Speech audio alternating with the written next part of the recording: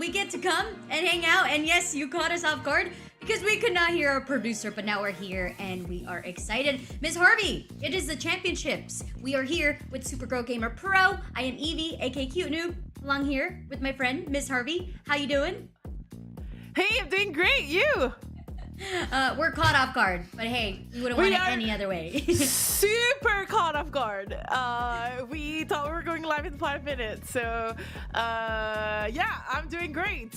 Super excited to be here for the grand final. You look wonderful. You still have the blue. I forgot to put my pink stuff again, but you look wonderful. I'm happy to be here with you. You even have the grand final dress and the necklace. You dressed up for this. I had to give them credit. They worked so hard last week.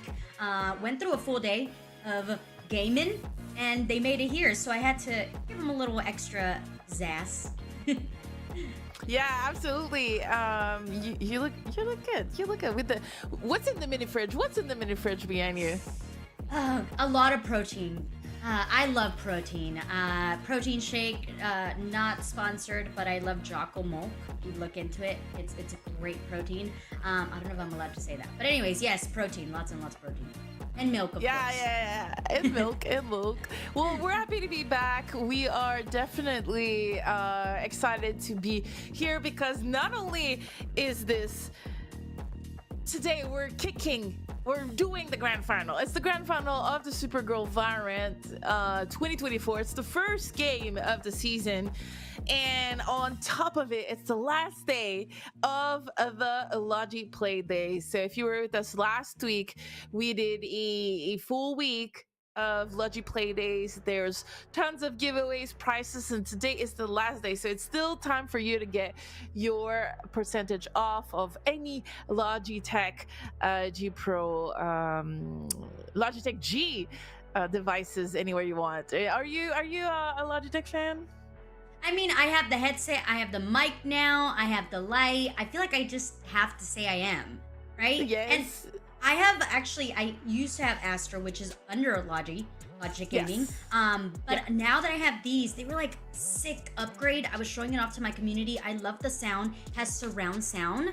It's so immersive when you're gaming and you get to control it. And you were talking our last broadcast about the hub and how easy it is to use. It's so noob friendly.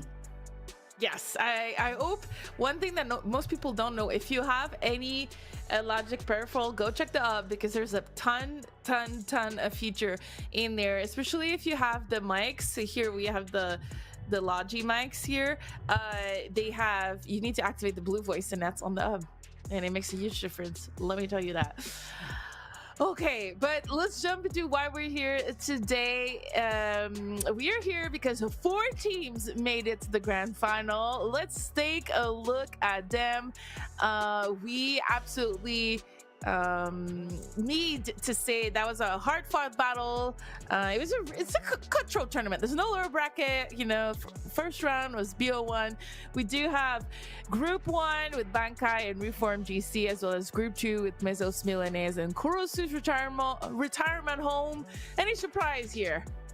No, I think we both said it at the beginning.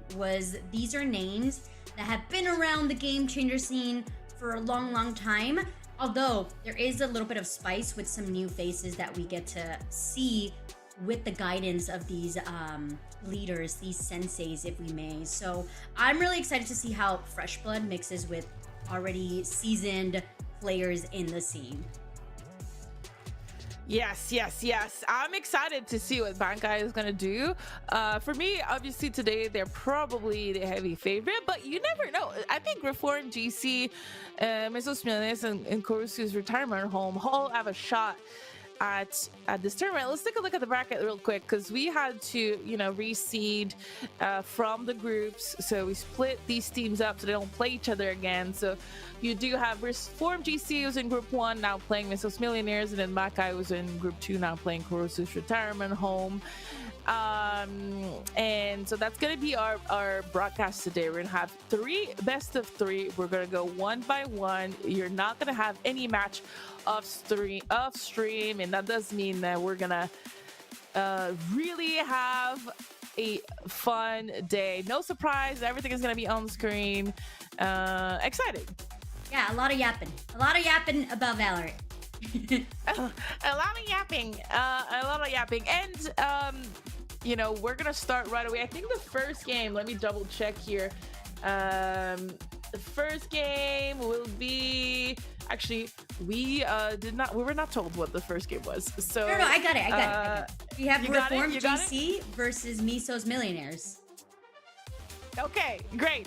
So we do have this for the first game. We're all over the place. You know that little 5 5 minutes that really is messing with my brain. So I'm sorry. Thankfully, Keith Noob is here to pick me up. Yeah, so we're gonna start with this, and if I'm not mistaken, we are gonna be right back very soon because we need to let the players jump in, and then we will start Agent Select. So without further ado, I'm just gonna send it to break, and let's jump into game number 1 right after this. The Supergirl Gamer Pro is brought to you by Logitech G, celebrating Logi Play Days. Now through August 17th, get 10% off all Logitech G at participating retailers.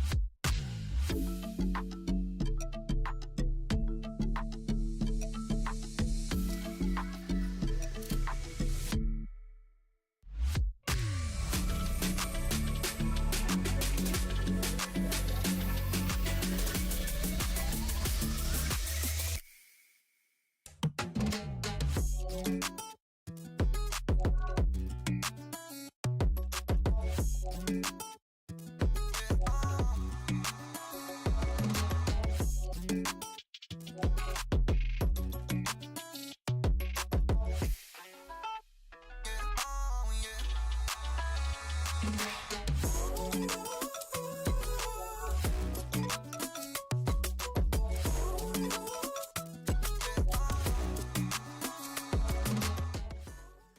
back to the grand final of the Supergirl Gamer Pro Valorant Edition. Excited to now be a little bit more in control now that I understand what's going on. Something we forgot to talk about before we jump into the game while we settle into the server.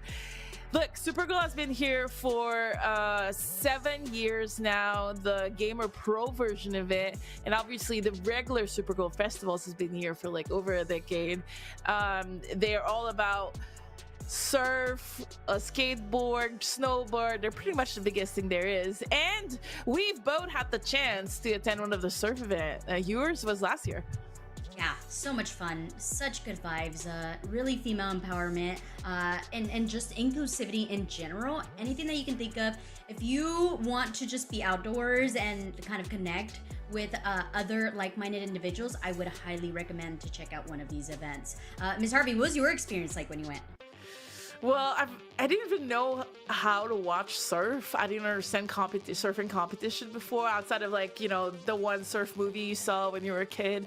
And so it was kind of mind-blowing to me to see the timer, to see like the surfers try to get the waves and be able to witness it. Because the way that it works is there's like a pier that goes like pretty deep into the ocean, and then you can watch it from obviously the sand, but you can also go on the pier and get closer to the surfer. And I got really close to the surfer on the pier. I thought that was really cool. I just sat there for hours and then watched like as they were trying to take waves and stuff, and then there's a caster calling what they're supposed to do, and it's honestly, it is really dope. It's a very relaxing environment, and it makes you wish that you were a surfer, huh? Yeah. Do you know how to surf? I actually surfed once in Hawaii, but I'm terrified of sharks, so I'm never doing that ever again. Yeah, I am pretty scared of sharks too, but I freaking love the concept of being a surfer. Too bad I was born in Canada where there's lots of snow. All right, it seems like the players are getting ready. We can take a look at the roster real quick on both sides. We do have Mesos Millionaires as well as Reform GC. So Mesos Millionaires, Edit, Slandy, Abibti, Animal, and Marina. And on the Reforms GC side, we have Millie, Misu, Sabu, Boo, Kaysler, and Riff. Hey, this is gonna be a really competitive game. Absolutely. So I want to say to Miso's Millionaires, stop bamboozling us, because when I was looking at the roster, this was a roster that you were like, they have 1 million players on the roster. So Yeah. I was looking at the players before, and they did not have the same roster as their qualifying last week. So now we actually have the core of Miso's Millionaires. We have Animal, Habibti, Sandy, like you mentioned. So these specific group of players have been playing quite a few matches together. So I do expect their team chemistry to be really, really niche and really well put together. But so has Reform GC. So you said it. It is going to be a battle of how much experience does each team have, and how comfortable are they with one another? Yeah, honestly, I like both rosters here. If I'm not mistaken on Mesos Millionaires, we do have a Misfit core from a couple years ago with the addition of Abidi and Animal, if I'm not mistaken. Obviously, it's been a while, but that's what I remember. And then Millie and Misu, obviously, been playing for a bit together, I think, this year. I mean, this is the tournament. This is the team that plays in the GC qualifiers, the VCT GC ones, and they've been playing all seasons long together. So excited to see them perform. At the moment, you know, it's rare I don't have an opinion on who's going to win, but it feels it can go either way. I feel like, and I asked you this before we went live, but Reform GC, they lost in the Game Changer Series 3 to FlyQuest. What happened? Do you recall anything? Well, I do remember, if I'm not mistaken, that both these teams, you know, our Flacco's roster is has been going through a lot this season and this year, and I always feel anybody can beat us, and at any moment we can beat anyone. So last qualifier we beat Shopify Rebellion, but the one before we lost the first round. I actually forgot versus Uber. We lost the first round versus a team that on paper we're supposed to beat. So it does feel like both these teams can, you know, do really good versus a team like FlyQuest. So I never take these teams for granted, and so that's why I think it's going to be a really good matchup today, because they both, I think they're both pretty solid. Yeah, So very humble. excited, very excited. I love it. Yeah, I mean, there's no reason, because we do lose. There's no reason not to be humble, you know? Yeah, we do have our maps already. And one of my favorite maps to watch, actually, as a spectator is Bind. And that's going to be our first one. I like it because there's so much little gimmicks that people can come up with, and I don't know why, I just really like it. So we're gonna go with Bind first, Sunset second, and then Ascent if we get the 3 maps. Do you think it's gonna get there? I mean, with how we're talking, right? We're like, it could be anyone's game at this point. They have the experience, they have the players' chemistry, so it could be anyone's matchup. I hope not. You already know how I feel about Ascent. I feel like the whole crowd knows how I feel about Ascent. I forgot. So the fact that we get Bind and Sunset first, I'm happy. I'm already happy. It's a great Saturday. The sun is shining. There's a 50% sale at Barnes & Nobles. I'm here casting with Miss Harvey. We get 2 teams that are experienced. So I'm already as happy as can be. If we do get to that decider, then it's just going to be an extra little who really deserves that match and who wants to go over to the championship. So nonetheless, you go buy some books? Did you go buy some books? Oh, right after. I am. This is what I need a cast so I could get money to go buy more books. Don't tell my husband. Yeah. What are you? Don't tell my husband. What are you reading right now while we wait for the rosters, the players to get in? I feel like, okay, I'm gonna go with the safe bet. The safe bet's gonna be Throne of Glass. If you guys have not read Throne of Glass, you should definitely. Fantasy phase, lots of battles, lots of fighting. It's great. Definitely would recommend. Wow, that's really cool. That's really cool. Any manga at the moment? No, I'm still stuck on Naruto. Everyone's gonna hate me, but I'm still stuck trying to finish Naruto. I'm sorry, guys. It takes forever. There's tons of episodes. That's why you have a little Naruto poster behind you. There you go. There you go.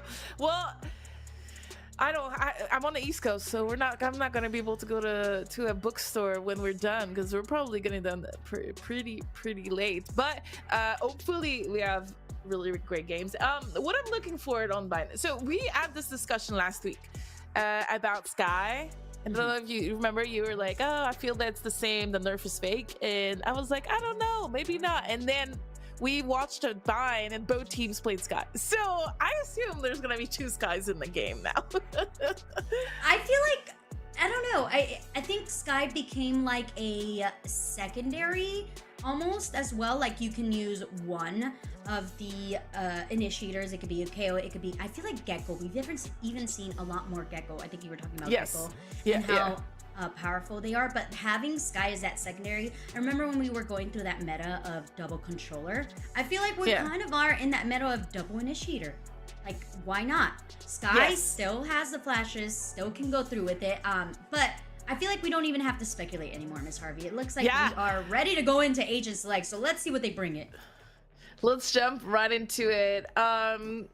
Hopefully, I know I told you this last week, but I know that I like when we don't have mirror match. And I was talking about the Sky, and it looks like we might go Gecko. How do you pronounce it?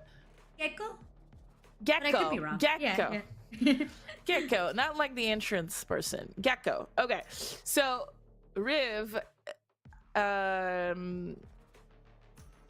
hopefully we have the Sky locked. So we know for that. We have a chamber. Oh, a lot of variety here. We might only have 2 agents that are similar. What do you think about these comps? I mean, we just talked about the initiator. You have the Fade and Rib hovering over the Gecko. Okay, we're not surprised about that. But the chamber, who was it? Last night I was watching it, and my husband was like, "Oh look, they're running the chambers." So Chamber has seen some play in the VCT, so I'm not surprised. And you talked about it yourself as well, which was the idea that as long as a player is comfortable with an agent, they can make it work. So Habiti, Yeah, I love that. we have not got a lot of information on Habiti, so I'm really excited to see. Hey, are they gonna like diff them with the chamber? Are they going to be the star player with the chamber? That could possibly be it. Yeah. I hope so. I want to see some, it's these kind of matchups that I'm looking for flashy plays. This is the what's at stake here is the Supergirl Championship, but it's also a moment to show your dominance before the next GC qualifier. It's also a moment to try things, try new maps, new comps, and I hope that teams that are in this top 4 are not like, hey, let's hide what we have for game changers. I hope people are like, you know what, let's gamble, let's test new thing, let's test the new meta, especially as we're kind of going away from VCT main and really going to be focusing on GC for the next couple months. That's true. Ooh, I have, I'm not allowed to say, so I'm just gonna stop talking there. Say what? Say what? And I can't. NDAs, guys. NDAs. But yeah, no, I agree. There is a lot of, right now is the perfect moment to test out what you got, how you feel, and how your team's gonna fare up against a very well seasoned player. We do see that these two teams, with all the knowledge, with all the experience, are looking to just cross paths really early while still maintaining that map control with the chamber over onto B. No charges left. Yeah, a little bit of a fight over there in the middle. Paid off, and we're gonna go aggro real quick after that. I love this Viper Wall. It allows them to get onto the site, and look how much control they have here, Ms. Harvey. The Ray's already in the back of the site. They know that they have taken the space, but they want to make sure that they control the rest of it. With this post plant, it's gonna be a little bit harder as bodies fall, but this Lamps control is full in control of Miso's Millionaires. You have one extra player making sure Sandy here, nobody teleports, nobody's gonna really flank them. Hassler, though, trying to get some hug with that seize. It's gonna be Annie getting aggressive onto the back of site with the help of Slandy. And Miso's Millionaires, they capture that first point under their belt. Yeah, I really like what they did here. They went super aggro and retook some parts of the site together. It really felt like Annie, I don't know if she was making the calls in the U-Wall section, but it felt like she was involved in a lot of the initial fights, and whoever was on the team that was like, hey, let's take this, let's swing together, let's do this, it paid off because it felt like Reform GC wasn't really expecting any of these pushes. Now, are they expecting this A-short aggression? Reform, having pistols, they're not jumping off maps here, Ms. Harvey, but they're definitely just going WP into these players. Animal gets a 2-piece for that, looking for the third, but it's going to be 152, closing down that second round. Yeah, Animal with, how many did she get? 2, 3? I think it was 2. 2, but doing a lot of work here.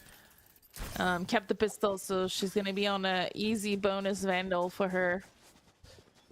And I mean, not much to say about last round, but what's interesting about this one is we do seem to be going on a battle very early towards B-Long. We have so many members about to fight from both teams, so this might be a bloodbath pretty quick. Cover here for Rib. That's bound to be expected, right? You're a team that has played probably close to more than 200 hours, but okay, never mind. Ultra did not expect that angle whatsoever there from Rib. Managed to get away, but it's gonna be Slandy with the trade-off. So the aggression pushing forth onto Miso. Miso tries to take the fight, but it's gonna be Miso's Millionaires who continue to keep the player advantage. Now slowing down the pace of things here. Waiting for Brim smokes to dissipate, and with zero noise being made onto this B site, Reformed have been baited into thinking the rotation happened here. But it's going to be Miso's also making sure that they take things slow. They're not really pushing onto the site. They're taking so much time, and this could be dangerous, Miss Harvey. Making sure they're covering the site. Trailblazer just covers the front of this B. And they get themselves onto the site now, finally planting the spike. 30 seconds left. Yeah, we're gonna have a teleport here, potentially taking control of player Hookah, honestly, at this point. Yeah, I don't even know if I would have gone for this. I mean, you always want to, but our economy is not good. And we're out of position, and just like that, you know, a BT is gonna get a triple. There's not much to do. If you fail your initial fights in Octagon, and you know, even if Mesos Millions has ran in the side instead of holding, I think we would have seen the same outcome.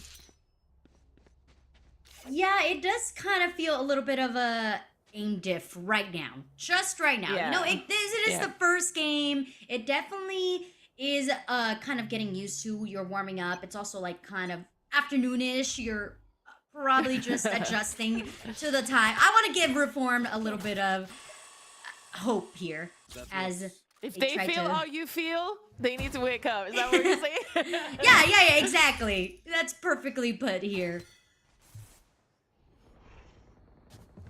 You know, Misos is really patient. They aren't just like Yeah. W King onto site. We saw a lot of that happen with our first tournament, or our first last week basically. And a lot of teams were just like hit the site, hit the site, hit the site. But we see the experience of Miso and how they are kind of taking their time, ensuring that angles are covered. They're using their utility very nice, very demure. Yeah, it's pretty clean so far. And unfortunately for Reformed, you know, no one really challenged them enough for Mesos to change their play for now. You know, it's round 4. We only had one gun round from Reformed. So, you know, continue doing our work. Since Pistol, they went really aggro in Pistol. And then since then, it's been a little bit more pack grouping. And we might have a 5v5 spike explosion if Reform doesn't decide to go for this. Oh, this is Ultra's going for it! face a lot. Oh, there it is. The fight isn't spawn. Are we gonna be able to save those? No, surely not. There we go. It was definitely a mind battle. It's like, do we go for the weapon and then get out, or do we just die to the spike and not give our opponents any sort of or points? Probably worth it for Mesos if you take a look at the money. So a lot of players are capped or about to be capped. So the credits, only Ultraviolet, they're a bit low. Yeah, so let's see what we have here. So long push was difficult, so let's swap it. They're gonna send 3 bathroom taking control of this, probably gathering the orb. And while the rest of Reform is just playing very passive, well, not very passive, but for info. Okay, the Seeker caught one, but Ultra is in a very nice position and also has the Showstopper in the back pocket. So if anyone makes any sort of noise here, onto showers, Ultra might be able to push this out. They're playing a chicken game here. Who peeks out first? Who gets damage out first? Each are aware of their opponent's presence. Not any of them have committed here. They're just really rotating over. Look at the position of the spike. Yeah. I mean, it seems like Mesos is gathering that information properly and then, you know, adjusting at the right time. It's going to be a 5v5 retake probably here. Probably a waste of a Showstopper, but they can't know that. Oh man, that's a feels bad when you look at that Showstopper and you're like, oh. Yeah. But you know, if you're Miso, you're 4-0. You just planted the spike. You have all 5 players feeling okay about losing that one. Prowler connects. Kastler pushing into Elbow. The teleport from Habib T. And then re-peeks into Elbow. What is going on? Reform now finally having the player advantage. They're going to push themselves onto the site while the numbers are dwindling for me. So it's down to Slandy, the seasoned player. Can they do it? And the answer's going to be no. Reform finally gets that first point on the board. Team Ace. Team Ace and Wingman Diffuse could have been a better six-player cooperation round. A really great retake. I did not see that one coming. I mean, it all happened in Elbow, right? Behind at the back, you know, re-peeking. Fortunately, re-peeking that angle kind of cost. It was at BT, right? I think they re-peeked in the Viper Molly. Yeah, I think it cost probably the round, but you know, it's these little details. You know, that's what we saw in our point of view. But they still made it to the site so easily. So I still feel Mezzo's Millionaires has the momentum here. Habib T going for redemption. That's gonna be a no. Kastler shuts it down. And yeah, you're talking about it's those little bit of mistakes. Are you over peeking? You saw someone was there. You peeked again. So it's some a life lesson there. Maybe don't peek twice in a row, especially if you're not ready to go guns blazing into the site. And as we see, Miso's they are ready to go into this B side. The Seekers get invested. Miso has been caught, but it's gonna be Slandy who gets the trade off just as quickly. Down to just 2 players. 2 more players here. The spike's gonna go down here, Ms. Harvey, but the numbers, they are in favor of Reform GC. They are, and this is gonna be probably an easier retake than the last time. Last player standing. This is definitely gonna be a really tough site to hold. And we're gonna have to go really aggro. The spike is still not planted. Only 30 seconds left. I got this. Oh Not much to my. do here. Yeah, 152's like, I wish I could be doing 152 damage to them right now. Yeah. Instead, I'm having to isolate the 1v1s and Reformed, like we said, a team that has quite some tournaments under their belt. They're not going to be wanting to go for that 10 fight. seconds It's left. not for the time being. Gonna be 152. Actually going for planting the spike doesn't come through. Reform, they are gathering some momentum. Yeah, 2-4. I do believe this is a really important round. Really well played from Reform. Coming back into the round, into the game.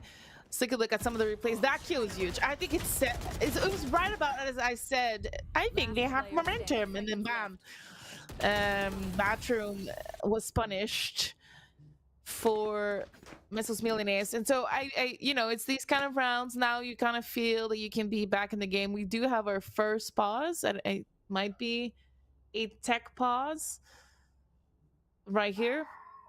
Yeah, My seems like it. If I don't know if you can hear my dog, but she was really upset. She was like yelling at Mezzo's Millionaires. You can't be losing these early rounds like that. Lot to say. Yeah, a lot to say. We're about to have so many ultimates. Like they're all at 1 point. 3 of them and Reforms are at 1 point. Riv is ready. 2 of them on Mesos. Annie is ready. Yeah, we're very, very close. And we do have a tech pause, in case you guys are wondering at home. So don't worry, we're getting it together. We're figuring out what's the issue. So we will be back shortly. But yeah, you mentioned the ultimates. It's gonna be the battle of who's gonna fight. Do you think they go for the ultimates? Do they try to fight those map extremities such as long and showers? Or do you believe that we're going to kind of just look for those first bloods and hit the site? That's a good question. I feel that, you know, I'm looking at Mesos agents, and I'm someone that would quite often go for orbs. I think like super important to go for orbs even in 2024. And but I'm looking at the agents, like Trivial is not close to help us get into the site with the showstopper. Like I would still probably gather or orb for this round and then use, like, make sure that she can use it next round or something. But I would set something up for Annie here. I think, like, how can we make it to site and play post plant, potentially like another 5v5 post plant, but this time we have the Viper Spit. That's probably something I would do, especially how easy it was that one time that they went towards B. After taking control of, when they fought around bathroom and mid, but it doesn't seem like that's what they're gonna do at all. Take a look at this. They're doing pistol all over again. I every time I see this Viper Wall, I think of Fnatic and how much they used it time and time again throughout the tournament, and it works so well. Look how much space Miso's has gathered onto the site, but it's gonna be Sabubu who's in the back of site, gets one for their troubles, but goes down just as quickly, and Ultraviolet is very low on health. Captured at least one elimination for that orb. A 3v2. Our Thrasher's gonna get thrown into the mix, gets caught up, but we see the Clove coming back to life, needs to go and fight and get an elimination if they want to make sure that this does not turn into a 1v1. Miso playing for time, waiting for the ult to come on down, and we do have this 1v1. Miso has the Viper's Pit. Time is ticking, but it's going to be the swing from Slandy to eliminate that hope. Yeah, that was ballsy from Slandy. I'm trying to think what I would have done in her shoes. Yeah, she was mollied, so maybe that was the play. Catch Misu off guard where she's recovering from her weapon. But damn, that was ballsy. It pretty much could have given the round to Misu, But great. Again, aggression. You mentioned it. That wall here, it seems like Reform is having a little bit of difficulties to handle it. Like, how do we either play in bathroom? They were able to come from cat to flank bathroom to kill the people in there, and as I see this right away, we're gonna get killed in this round. Okay, so counter Viper Wall with the Viper's Pit is what we're seeing here from Reform, but just as quickly Miso just sends it over into this B site. Rib, very tall order to come through, has full utility, takes the swing, takes one, gets annihilated by Annie. We have the Brimstone ultimate orbital strike onto the hookah, and the spike now is left in no man's land in control of Reform, but I don't know if they know this. Kind of playing. I don't think they know, but this fight here in backhaul versus Sabubu and Slandy is going to be crucial, and Slandy is going to get the kill and secure the spike with her friend. Yeah, 2v2 retake. Oh my, okay. Ultimate wise, Ultraviolet just needs one more to have that showstopper. We have the eye, nothing gets spotted. Oh my, we have the third POV, and we can see that crosser was perfectly placed, but now both of the players are onto the site. Both Miso's Millionaires players are isolated, trying to take the 1v1s. It's down left to Ultra, but it's Gasler who shuts it down and keeps the hope for Reform. Yeah, really well played in that 2v2. They were patient. She, her shots were clean.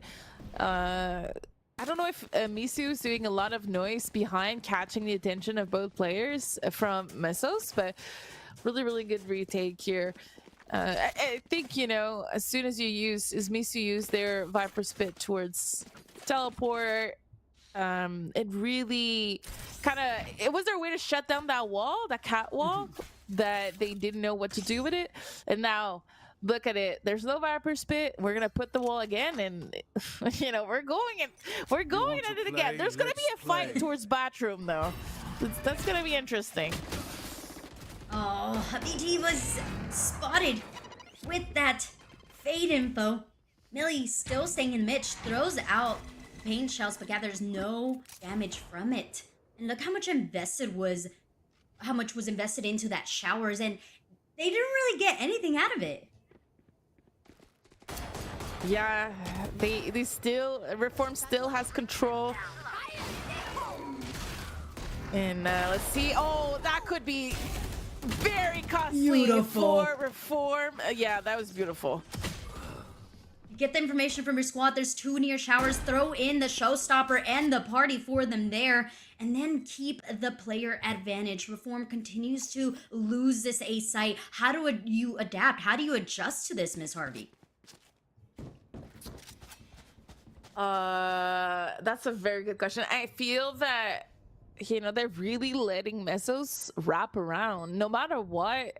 Even the person that's just spotting towards A, I mean, they died in you all, but at that point, giving up cat when that wall is there has not been working very well. So because they're also taking shower, right? And so I think you got to give boat or you got to go aggro cat, because display is not working at all right now for Reform. I think if you look back at the rounds that they won, it was not exclusively when Mesos went cat. Didn't go cat. I'm trying to think here, because pistol, they went cat, they won. Every time they put that wall, they won. Yeah, so far Mesos only lost their rounds towards B, if I'm not mistaken. Yeah, the elbow fights. Yeah. Yeah, the elbow fights were the ones that just are not working. Yeah, so there's something definitely going wrong towards the A site. We were able to shut it down, like I mentioned, with the Viper's Pit. Let's gamble it. Let's put 4 there next round. You got to switch it up. And if anything, you play retake. You've been able to retake that B side 5v5, 2v3. So trust in that retake. Make sure you keep alt control and back alt control so they don't push you in spawn. And then, stack that A. That's what I would do, I think. Yeah, and also What about you? Reformed has been really successful when Habiti has been their first blood. Not trying to throw any shade there, but just saying once you get that player advantage, you are able to maintain those numbers and really retake the site, like you were saying. So I would continue to seek out that. I mean, to now go into they consistently go into this cycle where they're like buy save. They need to be really looking to build their stash, because right now stash gone, nothing available for them. But it does seem like they're gonna hear your warning. They're gonna go for that fight into B short. Nothing yet caught. They did gather that information. Yeah, they got some info, but I mean, they're on pistols, right? If I'm not mistaken, are they on pistols? No, they're AFBI, they have pistols. Riv seems to have a better gun than the rest. But this time, Mesos, it feels like because there was a timeout, Mesos was like, let's just play as if it's a save round. They are holding back, not doing much. They got caught off guard a bit outside of hookah, and then they just retreated, and now they're looking for more intel. I like that stack, though. Please, come in, Mesos. Oh, they're hearing you. They're gonna give it to you. I've got your trail. It's happening. Oh, but the Seekers get invested. The seizes money. Ultra just swings on through, throwing some extra paint shells into the lamps area, scaring away. Reform now has to play the back of sight. Sabubu swings into Ultraviolet, who's just looking fantastic and going for that 3K. Can they get it? No, Millie finally shuts him down, gathers the weapon, but 26 health in the tank is not going to be enough to make dreams come true. I believed. I wanted it for Reform, and unfortunately, it feels like maybe the crossfires or the stack was to be desired, a little bit weak, but the idea was there. And so at some point, if the idea keeps getting there, we might see something. We're gonna go back to a bit of a shower take and a B-long take, and this is where, look, we have the wall from Mesos, and now we can start faking it. And we're gonna put the wall up, and we're gonna fake that we're going A, but then we're just gonna go B. So this is where Mesos is able to play around with the information just because of how good they've been playing cat. Oh, wait, was that the Mosh? Mosh connected with Ultra, who got a little bit too aggressive. B-Long goes down and then also gets rewarded with that chamber pick over onto Hookah. Reform now just needs to chill back, take the passenger seat, and allow for Miso's Millionaires to be the ones to do the mistakes.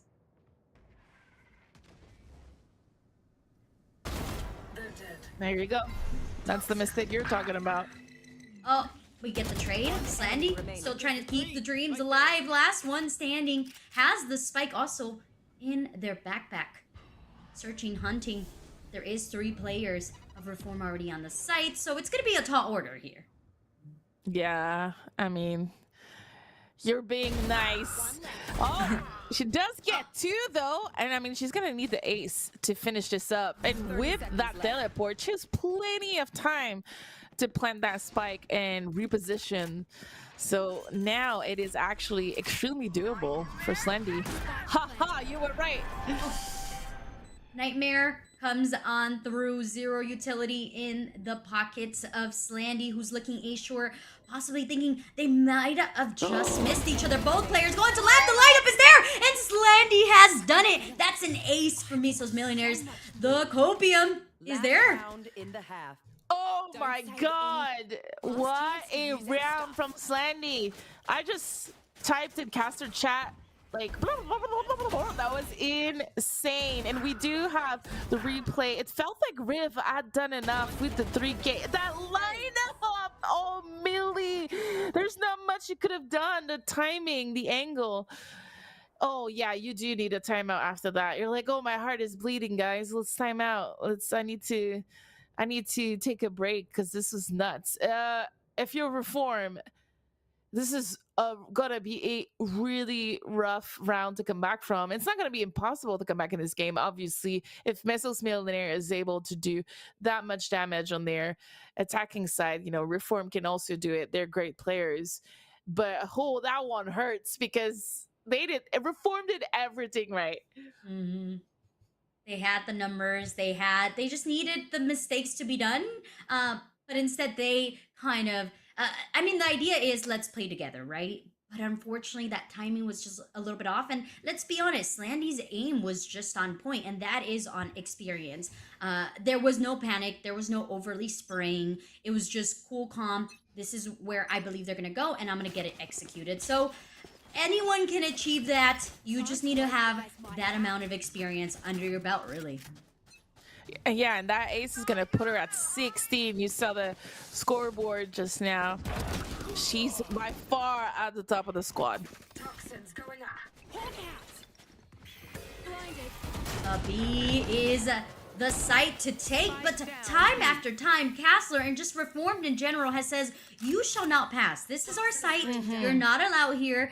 Now, can they keep the spike? And can they keep the numbers in their favor? This is going to dictate whether the momentum will shift in their favor once we do swap sides, or are we going to be kind of seeing the head of the 9-3 curse peek its way through? Yeah, I mean, they might have a little bit of PTSD from last round with the Slandy clutch, but oh my god, we threw everything at Annie and 152. And so we're gonna have an 8-4. No curse. No curse. A little bit easier than the curse. Do you think it's easier to win a 9-3 or at 8-4? Definitely 8-4. Like, not only just because of the numbers, but also because all you need to really get back into the groove of things is your pistol and your bonus. Secure the pistol, you get the bonus, you can breathe a little bit easier. So 9-3 curse is copium for the team that loses. It's like, oh, it's the curse, you know, that's why we lost. I do think that, you know, these halves, we've seen Valorant with first to 13, and now CS is back at first to 13 for like since a bit, and I still think it's not enough rounds. I always want to see more. I just love seeing more rounds and chances to come back, but we are going to use the same damn wall that was used so much in the last half, and we're gonna have a free spike. 5v5 retake. Yeah, Miso's, I mean, Reform taking a page out of Miso's Millionaire's own playbook and says, all right, let's see how you play against this. And it's going to be the 3-player flank. Are they prepared? Is Reform ready for this 3-flank?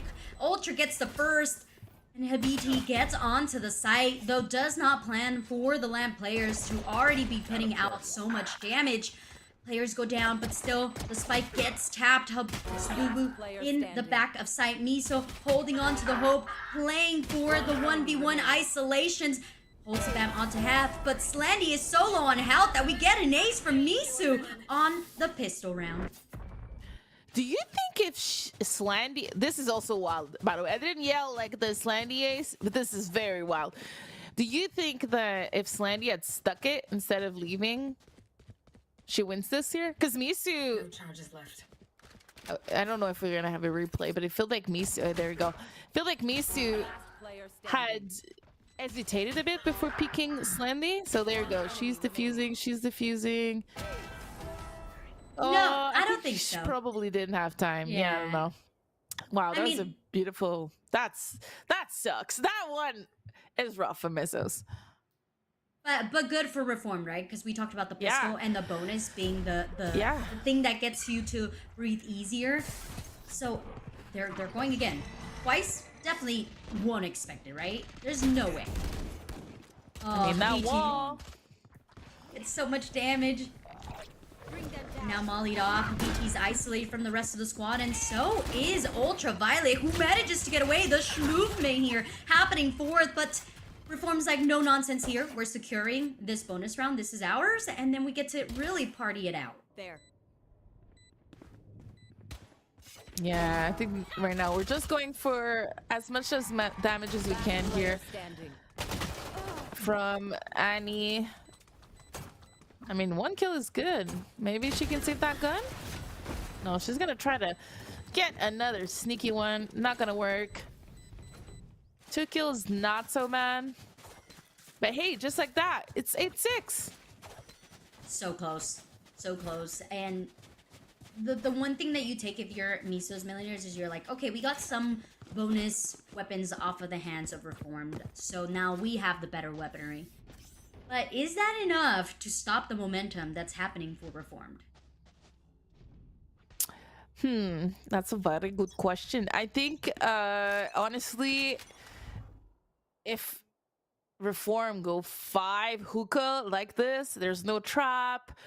The only thing protecting it is that Viper wall, who's gonna probably go down. Oh no, it just went up. Okay, and so honestly, this could be really, really rough for Mesos to hold. Well, I think that Gecko Lear not quite connected. We do get the spike down, and once the 5v5, Reformed and Misos really love, or actually, I guess it's more Miso really loves this 5v5 retake. They're not willing to take the initial fights. Habiti already gets 2 from elbow, and it's now looking nice and bright to make that 3 and a 4. Please give Habiti the ace. Don't take it. Do not do that. Oh, come on, Annie. Animal. Okay, that's a frustrating round if you're Reform. You get to the site, you have the right play, the right read.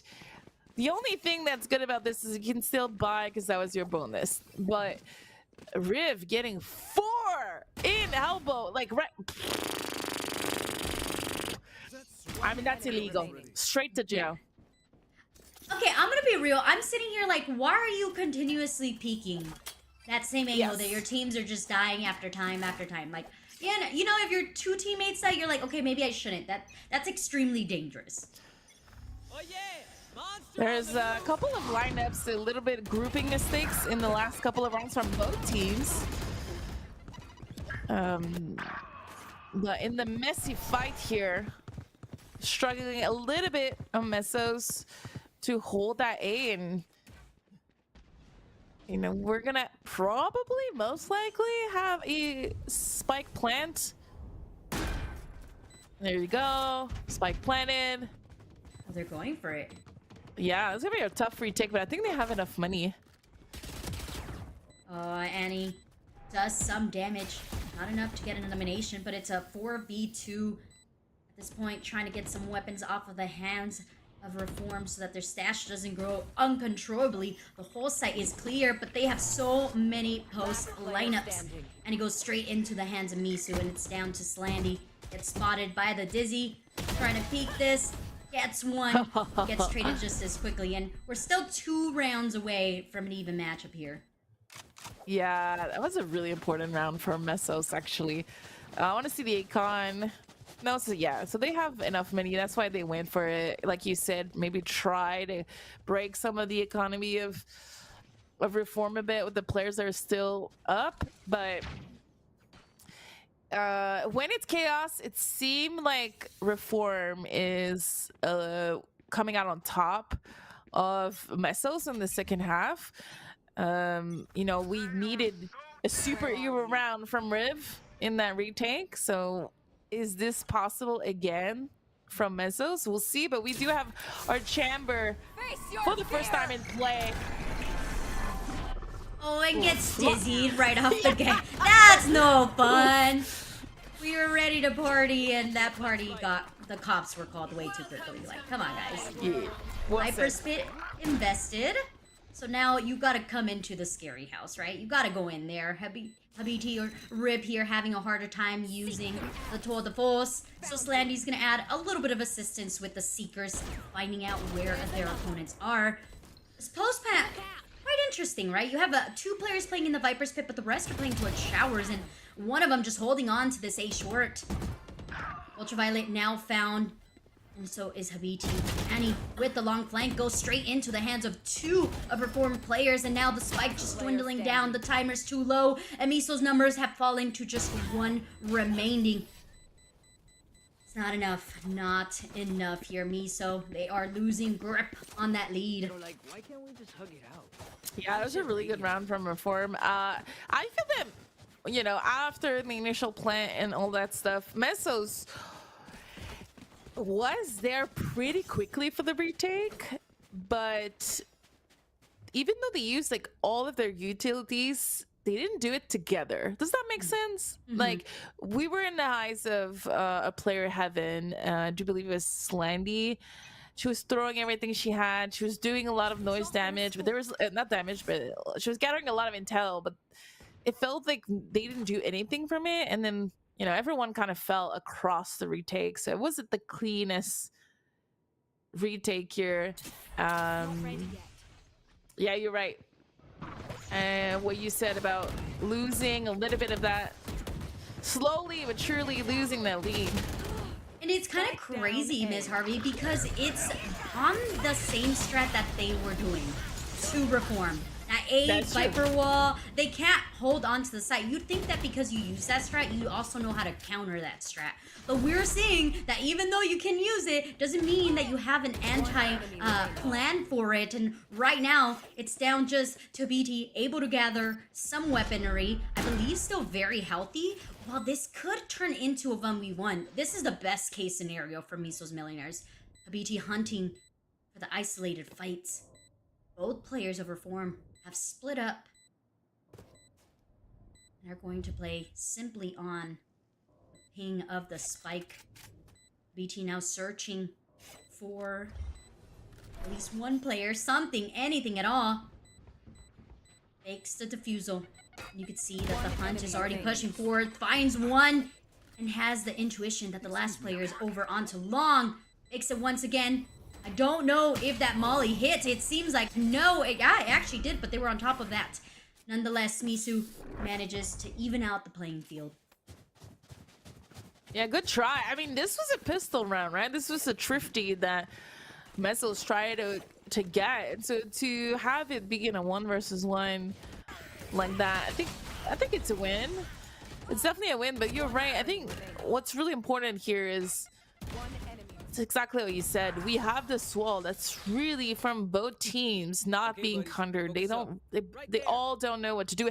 And remember when I said maybe do a 4-1 against the wall? That's exactly what we're gonna see this round, and hopefully my Souls Millionaires can capitalize on it. Oh, Dizzy gets information. No one. Oh no. Yet down.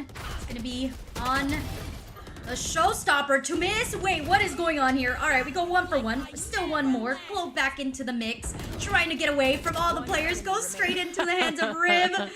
And it is down once again to just one remaining player of Miso's Millionaire. Slandy has Seekers, has a Trailblazer. Excuse me, has a flash in their back pocket. Needs to find players. Peeks into Lamps, sees a 1, and it is going to be Millie, really low on health, but it's actually going to be Rib who swings on through and gets that. Finally, Reform, they found the lead here, Miss Harvey. Yeah, finally, like you said, in another well-executed way. Okay, now we did the 4-1 against the wall. It did not work. And I know like it's not straight up the same strat every time. There is variation from it, from Reform, you know. We're switching it up. We're utilizing the showstopper properly. I really have to give it to Ultraviolet, even though she's not always necessarily getting the kills. The play that they're making is working. Like the space that they're gaining is really helping Reform. Now, what do? You know, your Mesos, just like nothing has been working for you in this half. Oh, yeah. Yeah, you're feeling a little deflated. You had the lead, 4-round lead to be specific, at the half. You were looking good, but then your opponents are doing the same strat as you, and you're like, okay, what do we do here? And let's get aggressive. And we saw that Reform did the same strat, right? They didn't know what to do with the A short, so they got aggressive and went straight into the hands of Miso Millionaire. But now it's going to be Reform the one swinging, seeking for it. Miso retreated back into the site, back into safety. And the spike is making their way onto this B site, straight into the hands of Slandy. If Slandy can at least get one here and reposition, even out the playing field, at least number-wise. Yeah, even if she get ones and then jump in the teleport, that's so much intel. Can she get a second one? She does. 30 seconds. Still evened out the playing field, right? It went down themselves, but got two. Ultraviolet has nades, throws them out, seeks the spike, gets one. The two remaining players for Reform secure the round and now are getting us closer and closer to the match point. Oof, that was a tricky round. I think Slandy getting 2 here. I thought we were going to be able to do something with that. Mesos, we fell just a little bit short in the round. But, oh, that Riv. You know, could that show us after? Show us the whiffers. Oh no. Oh no. Instead of a highlight reel, a whiff reel. Yeah. I mean, Riv has been playing phenomenal, but that one is a rough one to lose. That Viper spit is what countered Mesos when they were doing the wall, so hopefully they can do something with it. I don't know. Reform's like, we're going through. We don't care. Right, Viper's right. pit. Okay, finally they retreat. They're going back. It is gone. Oh, but look how much space we see Habiti have on the map. Already ready for the rotation here. If they are patient enough, they're going to be able to capture at least one and get away from here. Oh, but Reform knows. They full on swing. They get the lurker. And now they know that no one is on to that B site. Quick rotation from Mesos, but I don't know who's going to get there first there, Miss Harvey. Yeah, I think the attacking team is going to get there first. It's going to be, again, a really difficult rotate and retake. What do we have? We do not have any ult. Oh my god. This is... do you save for last here? What do you do? Miso looking like they want to go for it. And Yeah, fair, right? You have the confidence that you were playing good. Can you continue to do? Annie checks one angle. Kazler takes the 2 coming from CT. Ultraviolet and Slandy, last 2 players remaining. Ultra looking for Octagon, finds one, throws out pain shells into Tube. Doesn't acquaint for the last one in Octagon, and Slandy had not gotten that timing correctly. Reform looking to pack this up, make a nice little package, and ship it out through UPS. You're right about the timing here. I think if Slandy is just a little quicker, maybe save Ultraviolet's life. Who knows? But I mean, really well played from Reform. There's not much to say, you know. They were able to get the Viper out of the pit, created some doubt. But I do want to say, though, in that specific round, Missiles Millionaire had all the information in the world. They knew that there's no one towards that mid area, no one bathroom, no one B. So the flank arrived maybe a little bit early. Reform's like, yeah, you know, this is the last round. We're just gonna send it. Zero fear in sight. Ultra gets one. Looks for the second, but goes down. We're zoning out the lamp area. We're sending our little dude to go and plant while Annie still tries to remain in control of the site. As 2 players remaining from Miso's Millionaires holding hands from showers, seeking See where these players of Reform are. It's all going to be on the post plant. BT takes the defusal, swings on through, finds two, and the hope, the dream is in the hands of 152. Looking for Misu, but Misu's shots are just too crispy clear. That is crazy, Ms. Harvey. What a game. We knew it was going to be tight. I didn't know it was going to be that, like, I want to say one-sided twice.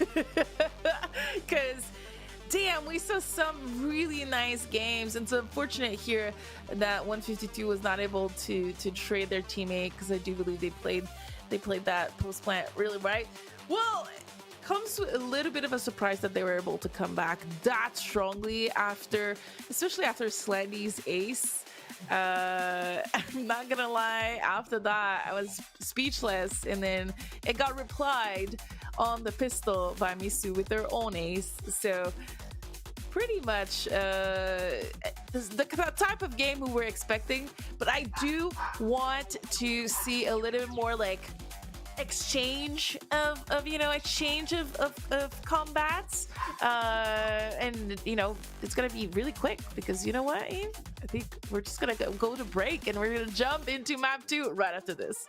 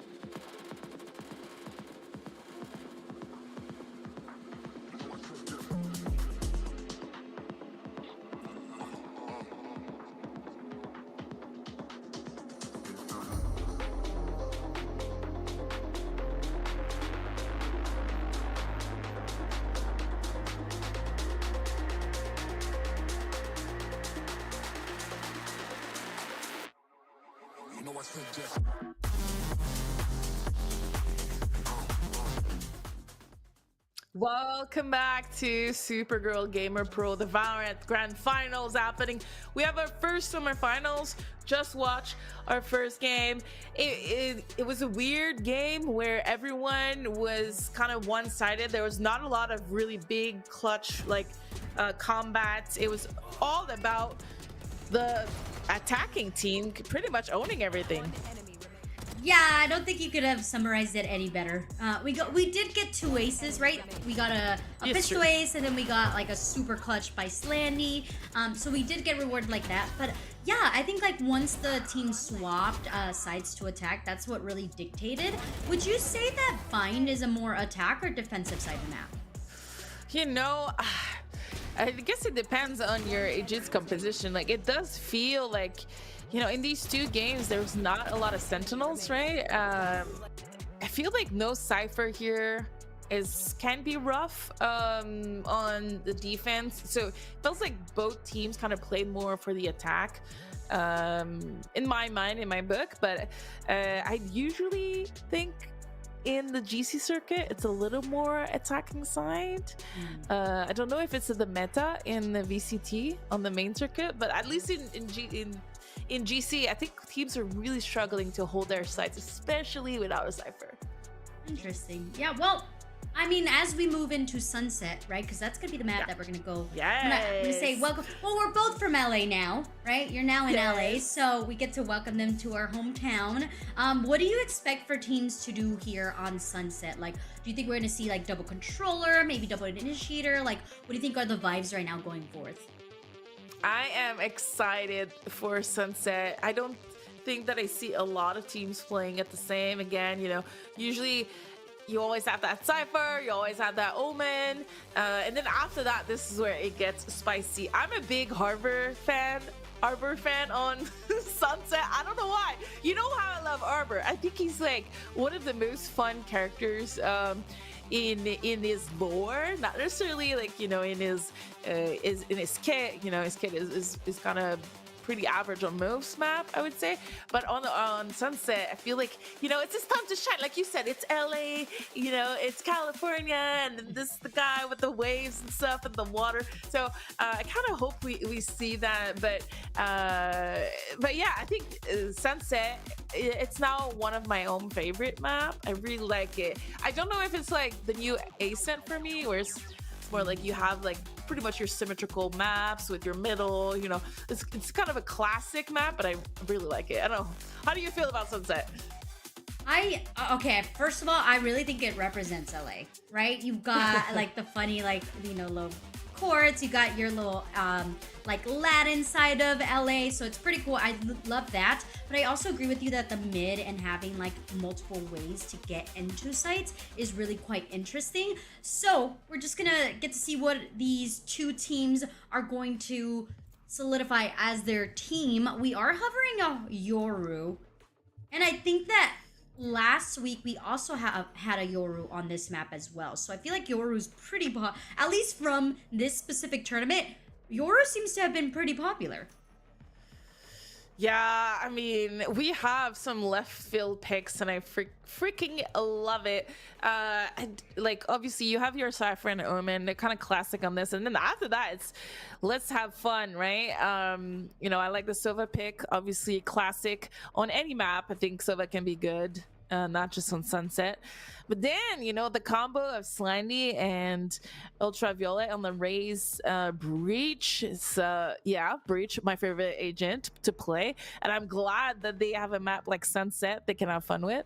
But I think we have that Yoru locked. Melee is completely locked on it. So that's going to be a fun one with the Fade as well. Let's go. Yeah, that's so double initiator, and then we get a double controller. That's gonna be like the biggest battle wise, especially being that we have the attackers with the double controller. How do you feel about that? Ooh, I thought we were frozen, but I do think that it was just taking the time. You know, I think my only worry is a double duelist. I really like any other doubles. So double controller for me works. I just feel like double duelist teams are limiting themselves a little bit. At the moment in this current meta, and especially in GC, I think you are more useful if you can disrupt and or use your abilities to retake in not just the entry somewhere or to make space. I feel that teams are pretty good at making space in the scene, and so personally, that's kind of how I feel. Even though like we do have, um, I'm taking a look at reform. You know, Fade and Yuru. That's let's see the combo. Let's see the combo of these two agents. I don't know how do you feel? I mean, on an attacker-sided map, I don't know. You know, I feel like I have to see. I don't really have like a well thought out idea of this. I think I agree with you with the fact that like, okay, how are you going to use your utility, right? You're starting on attack. You know you're starting on attack. How are you going to be able to use both of the smokes and both of those map cutting utility to kind of get yourself onto the site? And so far, it's pretty slow. Yeah, we got that orb though, and we made sure that they didn't push towards A. You know, they still have that wall. That might make a huge difference here because Mesos really struggled too with the wall of Bind. It's just like cutting so much information. Yeah, and right now it seems that they're a little bit hesitant, but take a look at the rotate here. You see everyone from Mesos rotating out of B, and this is What? exactly what Reform wants. Oh, I don't even know what called that rotation. Was it some utility being thrown? I don't know what happened there, but 30 seconds left. yeah, Reform just gonna get the site for free. Spotted by Animal's camera. Finally, the rotation's gonna be quick. We do see the flank happening Spike here planted. from Marina, who's back in here, subbed out. By 152 was playing prior. Now we have Marina back in the mix, which is a core member. Oh, you're of right. Miso's Millionaires. So now having your extra player here, let's see how that adjusts things for Miso's Millionaires as they get onto the site, but numbers still in the hands of Reform. Slandy isolated, finds the 1v1s, gets a 2, turns this into a 1v1. Marina uses a dark cover to smoke themselves away, holding onto the spike, and I don't think that anybody expects for that refusal to come through. So it is going to be Miso's Millionaire, Marina, back in the mix, getting them that first point. Yeah, huge round from Mesos. It was the Prowler, I think, from Fade that really made the team rotate, if I'm not mistaken. It was used towards A to gather like intel and really faked out Mesos. But Slandy, in her 1 versus kind of 3 that she took towards B main, getting the 2 kills and kind of combating the last one, she probably told her teammate, fool it. Marina, just fool it. There's no way. And then that's exactly what happened. We've seen a lot of defusals like that in VCT lately. I don't know if you caught, I know like it's at unholy hours, but okay, I'm gonna stop there. The fights are happening onto the site. The spike's not even planted, but numbers are already in favor of Misos. Now, before I get so excited about it, yes, it's reformed on a very low buy, all right? But still, pretty fire here from Misos, who continues to keep the number advantage and the weaponry. That's huge for the following round. Yeah, we'll take that plant too, you know? We went to a site with traps. Well, actually, I don't know if Cypher was B, but maybe. Anyway, we usually go to a B. Gambling that Cypher with traps was not going to be there, and then we still managed to plant the spike. We take it. Not a lot of casualties though, but we take it. We're gonna have the bonus here for Mesos. I'm trying to see if they're gonna do something special, but it does feel like we're gonna utilize that wall to take control mid from Reformed, gather as much intel as possible while we go very aggro towards B main. I need to know what's over at B. Like, why are all the honeys going to B site? Like, what is there? Is it the boba? It's probably the boba shop. Let's be real. It's the boba shop. Yeah. Boba shop, acai bowl place. The ramen.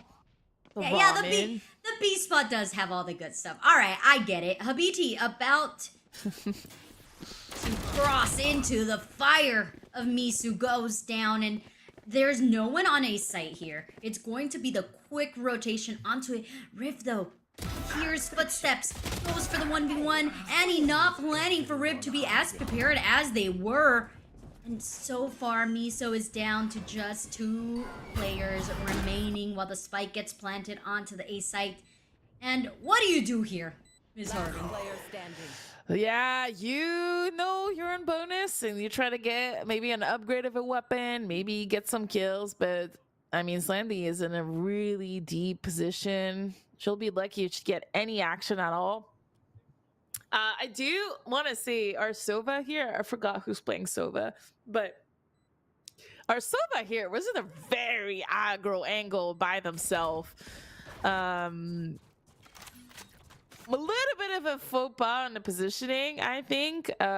Even though I feel that their aim is great and they should have gotten the kill, it kind of felt like the fight was lost to begin with by just being so aggro. Especially your B site players are hella aggro. There's different philosophies on this, right? You have the philosophy of, well, our B site is gathering contact and they're hella aggro, so me as a BT at A, I'm gonna make some space, gather some information, etc. But for me, I see it, hey, my friends are fighting at B. I'm with a lot of people at B. So as the solo A player, I'm gonna be a little more passive. I'm old school like that. I mean, for a great reason, right? You have a lot of years under your belt, and you've won a lot of tournaments. So hey, I take your word any day, for sure. So now with this, Slandy, a breach with an operator, catching out the first blood of the round, and Ghost scurries back into safety. And yeah, I mean, rightly so. Reform's like, you know, we're out of here. We're not gonna mess with this operator. We're gonna go see what we can gather onto this A side. Drone, not sorry, that was a drone from me, so collecting mid information. But with that, Reformed already has this 8 elbow control, flashing themselves onto the site. Annie remains into the back of sight, scared, but still looking to take a fight with the help of Ultraviolet, gathering once more. And he goes down on the site. The spike is thinking about being planted, but instead Sabu takes a fight. Well, it's just down left to 1. It just quickly gets cleaned up. Okay, I have a question. I'm scared. Talk to me about the Yuru here, because I feel that melee. So I'm not that familiar with Yuru. Like, it's not a character I enjoy playing with. I feel that melee here, this is our time to shine, or their time to shine. By getting it like into behind enemy lines, gathering information, making space for a team. And I feel like so far in the 4 rounds that we've seen it, oh, she's doing it right now. There you go. Okay. I'm glad, because I don't know what my answer was going to be to that. I was just going to say, Millie needs to get good. And I don't think that's the answer everyone wants to hear. But hey, gather the information, right? Got the space for their squad. And we're seeing a B main play. We saw G2 do this quite a lot, this specific post plant, where they gave up the site but played for a main. And it either worked out or it did not. And let's see how Miso's Millionaire deconstructed this. So much utility being thrown out there. Neural theft, they're pushing through the smoke. Annie's the first point of contact. Gets one, so does Slandy, but the spike is still ticking. And with that, with the aggression onto this A main, Reform had no idea how to keep a hold on to the spike. And Miso just beautifully played. Yeah, I like that neural theft here. You know, that late in the round, it's not necessarily a good investment, I would say, in an ultimate, but in this specific situation, that neural theft, knowing that all four players, excuse me, were in B main. Oh, that means Mesos Millionaires could really focus all of their utility, energy, and guns into that area. I'm surprised no one kind of just stuck the plant.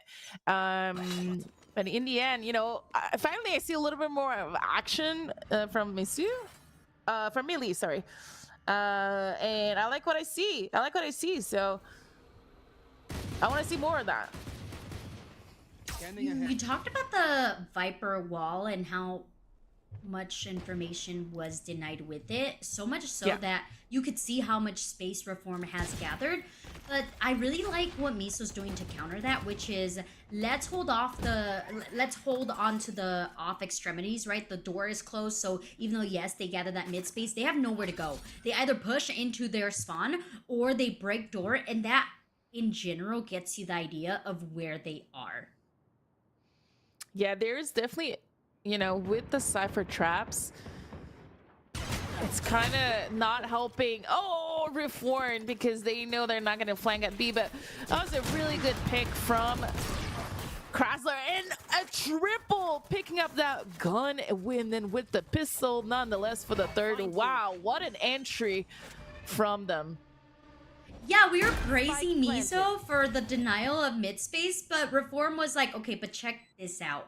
And it really was on the whiff of Ultraviolet, right? If you weren't to give them that initial pick, then we wouldn't have Kassler here getting a 4K and wouldn't have Marina looking to create a miracle here, isolating the 1v1s with the time ticking. 2 extra levels of stress as Kassler finally gets an operator ace and gets rid of the op. They're like, I don't want it. Even though I'm good like that, I don't want it. They gave her the ace, and I'm really happy for it. As soon as she got the fourth, I think the whole team was like, turn it up, give her the ace. And Kassler kind of repositioned and got that one. Yeah, really enjoy it. And again, it feels like this round was in jeopardy because someone from Mesos Millionaire kind of went a little bit deep into that A. So it feels like there's a little bit more struggle of holding that deep A angle. We're a little bit better on the passive. Okay, Miso feeling themselves. They're like, let's just get aggressive at this A main, but they get punished. Very great job by Reform to use that. You were talking about the Yoru, about Millie being proactive, gathering that space for their squad, and it was on the clone that was the initial point of contact that they were able to really get those 2 eliminations, now finding themselves with a player advantage. Though Rolling Thunder comes on through, they are stunned onto the site. It's going to be on the players. Kassler trying to get the elimination while stunned, but it's actually going to be Miso who gathers the last 2. So although there were some players on site, they were still able to keep that presence on B main and be able to secure that round. Yeah, really good round. I like what I saw here from the disruption from Reform with the fade in the year really early in the last round. Had a huge impact. And I mean, I personally think playing Yoru seems very difficult. Like I said, I don't play it that much, but it seems very difficult because your kid is very limited to gathering information and making a difference. And if you're getting shut down, or if you're if you don't have and as I say that, we're gonna get into a free side, so I'm gonna continue blabbering and yapping. But yeah, I feel that it is when you need to shine is really on the attacking side, is really on a map like Sunset. And so I'm glad to see that Millie is taking her role seriously and coming back into this game, because I think it was at round 4 or 5 that I saw her kind of do what I want her to do. Enemy remaining. Yeah, and they're continuing with it. The momentum definitely in the hands of Reformed, and this kind of starts opening that can of worms that happened back in Bind, Ms. Harvey, which was all of a sudden Reform finds the momentum, and they are not ones to take their foot off the pedal. Yeah, we saw the first map be extremely attacking side, so it was good for Mesos that they were able to to kind of shut down these early rounds from Reform, but we're coming back into this one. And it's 4-4. The game is tied. It's a brand new game. And the momentum is definitely a little bit more on the attacking side, especially they just group as a pack. And they kind of just right now overcome Meso's stacks and or olds. We do have a tech pause here real quick from one of the players just disconnected. As you can see, ultraviolet has no ping. Yeah, we hope that they come back. Internet's sometimes kind of crazy. But yeah, you were talking about how Reform just seems to overpower the B site. But I think it's also because Miso, they looked a little bit mighty confident. So they're getting really aggressive onto this B main. If they were to go back to their initial strat, which was just to kind of chill out, play back of sight, wait for the information to come to them, I really think that they could benefit off of that. That's one of the things that happens quite often, and we've seen even on the first tournament, which was you gain that momentum and then you're like, all right, I could goof around a little bit, right? Not saying that that's exactly what Miso's doing, but it definitely looks like they are getting overly confident onto that B site. And oh no, not the power outage. Yeah, it feels like we do have a power outage from Ultraviolet, so we're gonna keep you updated in case it's a little bit longer. But while we try to figure out, I want to piggyback on what you just said, because for me, like, I'm looking at the agents right now from Mesos, and they do have a cipher on Annie. Wait, is that the right? Yes, they do have a cipher on Annie, and they have Sova on Abib T, and it does feel like we haven't been utilizing these two information gatherer, these two like sites old, you know, just put your traps towards B, give it up, make a play with the recon dart or something somewhere else. Like, it does feel maybe, or maybe we were just always in the eyes of the attacking team, but it feels like we're not necessarily utilizing our or collaborating in a way that would make a little bit more sense versus the way that Reform is playing right now, which is holding back a bit and playing as a pack, utilizing the wall, not knowing the information, you know. We didn't have anything too fancy so far. It was just like kind of classic group disrupt, and it's been working so far. Yeah, I mean, now that you mentioned that. Oh. Yeah. No, go ahead. Now that you mentioned that, like, the Reform doesn't have anything to really deal with the cipher traps, right? They don't have like that raise with the paint shells to get rid of them. They actually have to use their physical bodies to kind of go and get rid of those. So I'm surprised that we're not seeing a lot more of playing off utility, as you mentioned. So yeah, maybe we'll see that adaptation.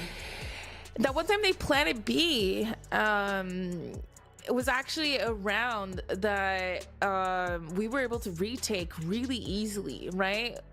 It was the neural TEF, but being used from Annie, but it was one round that, hey, okay, we gave that up or we lost it and we're able to retake it. And so I would have a little bit more confidence in Annie's ability to just gather that information and potentially just control either mid or A with the 4 other peoples and then go with that.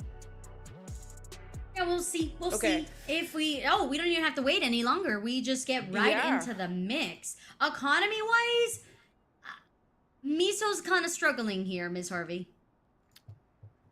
Yeah, they are a little bit tight, but because of how close this game is, they're able to afford a couple of Vandals, and they're just gonna roll with it. So we're gonna be buying. We do have 2 ultimates. Like I said, I haven't seen much from our Sova here. That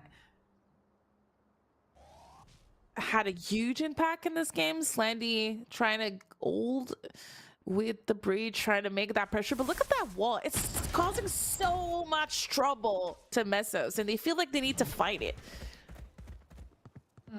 They do peek on through. One goes down. And as soon as that pick is captured by Reform. They go straight into this A site. Marina jiggle peeking, gets caught out, throws a blind, but can't play off of their blind.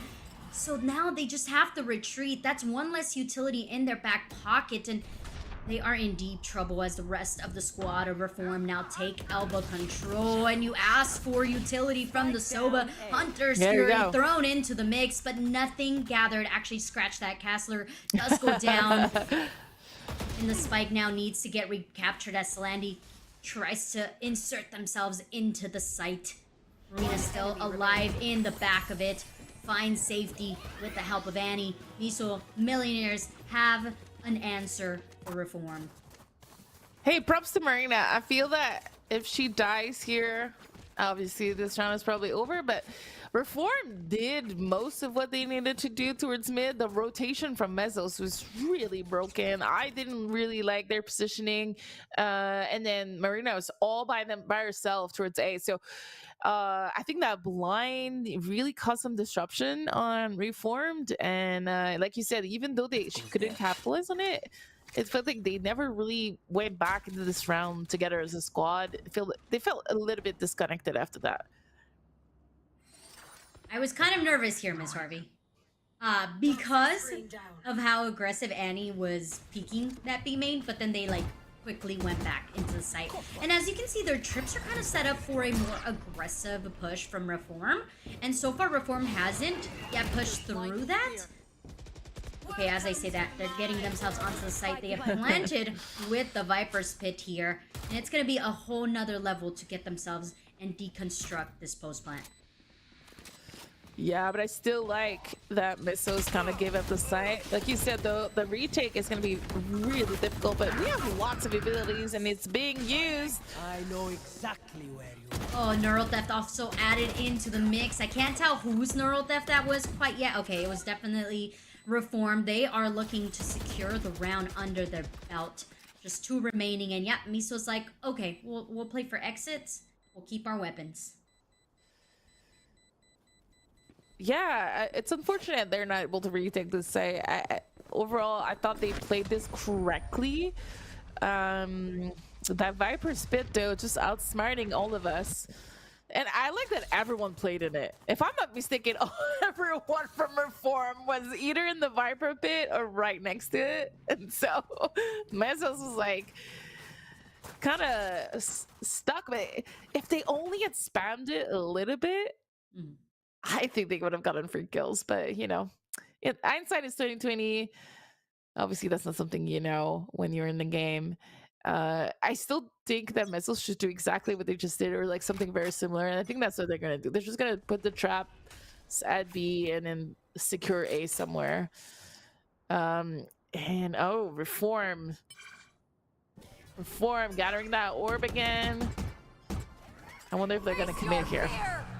Ooh, okay, Nightfall says yes, and I do like the new setup of trips here by Annie, able to capture. Millie goes down just as quickly, not quite giving up the site. The rest of the team of Misos now getting themselves together, making sure that the spike does not go down, and it does fall into the hands. Miso, though, making a long journey through mid. It seems that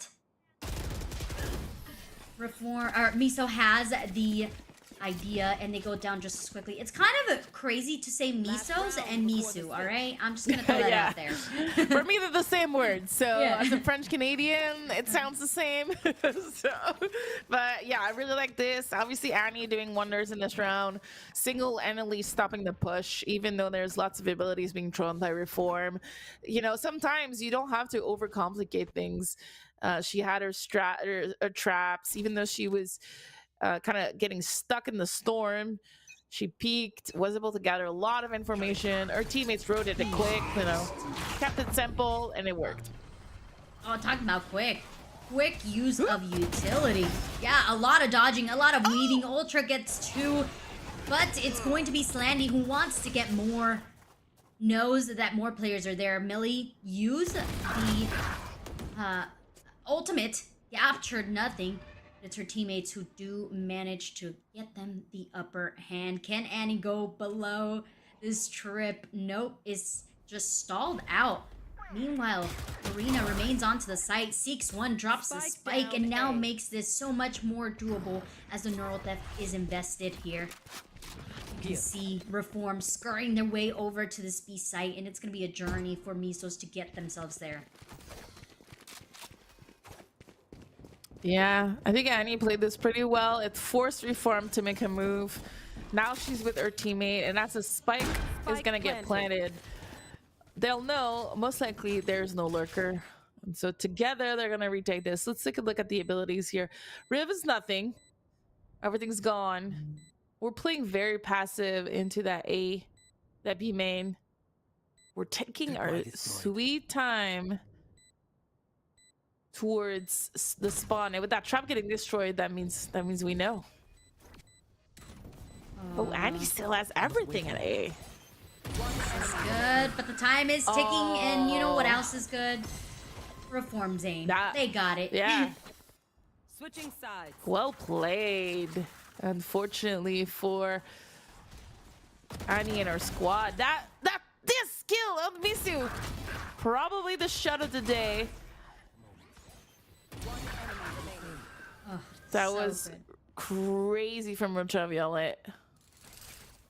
6-6 though. This goes here. Oh, this is a nice This is what we wanted, a closer affair, right? They're exchanging rounds back and forth. And if you're Reformed, you feel great. This was your map choice. You took the map pick of Mesos. You won that. This is yours. You're supposed to be nice and comfortable here. And even with their team composition, they should be able to create uncomfortable situations for Mesos Millionaires. The traps are a bit deep here for our Cypher, so... Oh, it's because we have a wall, that's why.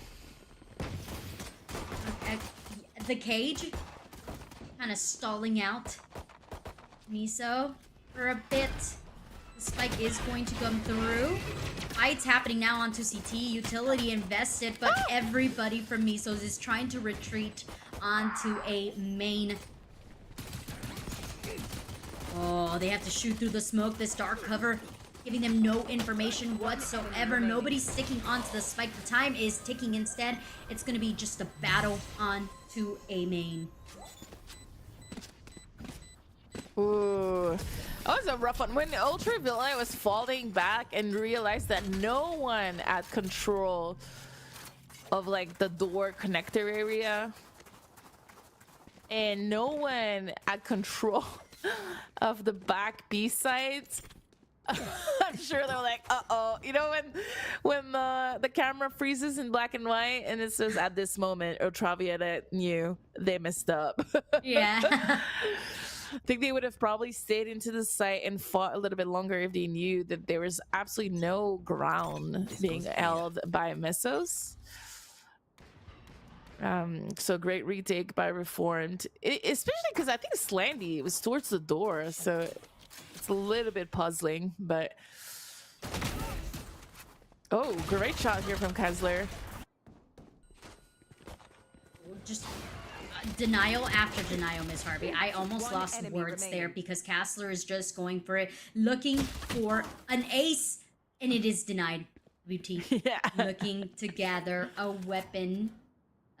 Very, very unlikely situation. I wanted to inject some sort of hope in there. The health was very low there, okay? I did not feel it. Very low. And the positioning too. Elt is low, the positioning was the timing was a little bit wrong and a little bit off. But I mean, good save round. I think they almost didn't upgrade. Like no one had really good pistols. And look at this. This is gonna, because there was so much death in the last round, we're going with 3 pistols and 2 SMGs. Like we are going all in this bonus. That's gonna be a rough one to win for Reform. Okay, this is like the 3rd time that I see this setup. And how do you feel about it? You have just mid control with 3 players very aggressively into almost the spawn of your opponents. Yeah, I think they're going for a fast gamble, right? So they take control of mid and then they can flank fast, or they can go towards each of the extremities really fast. So it's not a bad gamble. Cover going out. You know, and there's no way Marina expects like 3 people that close to her, but she played this perfectly. That she played everything perfectly, really pushed the enemy back. That Messos is so much ground covered right now. Okay. Kazler has the momentum from the last round, says, I'll take one before I go down. Nonetheless. Yep. 6 in a row. No, 6 that's not first true. splits in a row? No, she didn't. No, Okay. I meant like 6 kills in a row, but she died. Never mind. Oh, okay. Ultraviolet shutting the retake down from CT. Miso's just trying to keep numbers, trying to keep the weapons so that next round isn't as difficult as it could potentially be. And so far doing a really good job. Really, really great job. I would say, yeah, save your weapons, Sabubu, obviously. You know, probably is wanting to try to get some kills. Oh, maybe a Vandal upgrade. No, we're gonna die from the spike, surely. There we go. All right, well, the scoreline is very close still, 7-8. Last one was a bit of a toss, not a toss, but a throwaway, I would say. Really did not want to invest in it. The gamble mid almost paid off. I feel that it wasn't the worst idea in the world. Again, Kazler's shot. Damn. But yeah, the gamble wasn't the worst in the world, as you mentioned it. A lot of teams are doing that. It's just, I think that the rotation and the discussion of where we're gonna kind of roll after we get caught or after they go to Excite didn't really pan off. Ooh, new adaptation here from Reform. They set up the Cypher utility over onto the B site, but instead we are seeing more of an aggressive A push here. I love the map control that Annie has. Just waiting to see if anyone decides to peek on mid. We know that at least the last round, 2 players were in mid. So they're definitely gathering that information. Oh, the clone goes through. Boombot catches it. So no damage dealt just quite yet. Toxins going up. And now you know you have a few towards A, right? You saw some utilities from Omen and Yoru. So you can at least count these 2. You would expect Cypher to be B. But like you said, like the creativity here, and we're gonna, with 30 seconds left, we have to commit into that B site. There's no way we go back to A, correct? Oh, there's no time. You must go. The time is now, if 20 anything. seconds. Oh, very nice blind there by the A main player. They go on to the side. Kazler, yup, we feel it. We're stunned. 10 seconds remaining. The plant is going to go down. And with the time, Reform now finds themselves a little scatterbrained. They don't know what's going on. It's down. BT finds the 1v1, looking for more. And it's going to be on the second peak. BT has done it. They managed to even out the playing field. They were so low. We could see how low they were. There was a little red bar and a little orange bar. So it was only a tip of the... Shooting the tip of the toe. Sabubu was the only healthy player. There it is. The orange one goes down first, and then Misu unfortunately can't do anything. The bullet touches her ear, and then bam, she's dead. Great end of round. It was looking dicey for Meso. They waited so long. They waited so long that Reform was like, there's no way they're coming here anymore, right? Because there's only like 15 seconds left. Oh, yeah. Reform are sheriff demons. Like, why are we even buying weapons? Just go with the sheriffs. They are annihilating Miso's millionaires with the sheriffs in hand. They scurry away, and that is 2 weapons that Reform is going to be able to gather for this retake. Tripwire destroyed. Yeah, and we do have a free A here, and we're gathering a lot of information in spawn. Annie is probably able to tell her teammate not to worry too much about that angle. Oh, we're gonna retreat. We're gonna retreat. And we're gonna have to, you know, there's a trip. We know we're coming now. This is a great stack though. One enemy Beautiful remaining. high-low Last setup. player standing. But do they expect the last? Okay, finally. Oh my. That look, Oh I my was like, God. I don't know. Did we expect that? Because Annie kind of peeked that like, No. oh wait, what's going on there? I have money. if They you need. almost won that round. Damn, well played. I really thought that stack towards A main was gonna shut it down really quickly. I don't know if it's because we were too confident and we swung too wide and gave like too many of the fights, but well done from Mesos taking the lead in this second half for the second time of this game. Reform though, going back to the basics. Cypher's at B. Oh, that's showstopper. Please let it find something because I feel like we've seen two showstoppers that have just not gone anywhere. All right, it went somewhere. Oh. It just didn't do no damage. And Misos, that they are finding the will, the power, the want to hit onto this A site.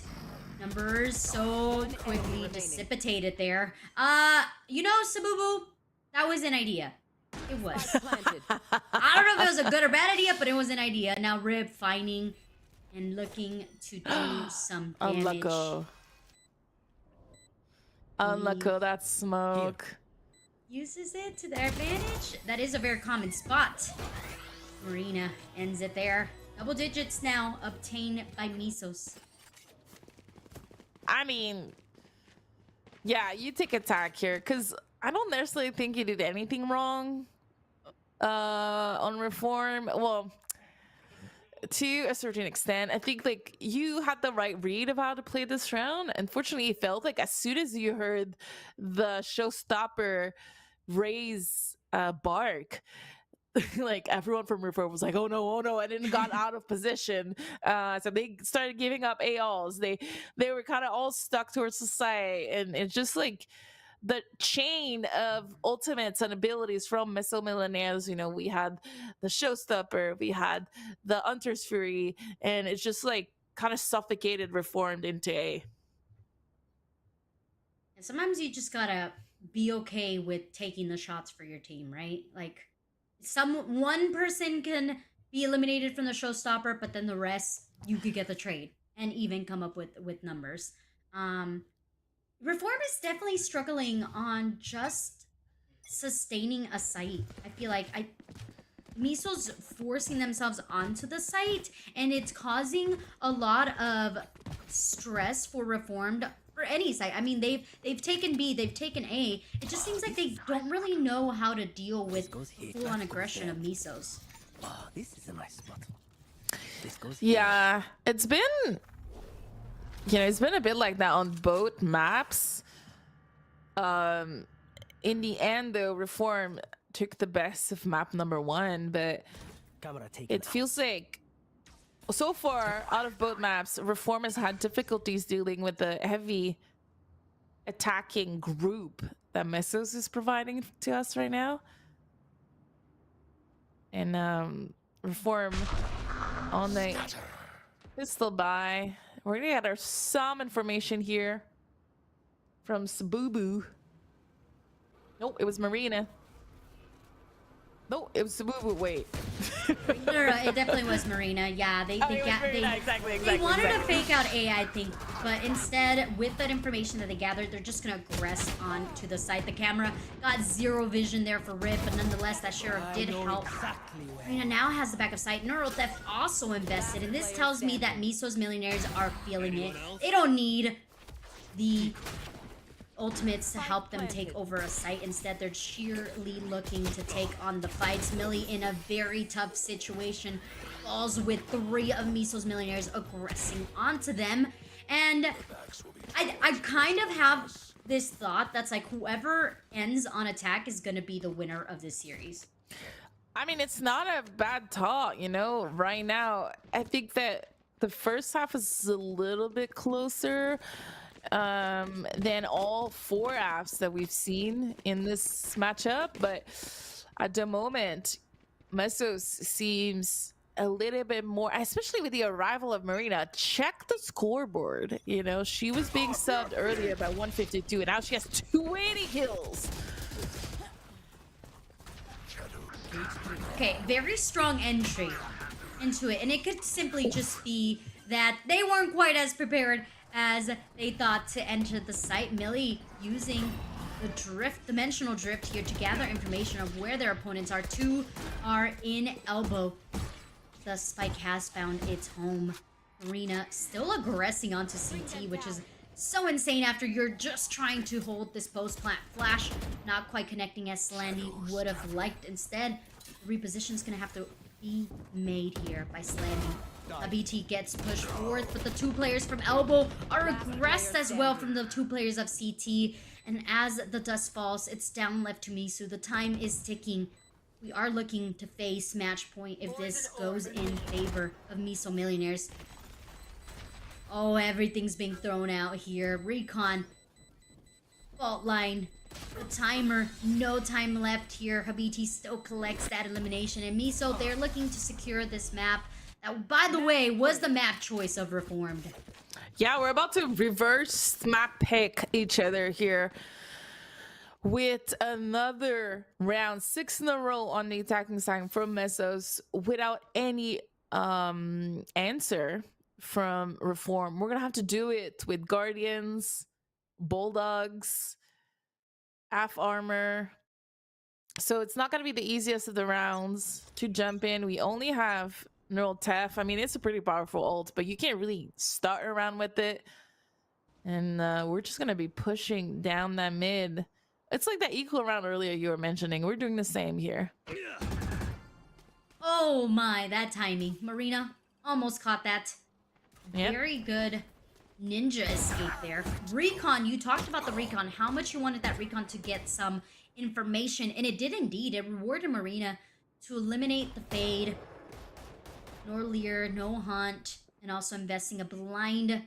I do sometimes see that Marina throws out these blinds that they're not able to be really capitalized on.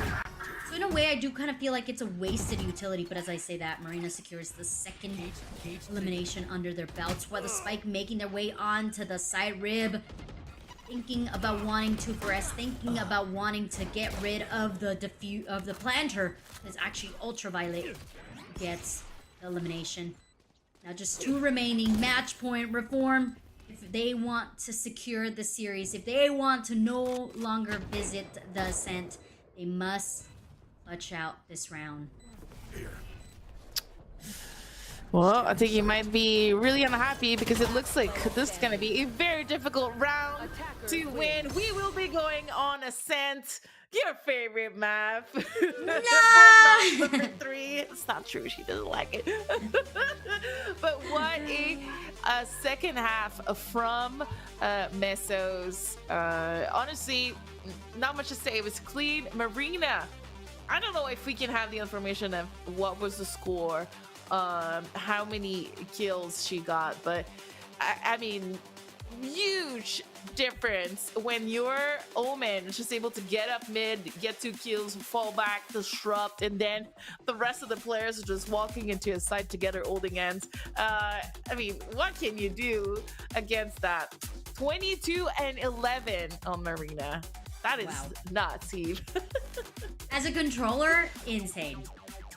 Yeah, it is insane, and that means we will have a map 3 of a first best of 3, so stay tuned as we come back for a set.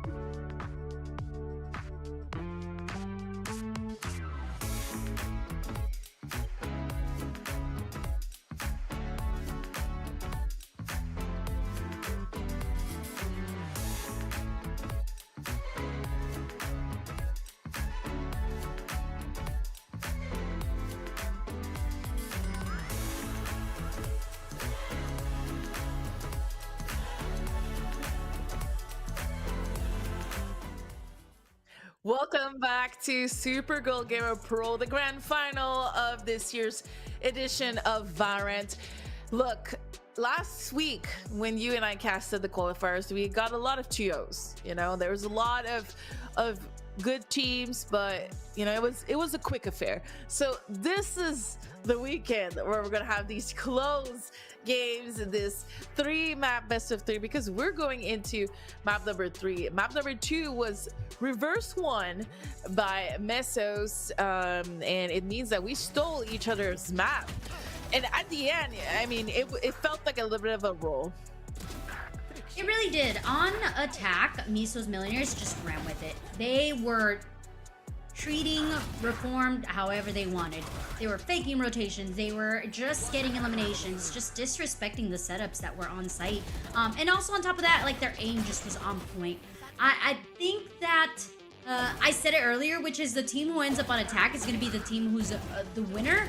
Or we kind of could see a change of momentum for Ascent. And I mean, I still want it to be a back and forth, Miss Harvey. Like, I still want to see each one of their teams trying their hardest.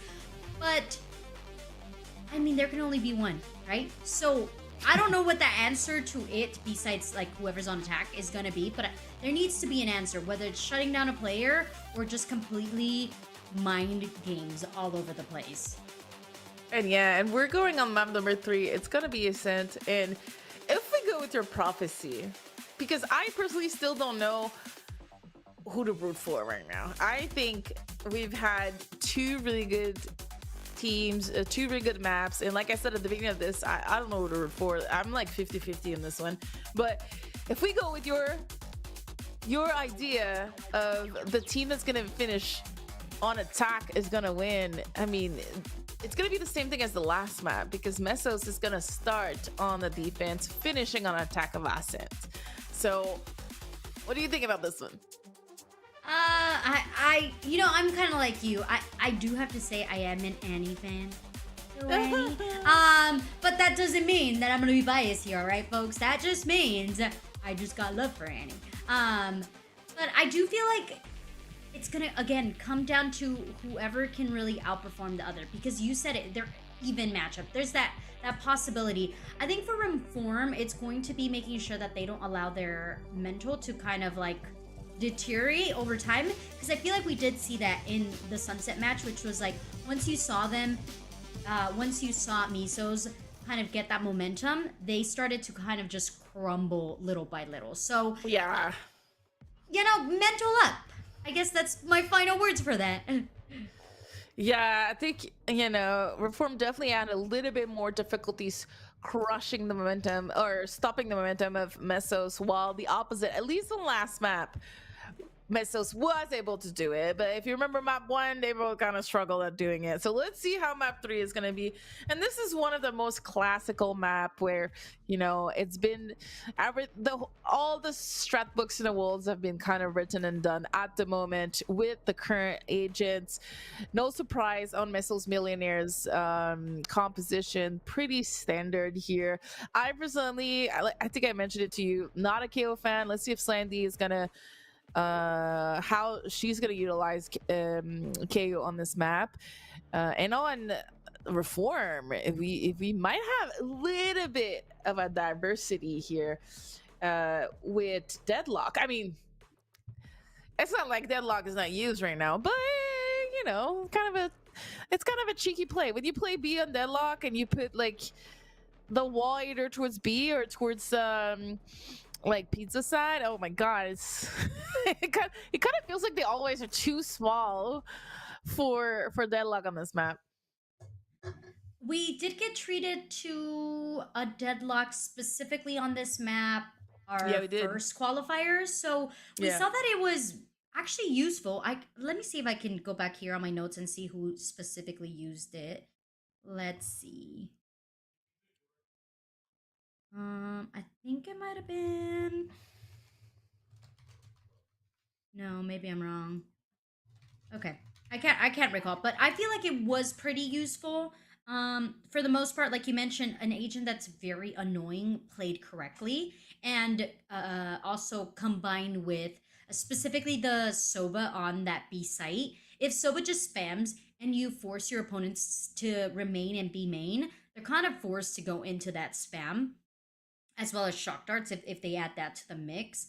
But yeah, I also feel like I don't know that it's one of like my favorite agents to bring out, because most of the kit, in my opinion, isn't as useful as, for example, let's say a cipher trip or a cipher cam, which gathers you that information and actually is harder to get rid of, right? Those the movement bots, as long as you kind of crouch walk past them or slow shift walk past them, then they don't really get um, triggered. So it's kind of, to me, the kit could be a little bit lacklustered, but I actually am a big fan of the KO utility. I feel like specifically with like a cipher, you can really shut down if specifically Castler decides to be a little bit more aggressive with the cipher and remain onto the site, you can really shut down those trips and those cages. But nonetheless, I I mean it's anyone's game. We've said this from the beginning, and Yeah. the chat's probably like, stop saying that. It's not anyone's game. It really is. They're a pretty evened out team. They have the same skill wise. They are some seasoned players. There's some new faces in the squad, but overall, their chemistry has proven to be pretty well matched, nonetheless. Yeah, I can see what you mean. And, you know, the deadlock too on the attacking side of Ascent, probably not as useful as other maps. Like, I've seen the deadlock be used on Lotus a lot, actually, very successfully on the attacking side as well. And you're probably right that I mean the KO is a strong agent on this map. Everybody's using it. It's just for some reason I'm a grumpy person when it comes to the KO. But yeah, we do have a little bit of a disconnect from the players, so it won't take too long. We're just gonna remake real quick. 4 years in, still some disconnect and crashes in this game. I mean, it's a video game, it still happens. Obviously, Counter-Strike has crashes, all these games have crashes all the time, so no surprise here. Technology do be doing that at the most Technology unfortunate do. time. And I kind of get why you're like, KO's like an agent that you can't love. I mean, he's a robot. I think we're all kind of terrified of robots, right? Eventually, they'll come to life and take us out. Or that's what the lore says. In movies, all right? I don't know if that's going to happen. Although we are pretty advanced now. Nonetheless, I mean, yeah. they resurrect you. You can resurrect the robot. I mean, so it's pretty strong entity in this game. As we take a look at all of the maps, don't be confused. This ain't no Ascent. It's another map, another angle. This is where Riv earlier got a 4K in that Yeah. elbow. I still can't believe this moment, by the way. It's still, for me, a moment that should not have happened that did happen. A lot of moments happen that shouldn't have happened. I agree. On the bind map. And Sunset too. I feel like there were some moments that I was like, okay. Yeah, sometimes you get to be silly in this game, for the most part. What I have to ask, what do you think about Yes. the new skin coming out? Did you see it? The unicorn one? No, hold on. Let me quick the unicorn skin. Yeah, there's a unicorn skin. I have to be real, it's not my favorite. It's okay. You know, unicorns are great, don't get me wrong. Okay, I see it. I see it. Oh my god. It leaves I me love wanting it. more effects. Wait, really? You love it?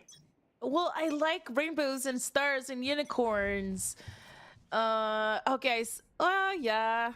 I mean, I think the skins itself is fine, but I like, for example, the knife. Okay, let's go back. Let's go back to the game. I'm gonna stop looking at it. Oh no, I've caught you in a chokehold now. Your paycheck is gonna go to I'm new looking Valorant at it skins right now. confirmed. But nonetheless, the ones in a choke point right now is going to be our dear friend Slandy, caught in logs. Ooh, but they have no idea Slandy had the perfect opportunity. Castler too quick with the turnaround, gathers that elimination, and now Reform has settled themselves into this Spike B site. planted.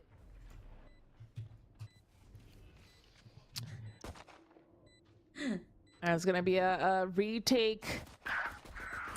Misu's gonna have to do a lot of work. Only getting one. Is this gonna be enough? Probably, because the rest of our team is in the site. That's gonna be a really hard retake to do for Mesos. And I mean, I'm stealing her thunder. I feel like I have to cast the whole round. No, now, you're 'cause good, you're everybody good, is falling yeah. apart. Lenny is so low. Imagine if I died right now.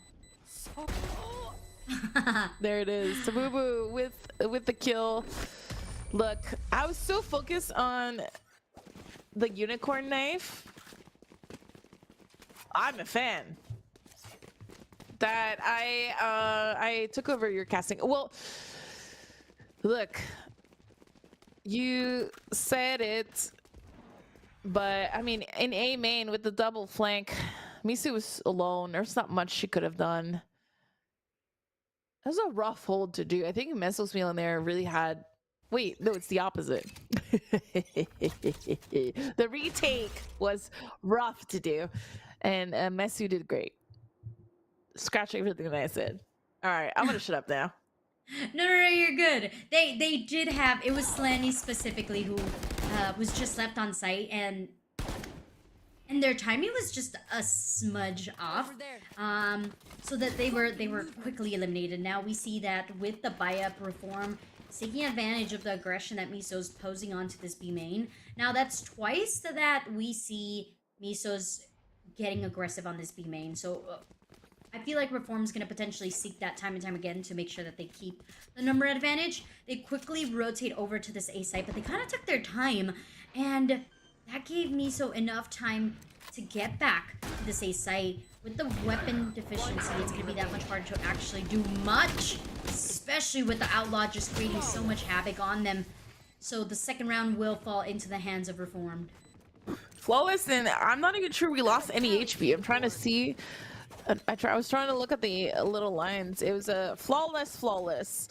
No one from Reformed lost anything. Our bonus is going to be really good quality to 3 Bulldogs, 1 Outlaw.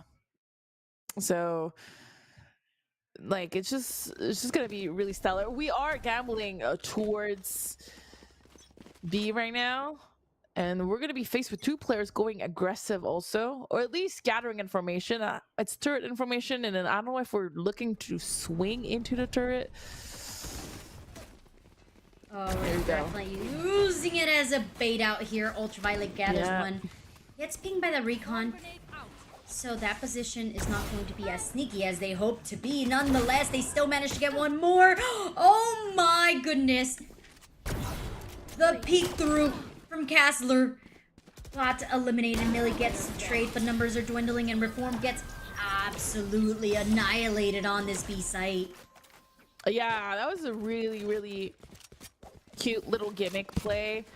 Really liked it. Assuming there was going to be a turret because there's a killjoy. Assuming that as soon as we kill it, it's probably 1 player in the site in Annie.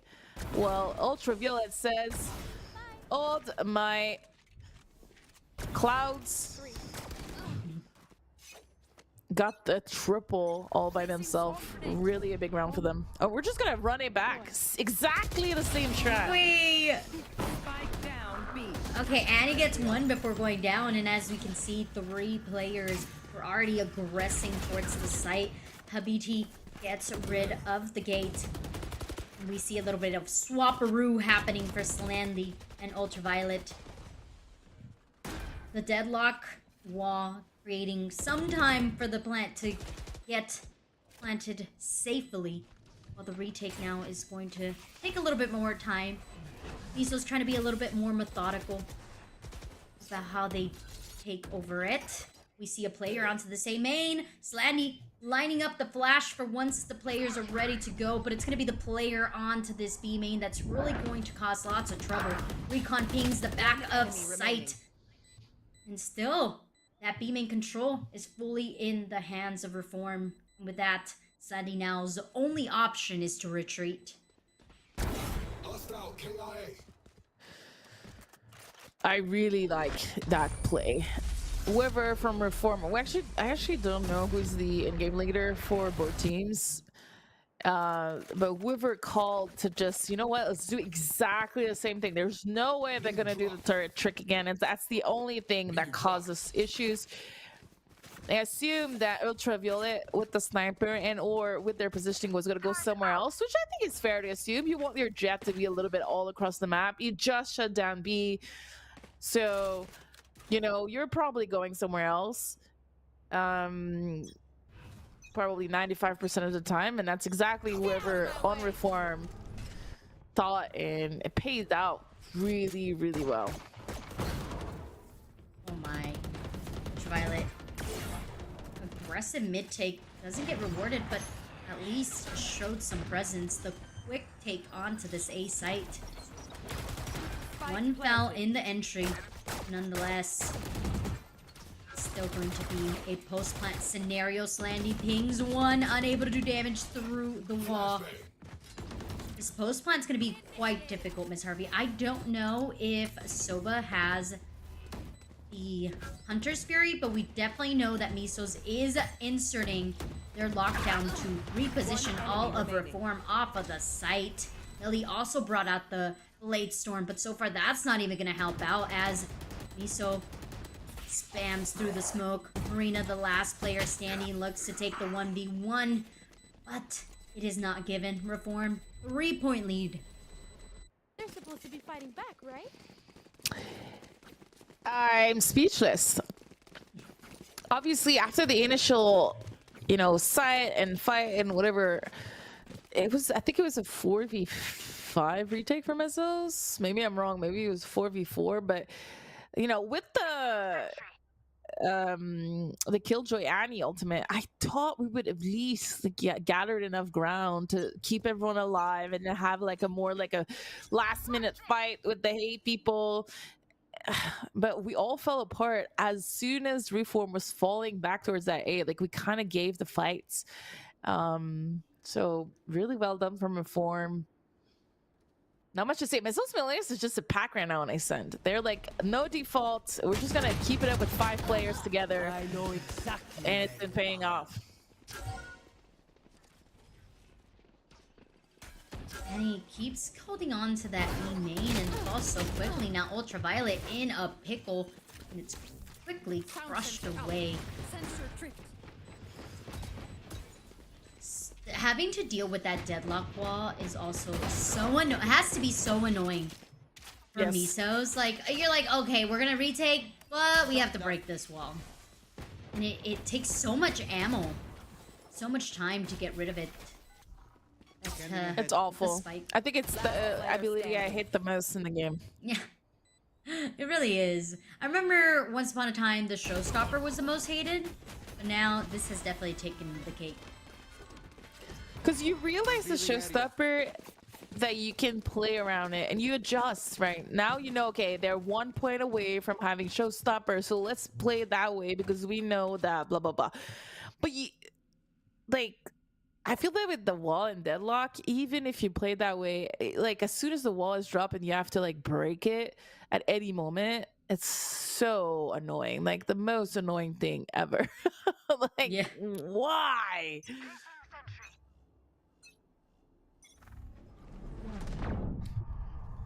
The only Oh, round that Ultraviolet. worked was something similar, yeah, but we're sticking together again. Reform just taking the site with 5 men.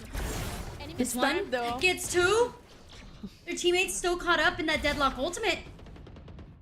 Yeah, still in Slandy. the cocoon. Oh, Slandy takes on the site. Doesn't know. There's one behind. Turns around, finds the kill, and is looking to help the last remaining player on the site. Misu has 2 objectives. Get the spike and plant the bomb. Put in their path. 2 big barriers. Slandy and Marina holding on and not she knows. giving away. Okay, the ping gives. I know exactly. Oh, Slandy turns away at the wrong time. This could have been awful, but instead it ends with Marina and an operator. Look, Ultraviolet getting 2 kills at B seems to be the way for Mesos Millionaires to win a round. 3 kills the first time, 2 kills now. They were out of position again. This is exactly what happened the last time. So we'll take it. The rotate was really quick because so far Miss Reform has not faked anything once. There's no lurker. It's just been straight up five people together somewhere.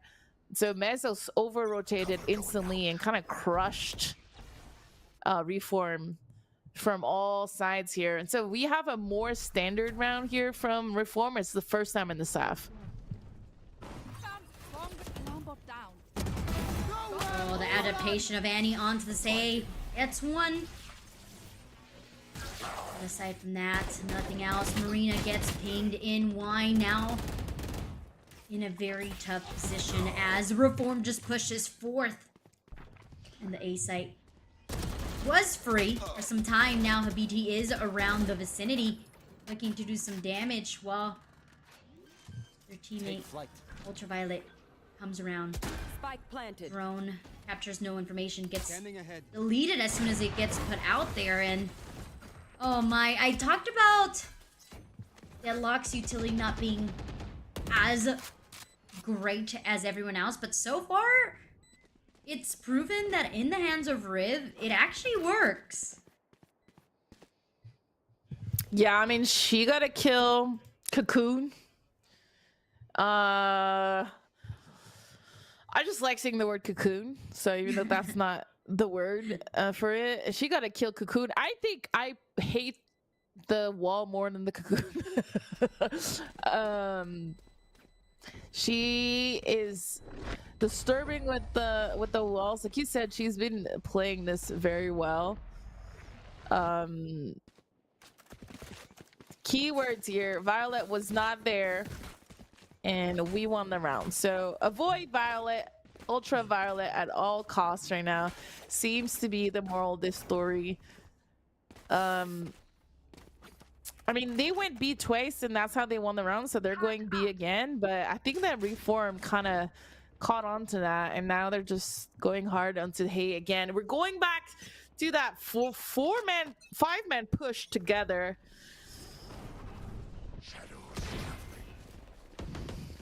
Same time into the hands. Vanny this time with the help of Marina. Marina hides in the smoke, gets one. Annie not able to collect a second. Slandy's there just as quickly. We did invest the nullification there from Slandy. So not a lot of utility being used just quite yet from Reform, but nonetheless, they do manage to capture the eliminations. And Ultraviolet, you said it, if they can avoid Ultraviolet, they will be victorious. And so far, it's proven correct. The Slandy death here, she's probably thinking nothing is working in this map so far for me. You You kind of swing, you see your friend is getting shot by someone while you have your utility out. You try to swing after with your weapon to help your friend. Your friend died. That person swings back. I think it was Kazler. Kazler swings back and kills you while you're trying to trade. Ay, ay, ay. And it, like, this is the kind of thing, it's not really your fault if you're Sandy. It's just like the timing is wrong. A couple of things are like everything is going wrong for Mesos right now on their defense. And it goes back to not being able to stop these rolls on the attacking side that you called about, that you told us about. Yeah, my Reform really just went with what works for them, which is a 5-player push. Annie now has rotated into this B site, but that's not gonna matter whatsoever. Miso tried a different strat. We're gonna send 2 lurkers about, but they're gonna be caught with the utility. I think that's the utility Cypher here, yeah. You're gonna know that 2 are flanking and be able to shut it down just as quickly. Miso has no answer, Miss Harvey, to what Reform is putting out here. Yeah, they really don't. And you know, there was one round where we didn't play 5 players together hitting A or B. There was one round only we took control of mid. And so there is absolutely no default for Reformed. We're sticking together and we're just going to a site together, taking the site together. Usually with an Omen flash, whether it's A or B. It's just as simple as that. There's like nothing else really complicated that's happening. And it's something that Mesos is just not able to stop at all. And at that point, did we pause here? I think we paused earlier. At that point, you have to pause and realize that they're not doing anything complex, right? But it's working, so they're gonna keep doing it. If it ain't broke, you don't gotta fix anything. All right. And we're setting ourselves up for the same thing, and unfortunately there's no one mid, and we're trying to take that mid control again, or at least peek it. There you go, we have that paranoia here. Yeah. Oh no, it was a shadow, I think. It was a smoke, it wasn't a paranoia. Well, regardless, whatever it was, it sent Reform scurrying quickly over to that B site, and we are going to have the turret that's going to be the first point of contact there for Miso Millionaire, but we also see them taking mid space here, and Kazler is quickly on that, shutting it down. No space for you.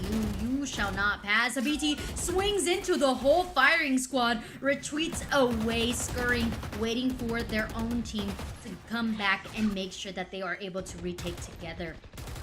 No information gathered there. That flashpoint. You can tell a little bit of the impatience that's happening here from Miso's Millionaires as they try to retake the site. You talked about earlier, and it's like the rhythm that's set with the utility. Like, they send out the utility, but then like they take a second and then they fully swing with it. So it's just the rhythm that's a little bit off here for Miso's, I feel like. Yeah, I mean, that kill here from Kazler and using the neural tap to say, hey, there's no one in B, kind of gave all the momentum for Reform to just keep running and keep running. And look, they're gonna look back at this game. Meso's gonna look back at it and be like, oh my god, we overcomplicated this. And look at this, we're just gonna give up both sides. You know what, they keep just hitting with five men. Let's just give it up and then play the retake. So we're gonna go with that. Annie here able to catch one off guard with that recon. Oh, the flash! The setup was there, but Kazler just too good. Kazler shuts it down. Says, yeah, all right, you want to play 5? We can take it. We can mingle. My shots are crispy clear and ultraviolet in a 2v1. Still very doable. You have to remember, this is going to either dictate a 10-2 or a 9-3 here, Miss Harvey. And Ultraviolet manages to take the 1v1. Doesn't plan for Kazler to be so aggressive, but is prepared to shoot away. Now we are going to to see the head of the 9-3 curse peek its way through. Yeah, you're completely correct. And if this tendency continues, Mesos should be able to do a lot of damage on their attacking side, right? Look, like I was saying, Mesos is gonna look back at this game and be pretty upset. I'm not sure I was into that retake at the moment after getting a really crucial entry frag from Annie. But in neutral, Violet still ended up winning the round, so whatever, right? If you win the round, what you did was good. That's how you gotta see it. That's definitely how my teammates used to see it. Hey, it doesn't matter. We won the round. Yeah, so let's see what we're gonna do. Already, I can feel that Mesos is playing this a little more split up, even from the pistol. They have 2 at top of mid, 3 tiles.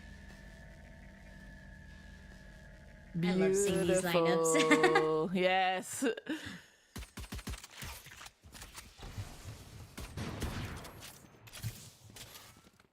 Oh, space gathered mid. That's already the first difference that you see when a KJ is in the mix rather than a Cypher, right? You usually have the movement bot in mid to give away if any of your opponents have gathered that space, but without the lack of that, Miso has taken full mid control. Ultraviolet thinking about even lurking about their spawn, and it seems like they're making their way little by little. Yeah, but they were pinged by the Sova into mid, so they're probably gonna try to swing it as the spike is gonna get planted. It's gonna be a really, really rough situation for Reform as they're not clearing Ultraviolet, so they're gonna have a free flank here. Oh, is that a knife? Is that a knife? Okay, Nah, surely not. Do they expect the flank though, Ms. Harvey? Look, that big flank incoming from Riv. Oh, this smoke giving some time for the reposition. Oh no, Marina turns around. Habiti's like, Marina, I got you. Don't worry about it. Oh, there were so many potential clutch scenarios there for Reformed. I completely agree. It felt like it was written that they were gonna be able to retake it, but you know, Ultraviolet disrupting the behind the scene, making, you know, she might not have a lot of extra frags than the rest of her teammate, but I feel she has a pretty big impact on the 4 rounds that was won by Mesos. But take a look at Reform though. Everybody is between 9 to 12 kills and assists all pretty even as well. So, oh, we see it again. Yahoo! I feel like observers want me to learn this. And if I'm being Please real, learn. I'm terrible with lineups. So Remember!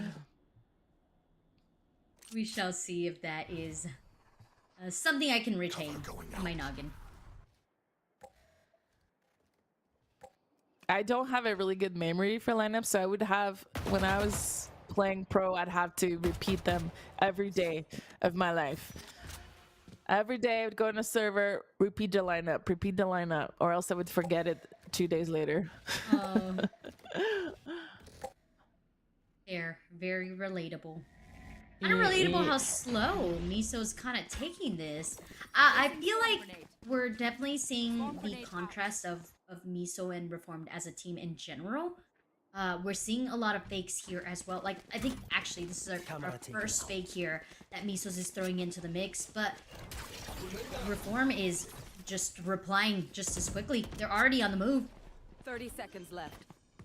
Yeah, great read from both teams actually. You know, there was like, hey, let's go A, we think it's a stack B, and then without waiting that much, Reform was already on the rotate. Could have caught Mesos Millionaires off guard with the timing, but they were just like 2 or 3 seconds too late, not allowing Mesos to get into a site. We have a 9-5 situation, so the bonus is actually pretty good for Mesos. 2 Vendals that we bought right away in round number 2. Yeah, round number 2.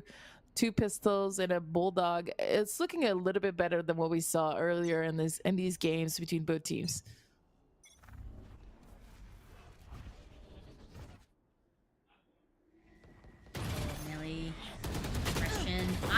how they know, but they know that somebody's in the mix. Not rewarded. Instead, it's punished. Not even Millie getting punished. It's Sabubu getting punished. That is unfortunate. You're like, really? They did all the chaos, but I have to pay for it? Feels terrible. Yeah, they were trying to save their friend, and then they got caught up. But it felt a bit clunky of a take. But hey, who am I to judge? It did feel like the timing was a bit rough once again.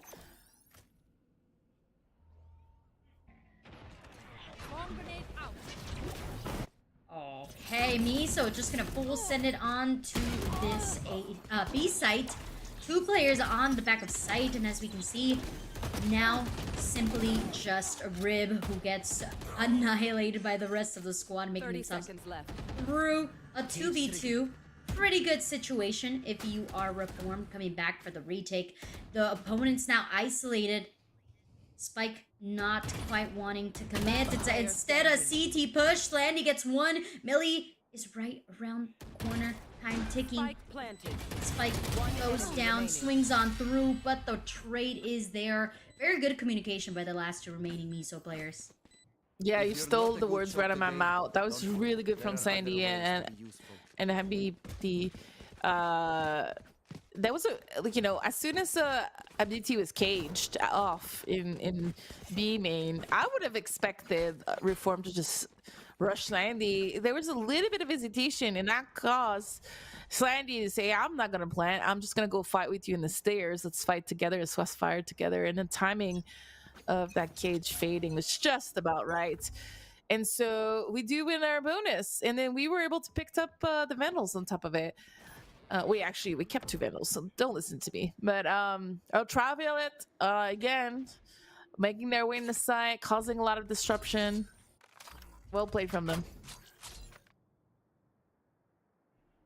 Oh, the gamble stack Reformed onto A could potentially get rewarded here, as Miso's kind of thinking, do we go A? Do we not? I mean, they're certainly leaning towards A here. The main thing that differentiates both team, I think, is that mid control from Ultraviolet. It's just something that we did not do at all on Reformed. But Ultraviolet is gathering so much information, able to shut off like so much ground just by making it all the way deep in mid. And so a crusher should be easy. I mean, there is no one in the site, 30 so seconds left. yes, it's gonna be very easy. But even if there was, I just like the way that they're playing these slow rounds from Miso.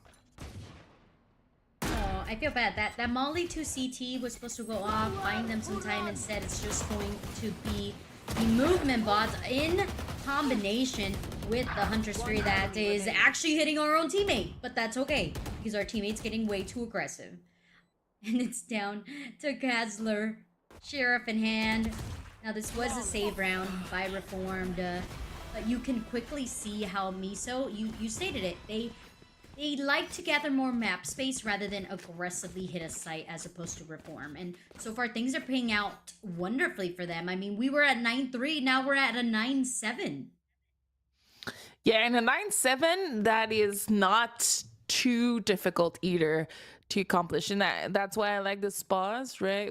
You have to take a look at it. Okay, how can we counter this? What have they been doing? Because it's not like the rounds are close and our calls are right. Like at the moment, it feels like Mesos is doing great. The same way that Reform was doing great on their attacking side. It feels like you already wrote the script earlier before this map as like, well, it's going to be whoever finish T side or attacking side. And that's something right now that Mesos is aware of. We are in a momentum kind of timing. And Reform is having a lot of difficulties to ult anything so far. Like, they're getting picked off no matter where Mesos goes. Which is also surprising because you have 2 sentinels that should, in theory, help you keep map space. And I feel like we're not really seeing a lot of creativity in terms of like where you are placing your... Okay, finally, we see the Cypher be like, trip. Why? Because we're seeing Ultraviolet gather that mid control and get that information for their squad. So, let's see how this pans out.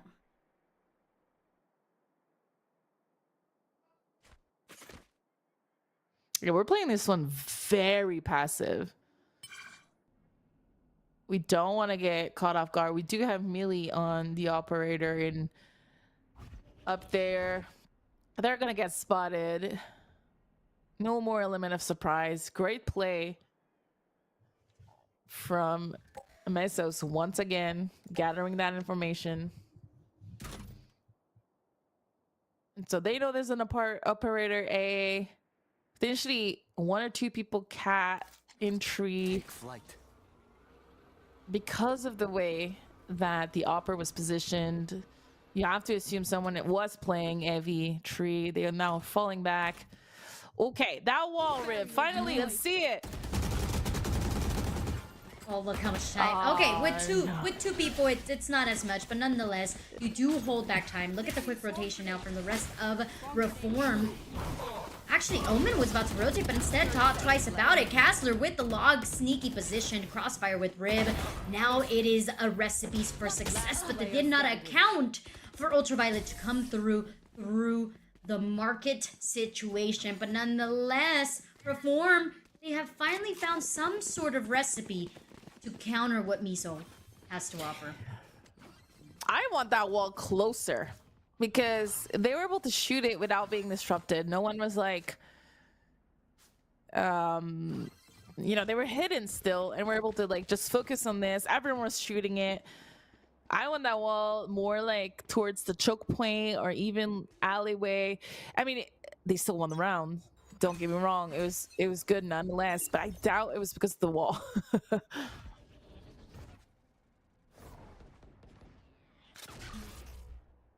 Closer or later, right? There's not a lot of time left.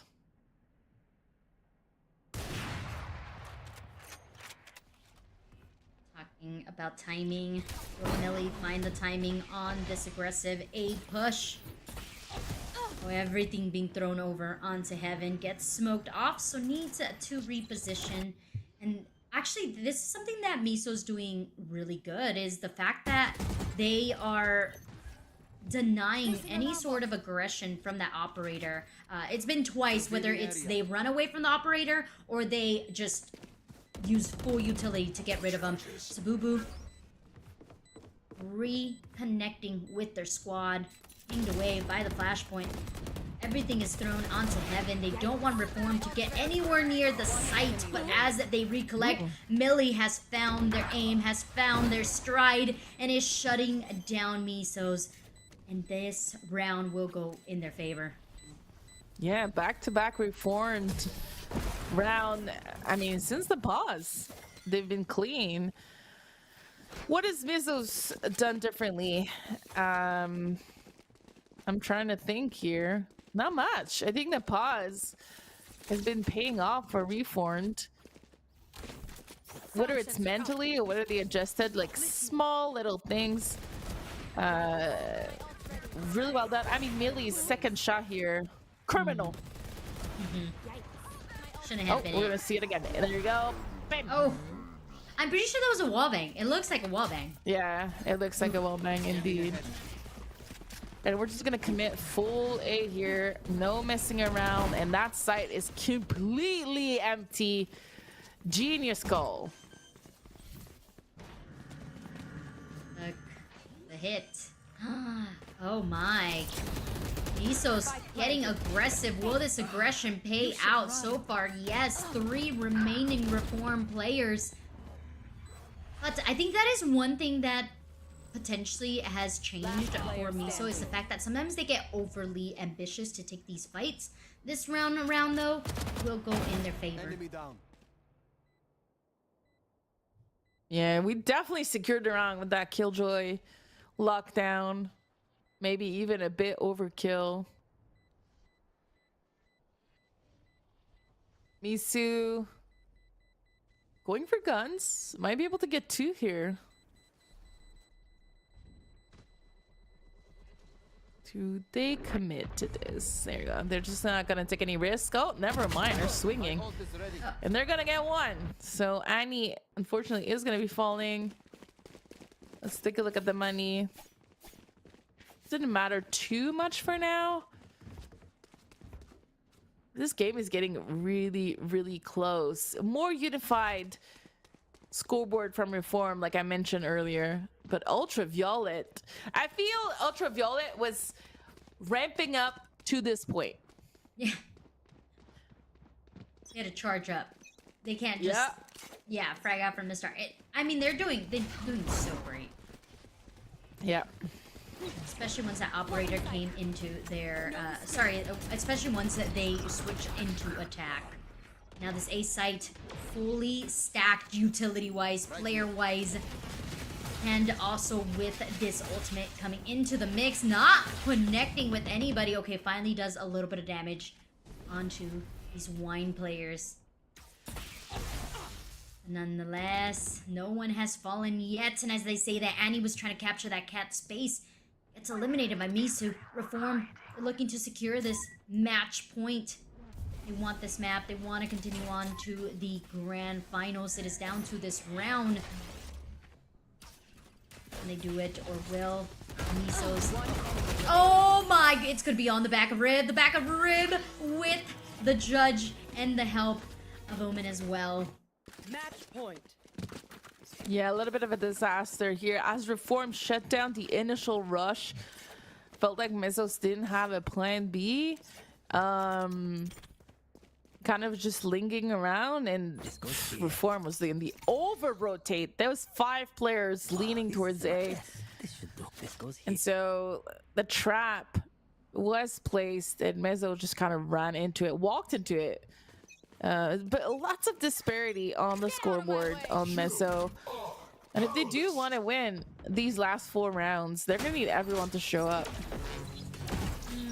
I mean, 3 times in a row, A hit. There's no way they'll anticipate this, right? I mean, Rib definitely will not shut them down, correct? Misu's not going to lock in and end it all. With the Bladestorm Ultraviolet trying to keep the hope alive, knows that there's 2 more. And Slandy gets the cheeky angle in hell. And with Slandy and Ultraviolet, Miso Millionaire continues to hope, to dream, to push. Yeah, well done here from Ultraviolet, being so patient. Whether it was to a tree or in the site when she got spotted, and having, I think it was Slandy that cleaned up, kind of baited Marina. Well played. This time, like you said, it was 3rd time was the charm, since they kept getting shut down trying to take it. But there's still money onto Reform. They're gonna be able to buy. Like I said, they need 3 now to bring this into overtime. Stealing sight. Reform reposition the deadlock over onto the A, but this has been a mistake. You can see that Miso now aggressing onto mid and B side, causing a sandwich infect. We're leaving behind Sandy for that late flank, but gets pinged by the Cypher camera. Now needs to reposition in a tough spot, since 3 of Reform players now looking upon them. Where's the spike though? Okay, the spike has been planted. That's what matters the most. Spike is planted. Miso and Millie doing a heck of damage over onto Market. The BT locking in that Hunter's Fury to try to obtain this round under their belts, and it is going to help out, especially since Ultraviolet gets the 3K. Great run once again from Ultraviolet with the 3K, as you mentioned. Overall, the gambles in the last 2 rounds paid off from Mesos, and we're gonna buy again. Reform is thinking, well, we're just gonna buy every round until the last one. There will be no save under our watch. I don't know, that sounds kind of crazy to me. What? Sorry? I'm sorry, I was like, that sounds kind of crazy, because if you lose this, you are down in in money. You're essentially playing for OT. Yeah, I think I would have saved here too, because no matter what, Mesos will have money. So Here. now you have off armor. You don't have all your abilities. You have SMGs.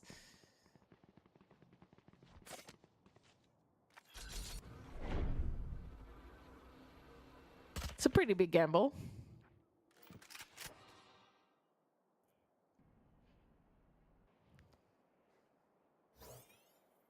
That's a parody accurate tagline for this matchup. We're gambling this. We're either gonna win this on this stack, or we're gonna fall. Millie gathers the information. Only answer to this is back away and wait for the remaining squad to come on through. Spike planted. Finally, 4 players, but still time ticking away. We see the desire to keep onto this tree control for both of the teams. Deadlock Ultimate gets thrown into the mix. I don't think anyone gets caught out, so that's a feels bad for Reform as they try to take the site. Annie keeps control of tree One with enemy the remaining. help of one more, and just like that, we're down to just Misu, who can't do much to finish out this round for Reform. OT looking very, very possible. Yeah, it was a beautiful post plant. I think keeping control of tree and door with 3 players here, a phenomenal play. It made all the difference. And, you know, Ultraviolet's on fire. You let them take an off angle on the site. Let's see what they do. But as you said, you know, it's going to be a gamble if you lose that other round. It kind of broke for the last one. So that's the gamble we're talking about. Like 2 Guardians, 1 SMG. Again, no head armor on most people.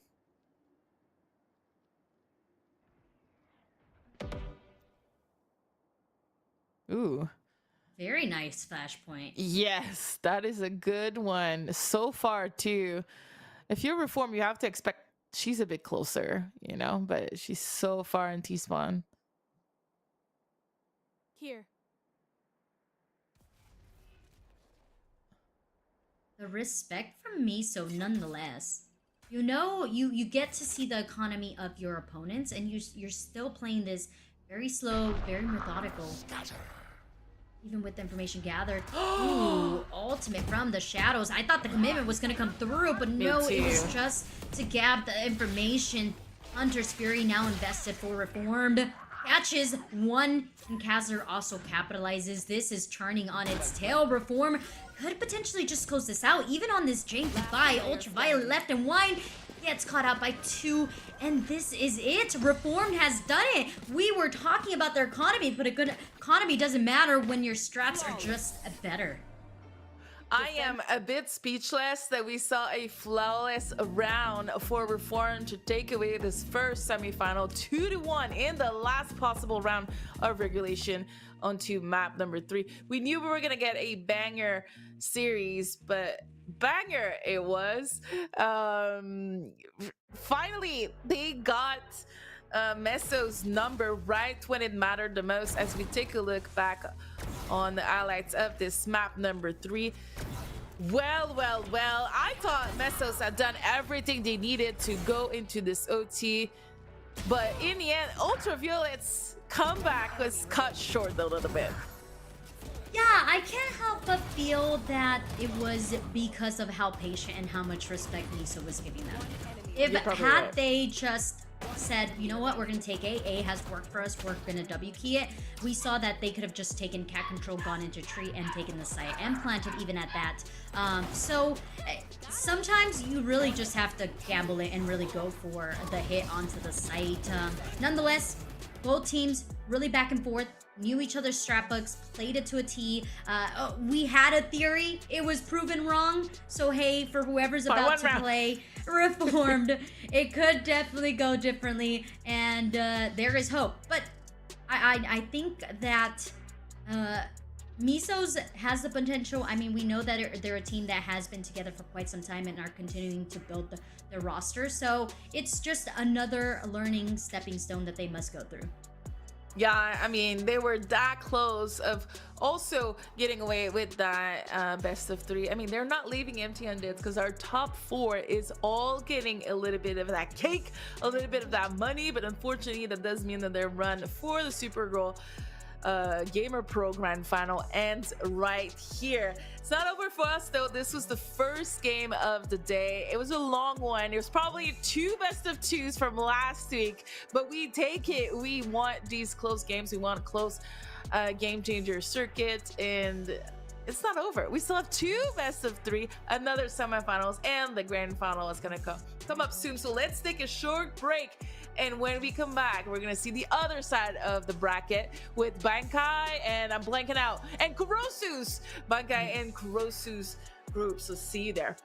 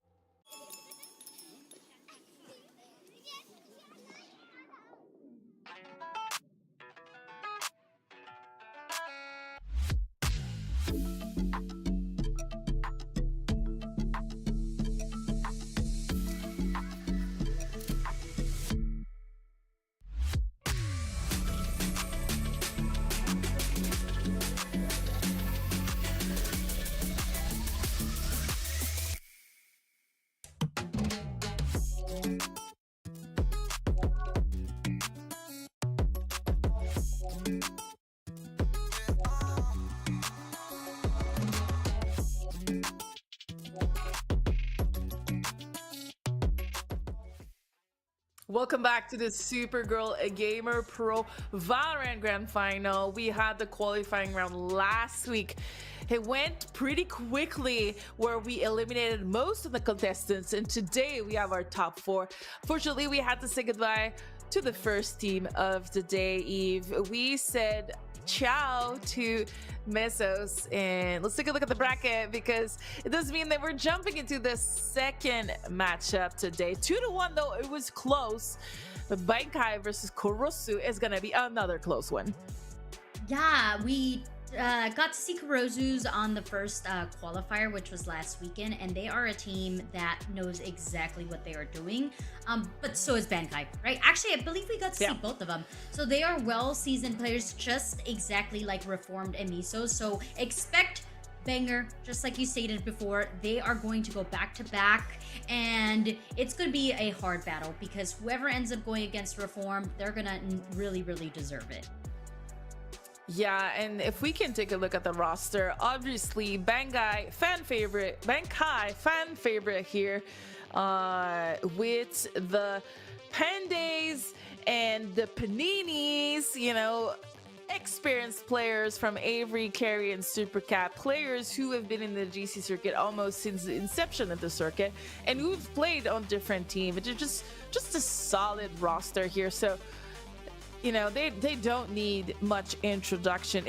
Outside of Panini coming back from retirement in the last Game Changer, if I'm not mistaken, she went on a retirement tour earlier during the year, and she's slowly creeping her way back. I feel like she's not officially like, I'm back, baby, but she's definitely playing a ton, especially with this roster right now. And then Kurosu, there's someone that you highlighted last week that you were looking forward to see them more, and here we are today with they have a sub though today. Oh, is it Citrus? Is that the sub yeah, okay. We had Citrus playing today instead of, I'm trying real quick Raven. to Raven, exactly. And so Raven played really well, so not big shoes to fill for Citrus, but they still won all of their games and to make it here. I mean, even with the addition of just one new player, it can change the rhythm, the momentum of your squad in general, the chemistry. Absolutely. So you still have to wonder, how is it really going to be, right? You add this new player, Elise and Kurosu are the ones that have the most experience. So I talked about earlier at the beginning of the show, which was you get the experienced players, like the senseis, the coaches, and you mix them up with some fresh blood that I'm gonna say are probably pretty cracked out, right? We've seen so many young players come in here and just dominate the lobbies. So it's really exciting to see how are they gonna instill their knowledge into someone who probably has the aim and the game knowledge, but just needs a little bit more guidance through it all. But it's going to be a hard one. I'm not even gonna try to code it for you guys. It's going to be a tough battle. Like you mentioned, Bankai, very, very experienced. They have fought the top of teams in the game changer scene. So I wouldn't be surprised if we have a quick one, but I also don't want to shut them down completely. Yeah, and I want to say Kurosu, one of my favorite player, probably a little bit of a surprise for me was Battisson. Not sure if how do you pronounce it, if it's like Battisson à la French, but I really like their playstyle. They're kind of being extremely disruptive. It's my new favorite role, disruptive today. I keep using it, but they were really probably picking the nerves of all their opponents the wrong way, and so I'm looking forward to see what they can do versus such an experienced squad. And we've talked about experience all day long. I think the three teams out of 4 that made it today have experience playing together. Kurosu maybe a little bit less than the other 3. It doesn't mean like, you know, they're not getting ready, they didn't practice or whatever, but it does feel like if you just look on paper before the matchups, you would think that in the top 4 it's probably the least experienced squad together, but that doesn't mean anything, right? You can have like a magical matchup that allows you to beat some of the best in the West, in America and in Canada. So we'll see what they can do. But we do have the map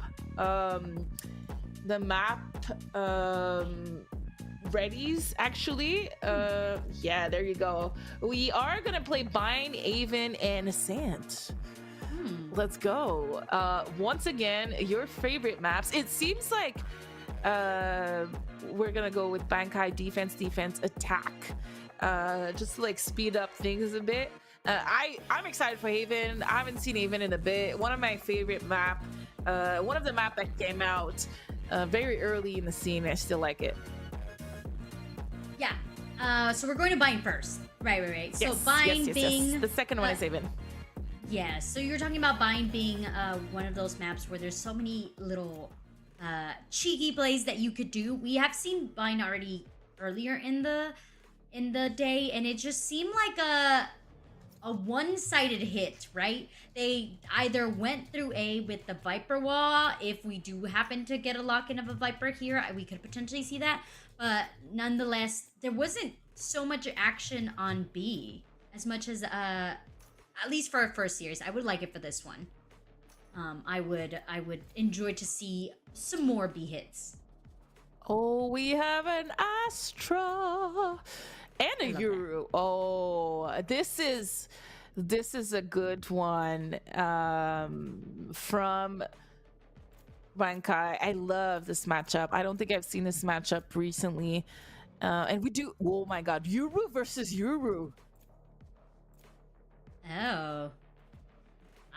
Well, I don't think I've ever seen that in the GC circuit, a Euro versus Euro matchup. I have not, and I don't know how to feel about that, if I'm being completely honest with you. It's either going to be a disaster or it's going to be good. Oh, that's funny.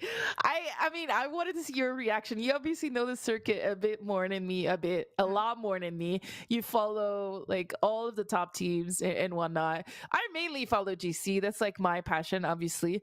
And so I was like, oh, I don't think I've seen that before. And you're like, yeah, no, that's weird.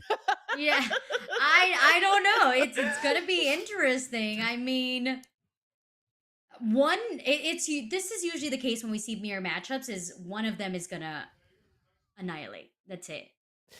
Destroy, You think like one is gonna be take over. transparent, one Yeah, Euro yeah. transparent, and the other. Have you ever seen a Euro versus Euro matchup where they both look at each other through their Dimensional drifts? No, Yeah. I have not, but that would be really hilarious. Oh yeah. Well, it's a bind. If there is a map to watch multiple times in a day, I don't mind it. Bind is a good one. Hopefully we don't get to Ascent, right. Just for you, just for this one, just for this best of 3, Fingers so you don't have crossed. to you don't have to go through Ascent once again. But I do. I mean. The first bind that we got earlier today was all about the walls. If I'm not mistaken, we do have Vipers again on both sides. I wouldn't be surprised if you see the same tactic being thrown at us. That wall in middle over and over and over again. It seems to be something that works really well. Does your team do that?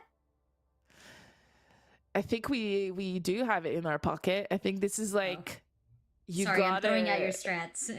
No, but I mean, everyone can watch our team play. But I think we do have it in our pocket. It seems to be the way to start most, at least like put a little bit of doubt into your enemy. And we have that wall again being put up, but we have a really quick counter because they're going to be across the wall. They're going to see that there's nothing.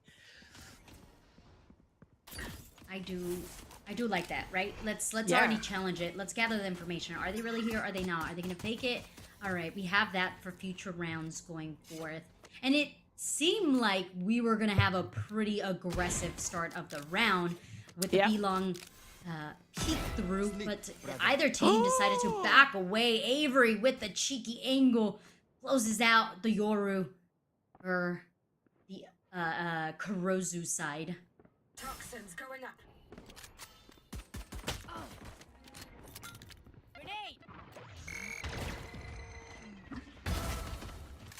Oh my, the entry into this A site falling apart. One enemy remaining. Not used as quickly as they should, and the numbers dwindle as they get themselves onto the site. The quick flank also happening from the Viper on the B site. But Bankai needed no help to sustain onto the A site.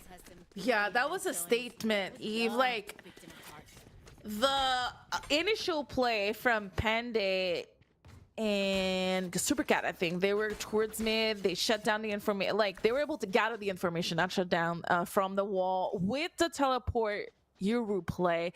I think it really messed up Kurosu's momentum. Like you said, they were lining up to have something really aggro. Then with the teleport, they kind of hesitated. And then after that, Bankai just didn't miss. Just didn't miss. Second time with this peaky, aggressive A short. Panda gets one. Quickly traded by Supercat through the smoke. Ain't no way you're gonna be feeling any sort of happiness from that if you're a Kurosu's squad. You're like, really? Through the smoke? Come on. Really good backup here from Supercat. A bit rough from Pende, but then just because Supercat is able to get to and shut down that rush, doesn't really matter anymore. You know, when your teammate is such in a good cohesion, I want to say. I'm a big Supercat fan. I think that they're growing every time that I see them play. Like them a lot. They're definitely gonna go back in this VOD and pin that, by the way. Be ready to be on Twitter and be like, Miss Harvey said. I can say that from almost everybody in this tournament, but I've come to enjoy watching Supercat play. I like their play style. One enemy remaining. Rozu having a difficult time. You know, making choices, right? Like they have an initial idea of what they want to do, but it's it's shut down so quickly that you can't really. It doesn't seem like they have a secondary option to it. Yeah. And you know, it was an anti-eco. It's a rough pistol round from Kozu's retirement, and you know, there's not a lot invested into this bonus from Bankai. So Avery, it's an outlaw, and they're gonna hold that line. I think they're holding that long B line, and so gonna output a lot of pressure on Kuzu's retirement home to at least clear it up a bit.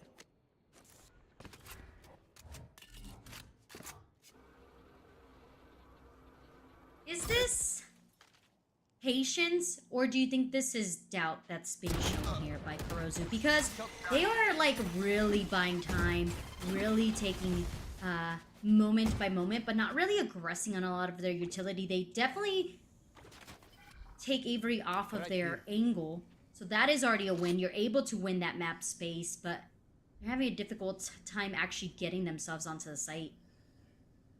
Yeah, I think that teleport from Yoru early really caused a lot of issues. Right now, it doesn't seem that they know how to deal with it. 30 seconds left. We're still at 5v5. But as I say that, Panini is going to get one with left. the pit, with her Molly. And Gecko is also very low. Kurozu Oh no, is Miss not Harvey. looking... Oh. Look at this fight. Kurozu takes one, but is quickly already fighting the second battle. The spike does find its home, and Panday still looking for where Kurozu is, trying to retake with the rest of their squad. And even though this was the most chaotic round, this is the best position that Kurozu's retirement home could be in. They have 3 players in Lamp waiting for the aggression to come on through. Recon not gathering any information whatsoever. Avery sent scurrying away from Lamps by that Molly, and the time is ticking. They need to get themselves onto the spike. Otherwise, this bonus round will be going in favor of Kurozu's.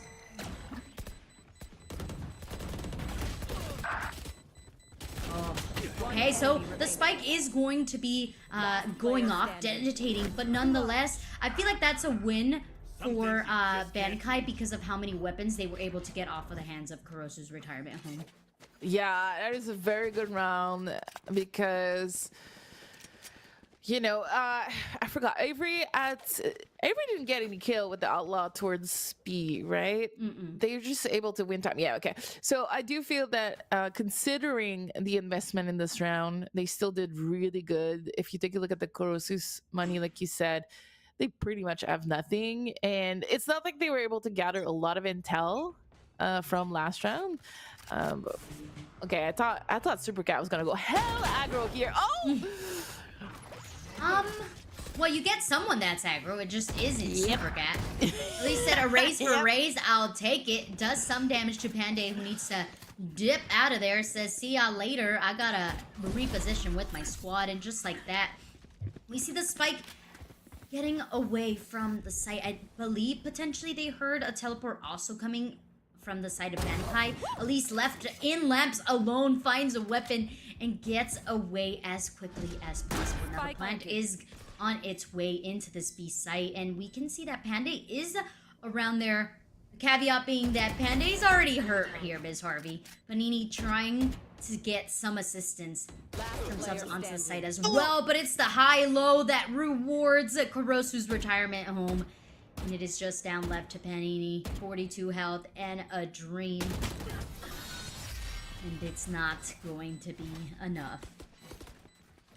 Hey, I was praising Super Cat.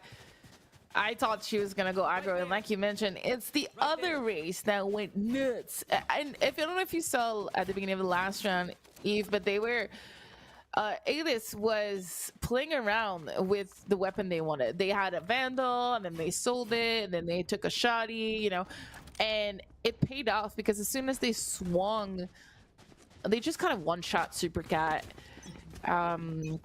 So well played from them, even though their economy was a little bit risky. They come out on top in round number 5. Ooh, and a quick change of momentum onto that B site.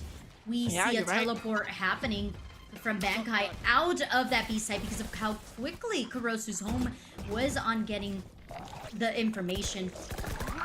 Plant is there, and it's going to be a 5-on-5 retake. The first 5-on-5 that we're going to get to see. And how does this come through? What utility will be the first point of contact? Oh, we got a Yoru versus Yoru, but no one yet fully in commitment. The Thrasher gets thrown. Elbow is caught out, but they are also fighting the Hunter's Fury that is putting some damage into the mix as they get themselves onto the site. It is the battlefield. Blood is shedding left, right, all around. We invest so many ultimates. But in the end, Bankai is able to be victorious. Hey, this is a Thrifty, if I'm not mistaken. Oh no, okay, they fuse. They force, not a Thrifty. But damn, that was hella close. I feel that Bankai stole that one from Kuru's retirement. Like you said, I feel we invested everything we had, all the ultimates. Super Cat at the very end gets the showstopper. We used Hunter's Fury. Like everything went out in this round, and in the end, we come out on top. A rough one to lose from Kuru's retirement. I really like the pacing change, like you mentioned. I think it was key here. So a little bit unfortunate. Here. Right here. Get them out. Away they go. Well, we did. Yeah. We got rid of the Viper's Pit, and now we get to be on the site. I have to give both of these teams kudos because they are willing to expend utility like no other. I mean, look, that Panday also brought in the Dimensional Rift. 1 for 1, we get the information. You know exactly where they are, but this is a terrible position to be in if you're Kurosu's home. You're a rat trapped in a corner, and there ain't no way to get out. A lot of utility thrown in there just to make sure that this round is in the bag for Bankai, and they don't even, like, stress. They got it. I feel that something went wrong here, Kurosu's. After killing Panini, do you jump in the portal? I think as soon as Panini's dead, I don't know. I feel like they overstayed their welcome in the elbow. I don't know if they were scared of the Yuru. Like, where's the Yuru? What are they? I feel like they got paralyzed. And really, I mean, Bankai is too good of a team, too good of players, I feel, to not to just stay like that with all the information that Panday was able to get. Gotta be a rough one as we go into this Thrifty for Kurosu. Unreal. This agent is unreal.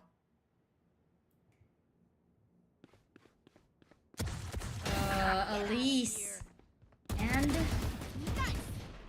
Kurosu just finding the weirdest timing. I'm gonna be real. That was okay. I don't know how that happened, but it did indeed. Yeah. And still, Elise continues to remain alive to be a nuisance in the bums of Bankai. Whoa! Okay. No. Alright. We're getting too excited here, folks. Quick flank from Panini to shut things down, but I was praising them for how many ultimates we were willing to invest to things, but I think that one was a little too crazy.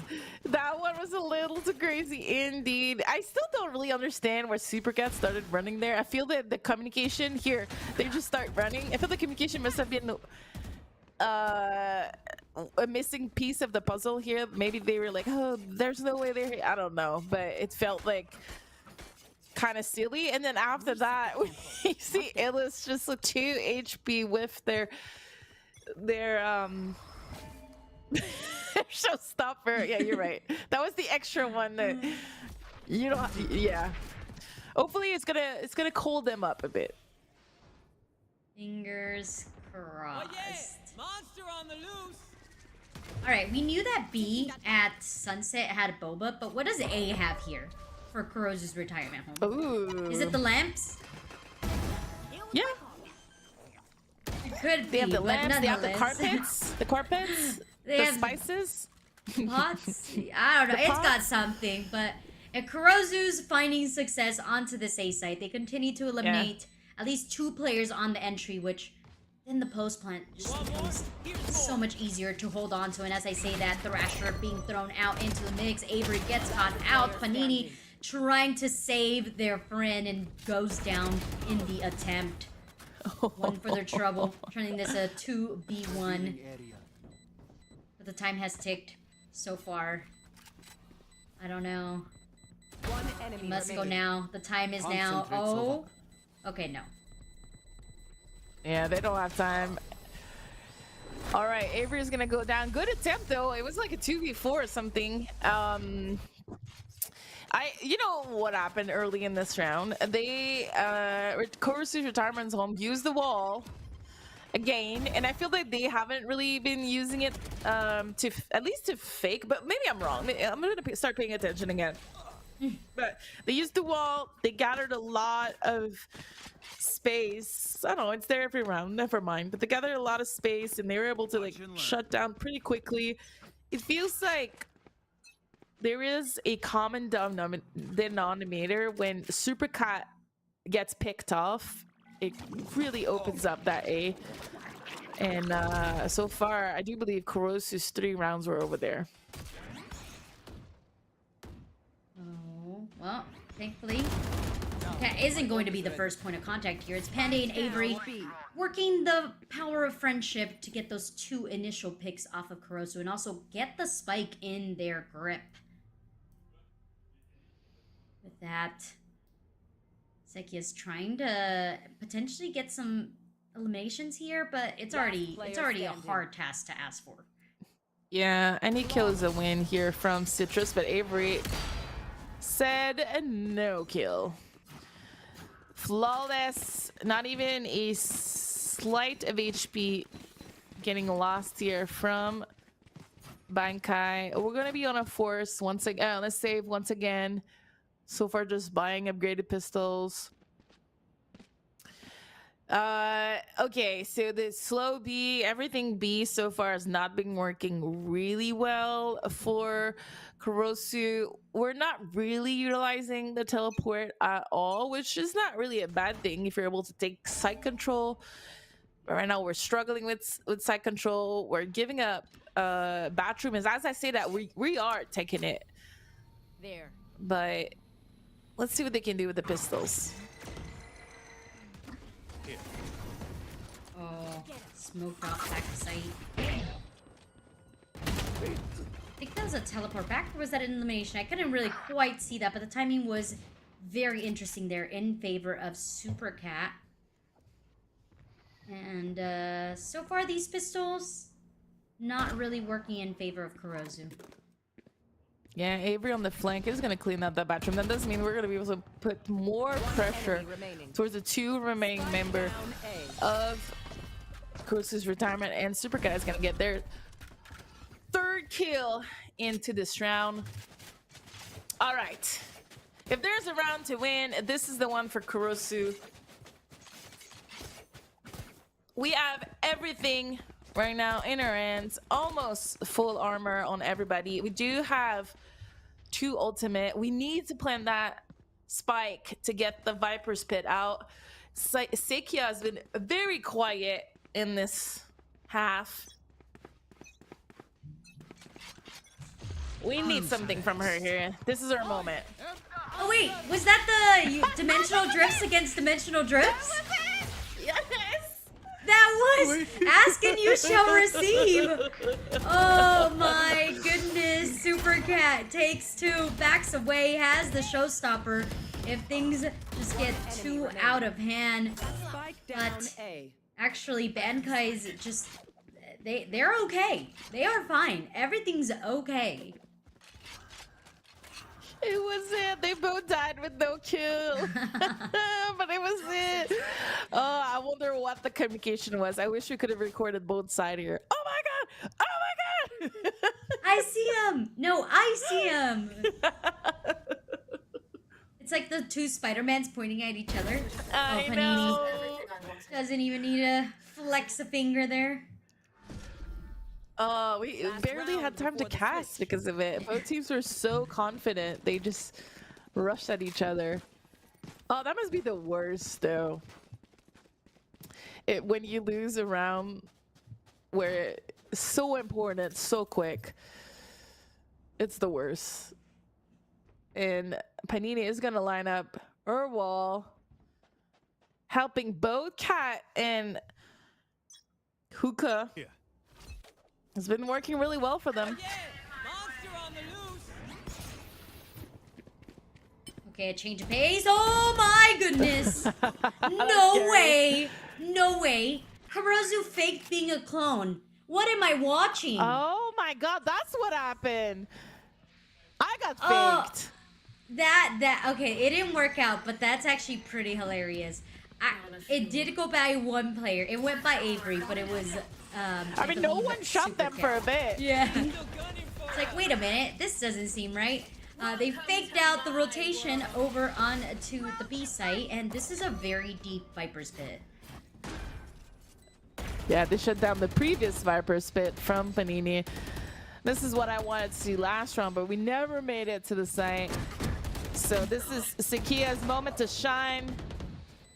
A little bit of hesitation though. One enemy A remaining. little bit of panic. Yeah, Ellis doesn't care. They're gonna shoot. Oh yeah. It started really rough for Roses. I can't believe how. So I didn't know you couldn't be in the eyes of the fake Koru, the fake Yoru, right? And so I was very confused about what was happening. We get to see it. We get to see it. They Actually, didn't 3 shoot. players. Yo, it almost worked. I feel that they didn't even like they just shot it because at that point they're like, okay, I'm the third person, I'm gonna shoot the clone, just like, and then they got the kill and they were probably like, what should they have done? Kurosu should have like turned around and shot at some point. I don't know. Yeah, I don't really know what the answer to that is, because like once you're deep in the mix, what do you do then? Because you have 3 people that could easily turn and eliminate you, which happened. But anyways, that's a round to go back and talk about for sure. Oh, Supercat caught the teleport from Kurosu, Right here. but actually still went down. Yeah. They have control of lamps, but that's pretty much it. They still have to fight the CT players and the players in shower. So do they decide to explode onto CT, or do they just teleport away? And it seems with that Viper while coming up, they are opting to take the teleporter. Yeah, I like this play. Waiting for the wall to come back. Pandado maybe is there a bit overextending their life, kind of throwing their life away. Should have lurked a little bit more. Panini is gonna have to do, is gonna want to do something big here because they're outnumbered. They feel like they need to take the fights, and unfortunately, as soon as Panini fell, now it was a 4 versus 2, and they just got overwhelmed. Goes back to the Panday kill. You gotta lurk a little bit longer here, especially as the bomb is not planted yet. Oh, I would love to see more cheeky plays like the Yoru one. I mean, I know it's too early to ask for them, but we got that's 2 great. already. That's great. Ay. Anything else you want to ask I can't for? get over it. I think we need to ask for more things, because I think the players are in a mood of giving. They are. I mean, hopefully they're having just as much fun as I am. This is really fun. I think that Yoru is fun when you understand what they're doing, aka when you're casting. Not when you're playing against it. Oh my god. Oh, quick teleport. Oh, Kurosu said, okay, ain't no way. Really good swing there by Supercat. Trade off their teammate. And I just noticed, Kurosu's retirement home is playing 2 controllers on the same site. I don't know how I feel about that, but Addison throws in the wingman, gets 2 eliminations, looks for the last one standing. Carry gathers a spike, finds a more secure place to recollect their thoughts. Yeah, we're playing super passive here from Kurosu. No point in losing a 3rd member right now. Especially versus a pistol. That means Illis with the Outlaw. Illis has been playing phenomenal, I think, in this matchup so far. I mean, Supercat as well, with the number of frags that they took down. But I feel that Illis has been fun to watch. But that Battison spam, huge. Huge. And this is going to be our first gun round for Bankai. We still have kind of a weird buy with the Garden and the Outlaw here.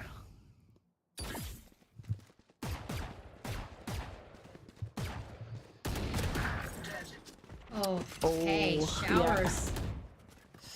Showers goes in favor of Panini, who continues to seek some more. No Citrus is around the corner, and I do like the Astra Nebula position here.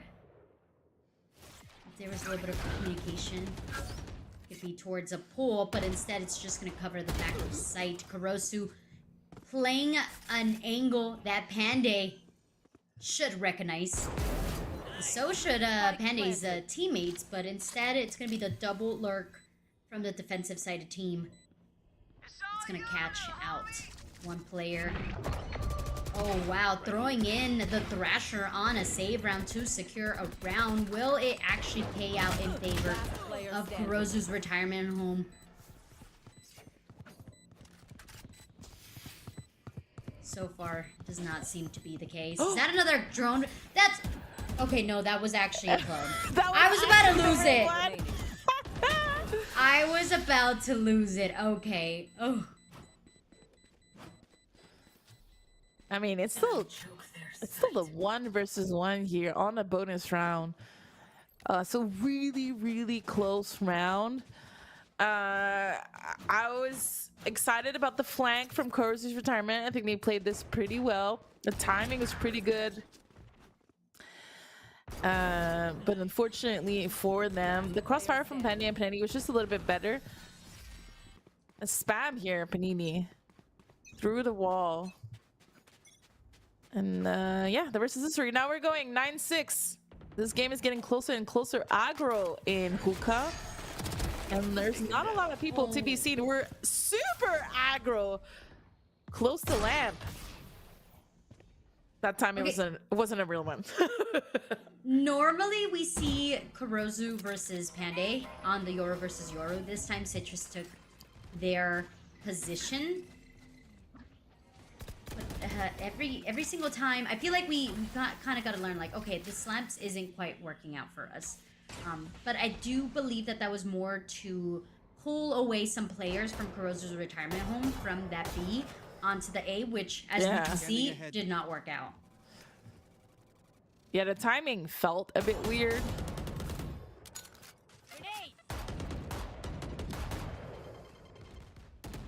Cat does damage to Elise in the back of sight.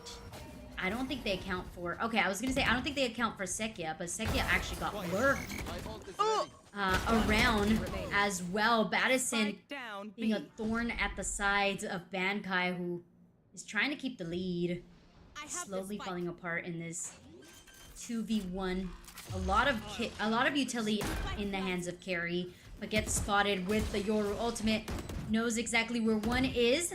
Here's, I believe, the return of the Yoru. Takes a 1v1 fight. 31 health in a string, but straight into Kurosu's crosshair. Yeah, I think I'm glad Kurosu used their ultimate here because Carry was playing this really well. Really good player. It could have been a 2v1 winnable, but I think gathering the information of where Carry was pretty big here.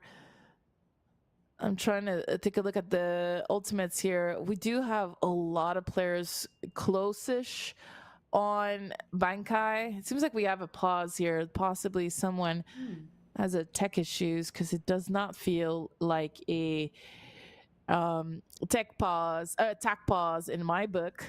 Yeah, confirm disconnection here. One player crashed.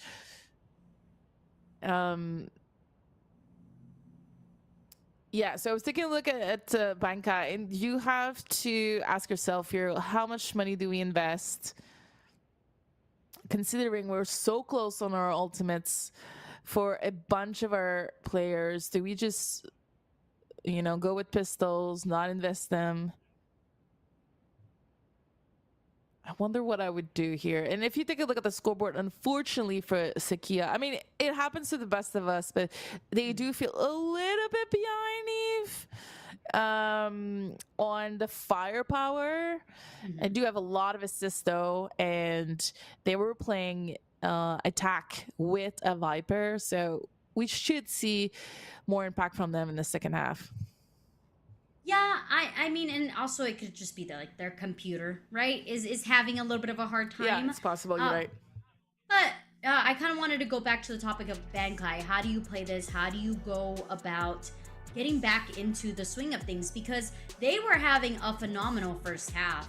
They were 9-3, I believe we actually ended the first half. So once they swap, this attack is just giving them a little bit of a harder time because of how reactive Kurosu's being. They're not being as aggressive, they're not flanking as much, and if they do, you see the buddy system with two of them, and it seems like Bankai isn't really expecting them. I don't know if it simply is because they just didn't anticipate this amount of communication happening from Kurosu's team, but I feel like they're a little bit thrown off. It does seem that way. And we know that Bankai seasoned players, they know exactly how to execute, but they're having a hard time really readying themselves or being able to really set up for a post plan. So maybe slowing things down and potentially just seeing where they can get a initial pick from Kurosu and then actually committing to a site would be possibly a little bit more efficient.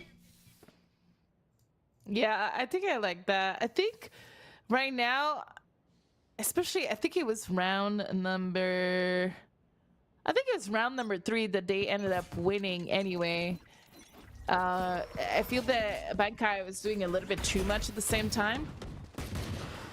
But I think going for orbs here and punishing Citrus for over-peaking is huge here from Bankai. It's going to give Pandays dimensional drift. And they're going to be able to gather so much information. So we're going in this round. We're taking everything.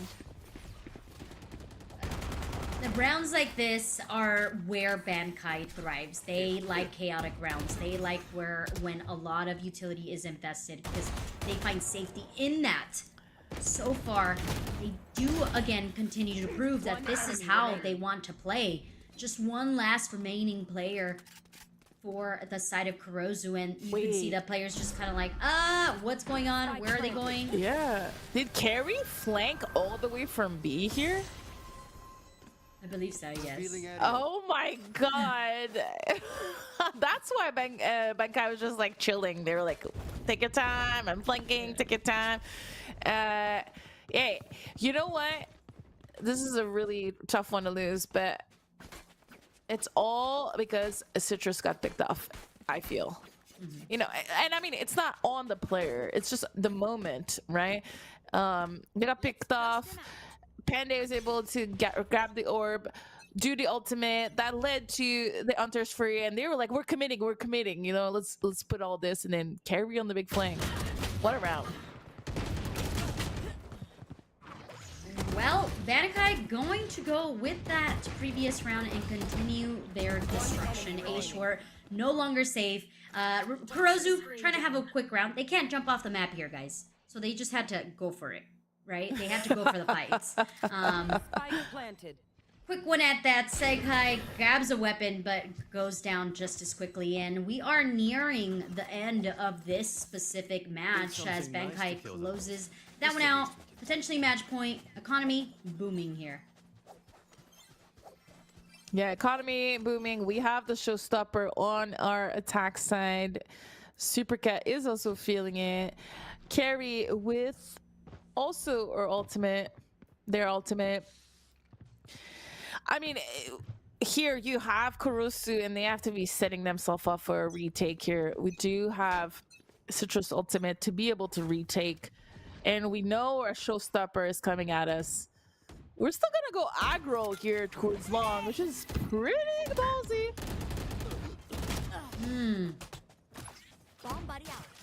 We take one with your Bankai, but do you actually commit to this?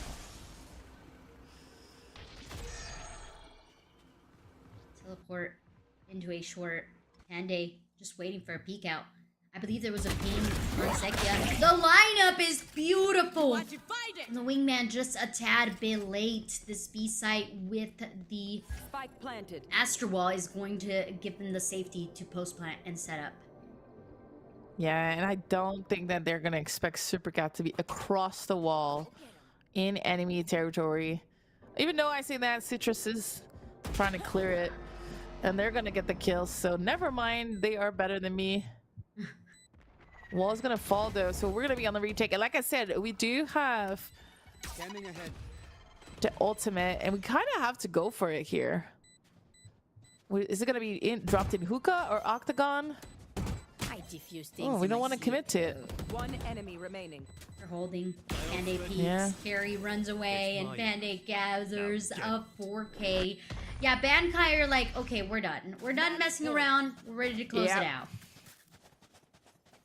Yeah, I feel like if I'm Citrus here, I would have used it. Or maybe they thought it was a lost cause, and their team said, no. Keep it. Oh, the lineup. This is heartbreaking.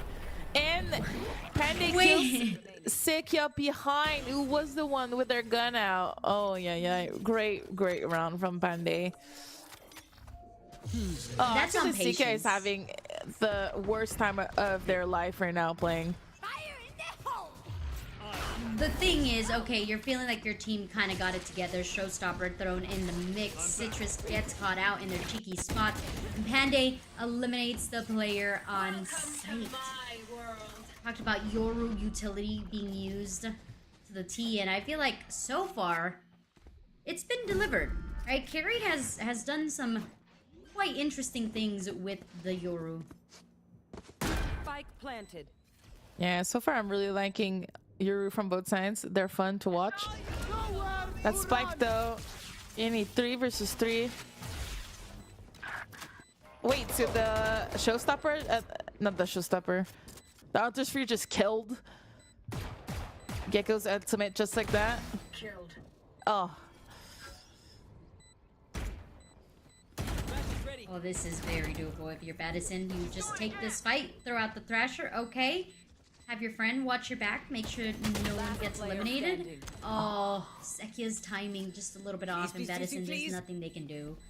They can hold, but I don't think that there's enough time. And with that, Bankai, even though there was a little bit of a lead at the start, and it started to dwindle, they were able to gather their ducks in a line and secure this map. Yeah, I think overall Bankai, the team that I think has the most experience, won, but I was really impressed from some of the Kurosu's players. Citrus coming out, if I'm not mistaken, they're the one that's subbing for today. Yes, Citrus coming out and showing that they can hang with Kurosu's. You know, again, Ellis really liking their race play on the attack. I thought that was really good. But unfortunately, it's just going to be a little bit too late for them to secure at least the tie and the win. And so we're going to have Bankai with map number 1. But that does mean that we go to map number 2, which I'm really excited about. I haven't seen an Haven map in so long. Are you excited for it? I like Haven. Yeah, it's going to be a blast. I actually just saw Haven last night. You know, the teams were playing it, so it's a map that's being thrown out here. So I get to see it, and I get to cast it, which is even better. Can Kurosu find like their footing and counter up what Bankai has, or is Bankai gonna kind of close it out here, Ms. Harvey? Yeah, I believe they can do it. They show lots of great things in mind. I wouldn't be surprised if we go to map number 3. But before we go there, let's get a short break and jump into map number 2 of this second semifinals of the day for the Supergirl Gamer Pro Valorant Grand Final.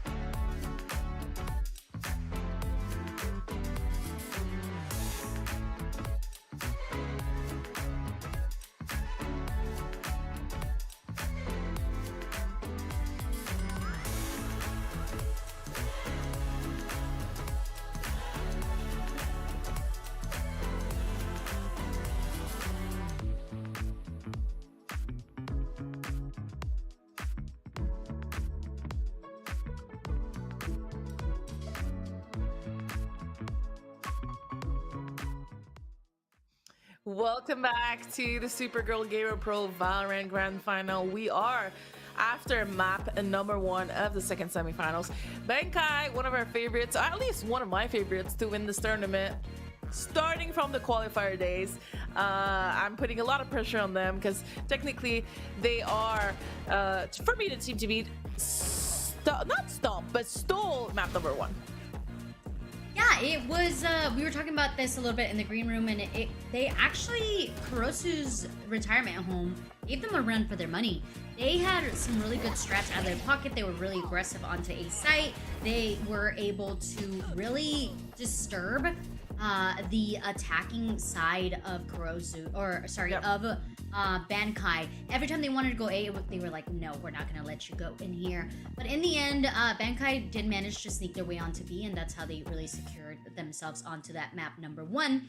Now, map number 2, Ms. Harvey, is gonna be Haven.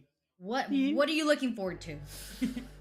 I'm so excited because, like I mentioned earlier, before the break, if you're just tuning in, I haven't seen a lot of Haven because, again, I watched GC and it wasn't out when GC was playing the last qualifier. It was announced, I think, right after, and so, or right before, but no one wanted to play it. I'm not sure, but Haven is back. It's one of my favorite maps. I freaking love that map. I think it's a map that you can be extremely creative with it. And now with the amount of new agents there is since the last time I've seen Haven, I think that I'm gonna be really surprised and I'm gonna have a lot of great moments. Just like the last map, 2 euros on Vine really woke me up. Yeah, I had lots of fun learning more about a Euro versus Euro matchup. What about you? What are you looking for? You have been watching by, and you said you watched one last night. What are you looking for? You know, Haven is a map that requires flexibility, right? There's a lot of players that are like, no, we're just gonna lock down A site or B site, and kind of in a way forget about the mid and the garage control. But I didn't have Carrie being on ISO on my bingo card, but I guess I'm looking forward to that. I mean, that it's hard not to be like, okay, that's what I'm looking forward to. Whoa, I am speechless. I knew someone was going to be creative, and we're going to see an ISO. I don't think I've ever casted ISO before, to be honest, in the GC. That's not something that a character that people picked up that much. We rarely see, we started seeing some deadlocks and stuff in the recent years, in the recent weeks / month. But ISO, that's a first for me as a caster. And is Supercat gonna go the Euro? An ISO Euro? Is this a troll pick? Is the real question. I mean, we're going a lot more, I would say, standard on Kurusu, but Bankai, I mean, Panini with the Omen, that checks out. She loves that character too. What do you think of that duo? I don't know what to say. This seems kind of far-fetched. But to be fair, these are experienced players, so I don't think that they are necessarily trolling us in any way. they are. I think they actually feel confident about this, and Yeah. I'm intrigued. I mean, a line that stuck with me that you said earlier is it's not about the so much as the agent, but it's so much as how the player plays the agent and how comfortable they feel with the agent. So I'm gonna Yeah. stick with that. Maybe that's what it is, right? They're like, I feel comfortable with a double duelist, and our double duelist being two out of pocket duelists, which is the Yoru and the ISO. So why not? Why not? Yeah, and I feel especially in the GC circuit, uh, trying to copy too much the VCT Grand Final event, doesn't always pay off at our level. Just because sometimes, it's not like super cut. We're not trying to beat the best team in the world with the best freaking composition in the world, right? We're trying to be the best team in the server, and sometimes it means being creative and picking agents that teams don't know how to counter, right? And so on the more classic Kurosu side, you know how to play against that. I don't know how to play versus an ISO Yoru, We know that players like to go A site, and Carrie's finally gonna show us how ISO is supposed to work.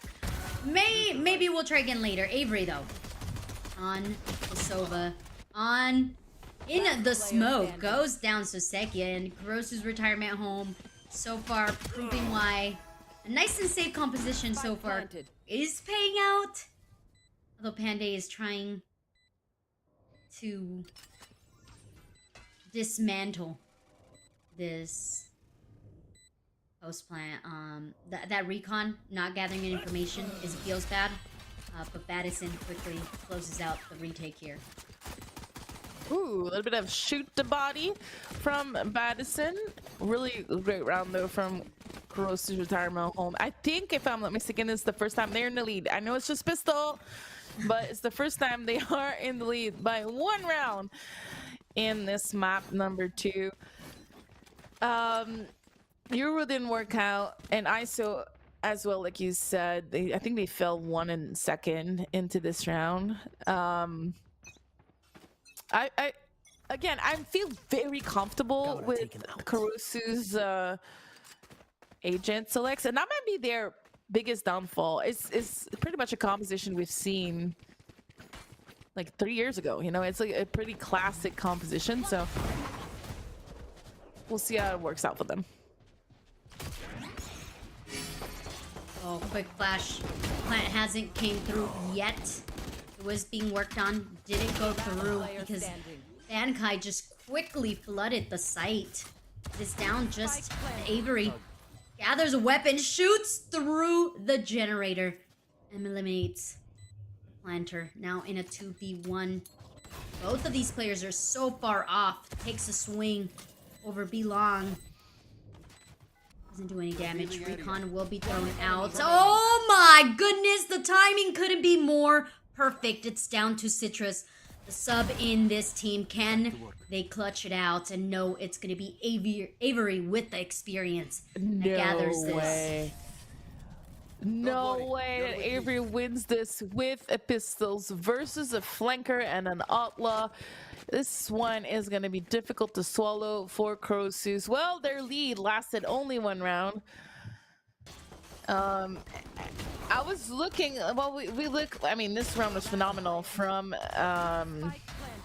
Avery, and 1 versus 3 with every kill was fabulous. I was looking at the picks and bans, and it seems like obviously this is Bankai's pick, and so it's possible that Kurosu doesn't have a lot of experience with the new agent, so that's why they went with a more classical comp. So just wanted to talk about that real quick. Oh, we get to see a new weapon as well. Yes, A sir. little old and a little new. A little bit of both. There you go. Ooh. Information gathered. A lot of space taken here. Like Kurosu's retirement home. Drone quickly eliminated. Gathers nothing. Kurosu though.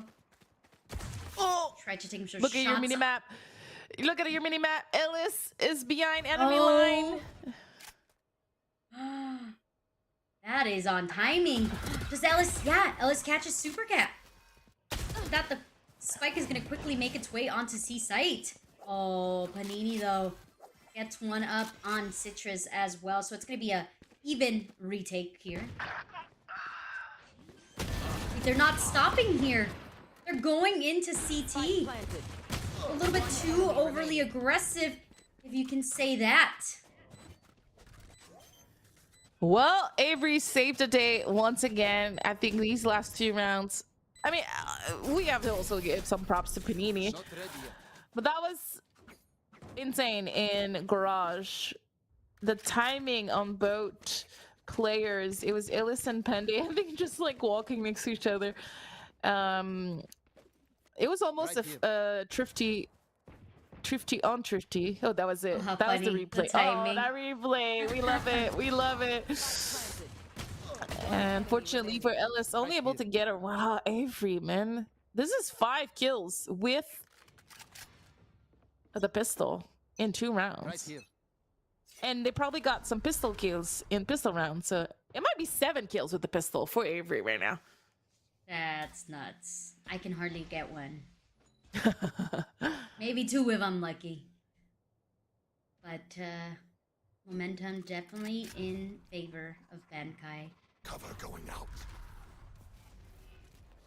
The switcheroo of smokes. Mm-hmm.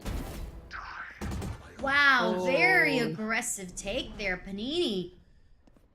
Takes the head off Battison. No more recons here. Oh, at least just taps the cage. This is terrible timing here, Miss Harvey. Like, it's just inches away from being a productive take onto a site. But it's like the timing of when the utility goes up that is really messing up Kurozu. Yeah, I mean, I think Haven is can be a pretty difficult map. If one of the team knows how to play it or has your number, it can be very difficult because of the 3 bomb site. 30 seconds left. Usually it's a little bit hard on the defense. But it doesn't feel like Kurosu has a lot of tools in their toolbox. Like, they don't have any set plays. They're kind of just walking to their death. So far, every round. 10 seconds left. Yeah, it's not looking pretty. And I think that Bankai just has better confidence in aiming at the moment. Like, just the last couple of rounds, the way that it happened. I mean, they were really close rounds, to be fair. But we're going to need to see a little bit more depth from Kurosu's if they want to win this map. I need a set play, or I need like a way to enter a site with that jet, the omen smokes, the clouds, you know, the recon dots, like some classic things. You got the classics, agents. Just go ahead with the classic plays. There you go. We have some lineups. There you go. We have it. They're just waiting for you to ask for them. They're like, all right, Ms. Harvey asked for it. We shall give them. But look at the response from Bankai. Hunter's Fury already lined up right from the get-go to make sure that Pande stays safe in the back of sight. Pande has lived on C. Has not moved, has not shifted. They are the wall that keeps them in line. And C just, it's not it. It's not it for Kurozu. Yeah, our jet didn't really updraft go in to avoid the traps. And got caught in the traps right away. And after that, I just fell apart. Like here, in the traps.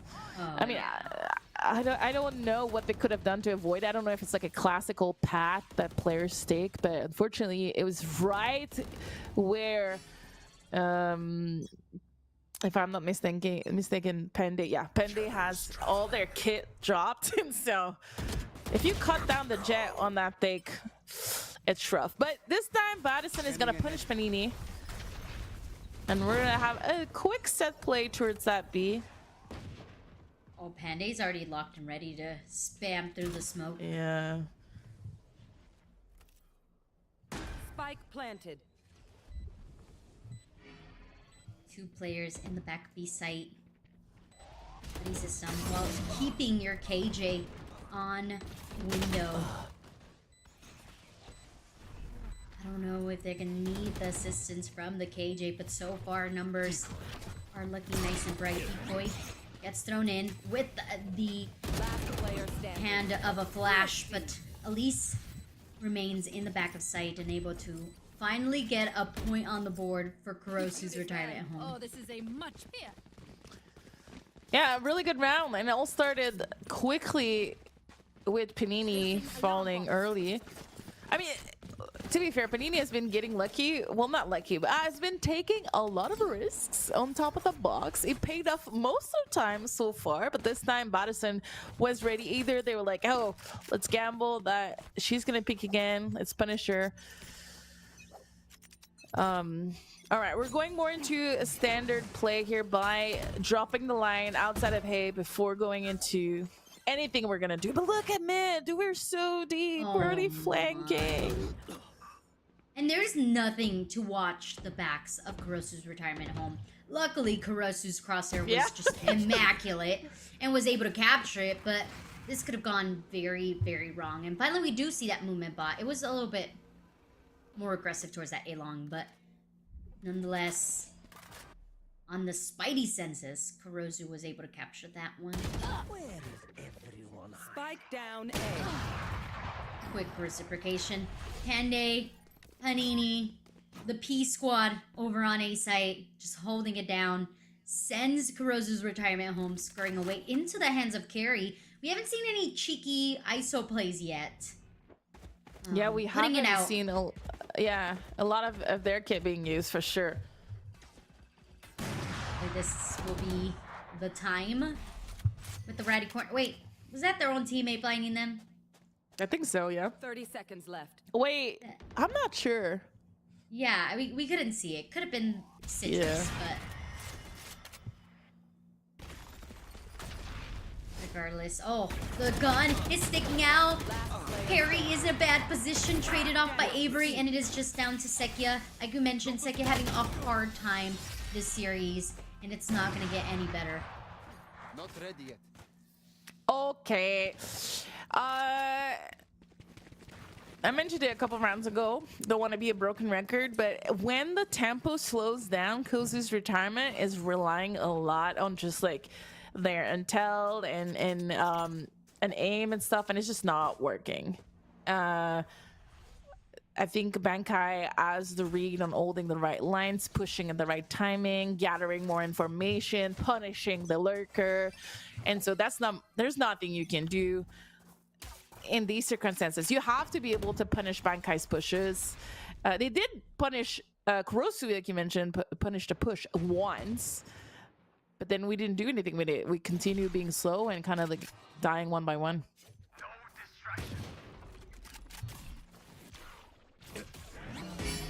Oh, we finally saw the clove. Oh, we didn't get to catch it, but hey, Kurosu did. And Kurosu said bye-bye for the following round. This A-long take, not really working in there. Actually, they did manage to go 1-for-1. So hey, you get the space. All right, you take what you can get here. And it's on Chaos that Kurosu's retirement at home is favorable to recon combination with the flank of Pande, and it spells end it all here for Kurosu's retirement home. Citrus is like, guys, what happened? We were doing so great. Citrus might even be, their teammate might even be Citrus. What happened? We got flank while you were watching the flank. 30 seconds left.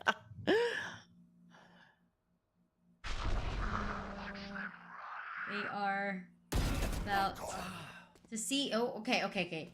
Just with that kill alone, doable. 15 seconds though. Must go now. Feet are going pitter patter. Oh, okay. Oh, Avery almost gave it to them though. If Avery dies here, Standing ahead. I would have turtled up in the corner like an animal, and I would have waited for the tap. I think maybe that's not the play. Maybe that's why I'm not playing anymore. It's the flank here that was really costly for Corey's retirement. There's so many ultimate. We're not using our ultimate. I think we've been on ult point for 3 rounds. Revealing area. There they are. Nice recon, Avery. Push back. Yeah, it could be. I mean, sometimes players think we need like a really great timing, right? We were bind. That wasn't a thought in their mind. Like we were seeing so many ultimates left, right, all around. Could be the idea that okay, we lost the first map. We need to like really decide when we're using our ultimates. But here we are gonna see the lockdown, which is going to just assist them getting any players off of the site. But you can see already 3 players of Bankai going Haven and waiting it out for the time being. No one detained, and it's gonna be a 5-on-5 player retake. A lot of players of Kurozu's retirement home are separated. I don't know how I feel about this, and we also see the Yoru ultimate gather information as well. Numbers dwindling. Kurozu trying to capture one opponent onto CT. Blinded is stuck trying to reload onto site. Thankfully, their friend Citrus is holding them long. And with that, another point gets captured just simply by making sure that the lockdown gathers space for them. Yeah, beautiful 4K heal from Kurozu. If I'm not mistaken, we only invested 1 ultimate in this round. The lockdown, we were able to get into the site, so we didn't even need to do post-plant, Hunter's Fury, and whatnot. I finally used something, and then it worked. So, guys, there's only 3 rounds left. So we better start using everything we got. So we're going to see a pretty hardcore fight here. Because 9 players? Oh, no, wait. Not 9 players. 8 players are towards that A site, and our Jet is going pretty aggro deep here. Off your feet! There we go. We're using it. Really nice ultimate. Gets them onto the site. Positions off the 2 players. Supercat, Avery, and Carrie were like, wait a minute. One Carrie enemy remaining. still alive just because of this smoke. The smoke is spelling safe haven for Carrie, but as soon as it dissipates, it's gonna be a 1-on-1 here with Baddison. And shout out to the chat. They're keeping me honest here. Miss Harvey, they were like, this is a Fnatic team composition. Apparently they played this against G2 recently. So actually just yesterday they played it. The ISO Yoru? Yeah. Okay. So, Okay, I have to say one thing that I'm gonna see. We talked about how Kurozu maybe doesn't have a lot of depth on this map. It feels like, you know, they're using an older comp, and they're really just going for 1 ultimate at a time. Like their plan last round, 2 rounds ago, was the lockdown. Now this round, their plan was a rolling thunder. You know, it needs to be a little bit more than that if you want to win versus a team like Bankai. what about the Blade Storm? Elise gets 2. The plan is Blade Storm, and they get 2. Can they keep the number advantage? That's dwindling very quickly, even playing field. But as we see a player trying to get away, we get caught out here. Just 2 remaining. Do they know that Panini is on the biggest flank of their life? Are they anticipating this? This is going to either make it or break it. The blind comes through the fault line to make sure that nobody gets them on the flank. And just as quickly, Kurozu, they are relying, like you mentioned, on 1 ultimate at a time to help them get themselves onto the site. I mean, it kind of is. They still have 2. Remember when I said 2 rounds ago they had 4 ultimates still, or 3? We still have this. Battison has had their Hunter's Fury for like 6 rounds. And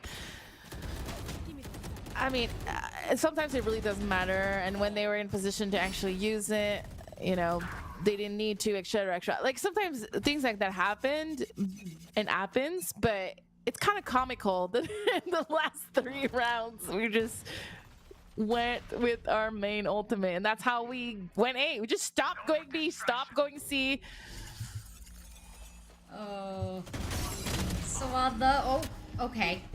Odin does tend to spam a little bit, and I feel there for carry because, yeah, you know, what am I supposed to do there? It's either my shot hits or not. Panini tries a cheeky angle, but two of Kurosu's retirement home players are just steamrolling through a short, and it's down just left to Panday one more time, trying to isolate this. But so far, this looks like it's going to be the closest we've ever been with this team. A 7-5 at the half.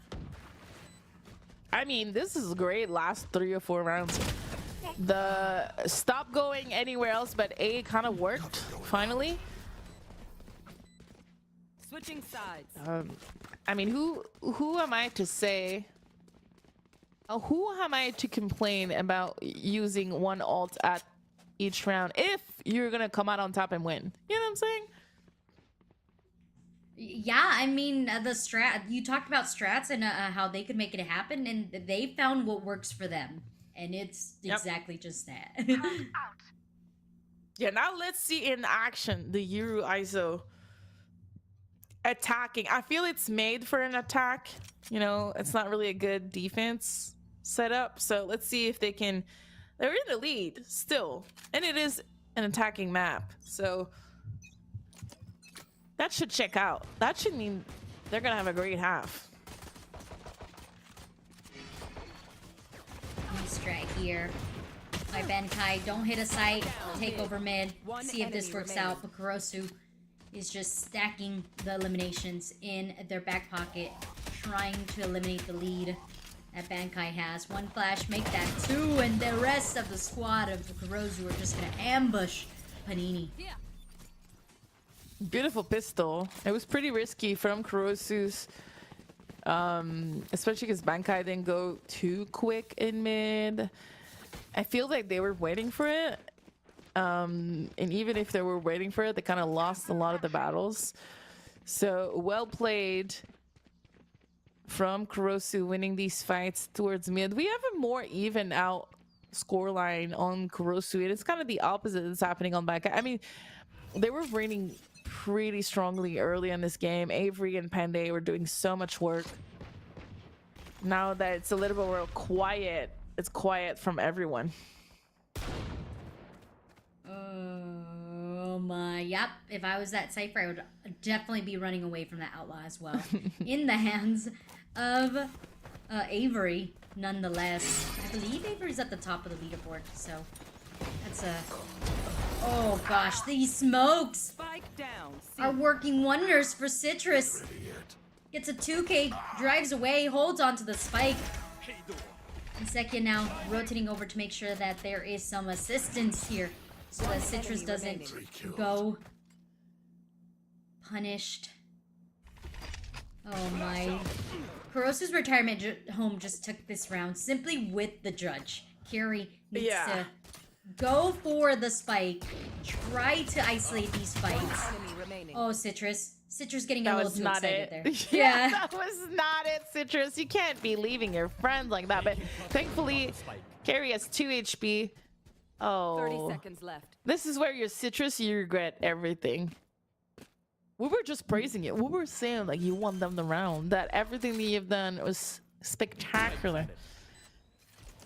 Oh no. 3 HP though. Can they make it in the corner? Oh, if they went corner. All right. Everything's secured. Everything's fine. We're good. Citrus still won them the round.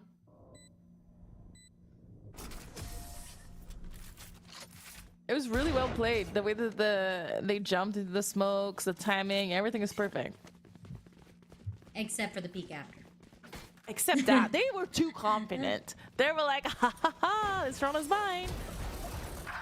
And then you start sweating, you're like, oh my goodness, I should not have done that. But hey, we'll give you the replay. Look at this. We'll just cut that part out. Everything looks great after that. Yeah. All right, 7-7. Brand new game for potentially the second time in this best of 3. Kurosu could take the lead. Oh. Very quick shoulder peek there from Super Cat to fade out the shot. the guts of Elise Yeah, continue that to to go was for that so second ballsy. one. Okay, managed to get away. Bedison gathers the information with the movement bot, but it's going to be W key hold for Bankai. They want to get themselves onto the site. Sekia was lining up the fault line and falls just as quickly. Elise remains alive, gets two, and then goes down. But look at this lure from Kurozu. No one anticipates this. remaining. No one is ready for it. And as I say, that's Kande who shuts down one. And Kurozu goes down after that. Ultimate comes through. Then commit. That was really close from being really good. Oh, Sekia on the rotate, getting caught off guard. A little bit of a miscommunication and poor positioning from them. It seems like they didn't think they could come up short. They had their, they had their hands out ready to flash. It's the worst feeling in the world. It's the second time almost back to back that they get caught with their flash out, and that's a breach issue, right? You want to help your team so much, you forget to have your gun out. Shadows traveling. You're like, guys, tell me when to do it. And your teammate's like, yo, we're fighting for our life. There's no comms here. Yeah, there's no comms. What are you doing? Shoot them back, you know? Oh my, just It's one yeah. round. Just one round separating these two squads. Although Bankai is the one feeling a tad bit better because they have that first map underneath their belts. Rosu, turn around, Super Cat. Catches them off guard, and with that dimensional drift is going into the seaside. Citrus now is pinched with the information gathered, but their aim's just too better. It's too good. They secured 2 eliminations. Elise looking the wrong way, got a little bit distracted by the Yoru teleport noise. And it actually ends up being just Badison trying to fight Spike planted. for this round.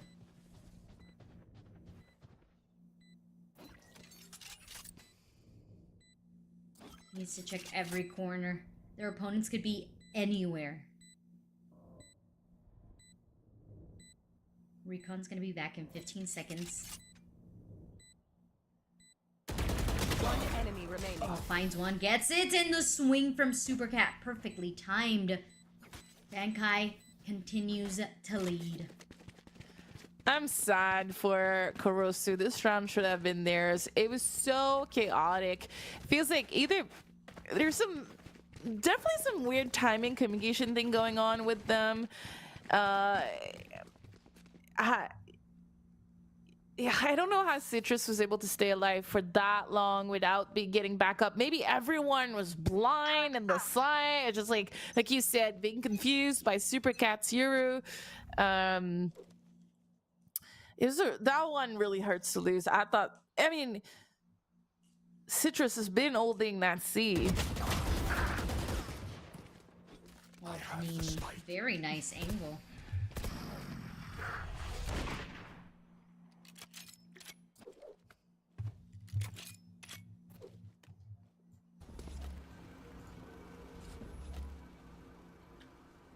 I mean, half of Valorant is can you play mind games with your opponent? And I think that's kind of requires a lot more communication from Kurozu's retirement home. We talked about them being a little bit more of the new faces around the block, at least for the game changer scene together as a squad as well. So I can kind of see how it could get lost in the mix. Especially as Kurozu remains onto this A short, gets swung out, and now the rest of the squad now is making their way over. Spike planted. Yeah, this round is over. Last player standing. Flawless.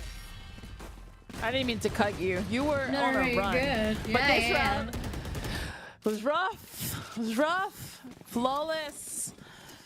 We have to stop the bleeding right here, Eve. I don't know how. If you're Bankai, you're like, we're doing everything correctly. We're waiting for them to push out. And it's also on Kurosu just... I don't think that they have... Like you mentioned earlier, I don't think they have a plan A. And they're also not showing that they have a plan B. Like, yeah, for sure. Once they peeked out of C-Long, they went down, and then what? right? Madison was still on C, kind of figuring it out. They're gonna try to get an aggressive here, but you can see the disconnect from Madison and Elise. Like, there was a gap there, so the trade-off wasn't there as quickly as could be. And so there's just those moments of disconnect that they have that's really biting them in the bum. That's allowing for Bankai to really take advantage. I mean, a team that, as we mentioned, they're players that have played in the game changer scene. They're players that have won a lot of core, really seasoned top teams in the game changer scene. So they have that knowledge of, okay, if this is what they're lacking, then this is where the open space is. My ultimate is ready. Rosu Initiated. trying to instill some light into their team, but look at the answer back to that lockdown. It's gonna be the Hunter's Fury, and now Kurosu, only thing is to push on forward, and they do manage to find two, and their teammates were able to secure that third, and with the ultimates, that was 2 ultimates invested there by, I believe, Kurosu's retirement home. That's how they really are able to find an answer. Yeah, I like the flame from Kurosu. I think the timing was pretty good. I mean, it was not something that they've really done before because Bankai was not waiting for it at all. They didn't care. And so getting that player cat and then the double in the site to make it a triple for Kurosu, huge, obviously. Able to secure this round, keeping them in the game. That means they have enough economy to buy again. We have our first Odin. And it's gonna be used to at the door to break a bunch of things, it seems like. And we're going really aggro here from Elias. And oh, they get the kill. I thought that was it. And Madison get the second. Okay. Destabilizing. Oh, yeah. I just saw a full-on dash. That's all that was in my vision. Full-on dash. Understand. Yeah, what is going on here? But, you know, okay, Kurosu. We said have a plan A, have a plan B, and chaos seems to work for you, so keep going at it. But Bankai, they're playing this really split. Carry, even though, I mean, obviously Bankai is ahead of the game. They have a 2-point lead. I still feel like we haven't seen anything too, like, shiny, out of pocket from Carry on that ISO.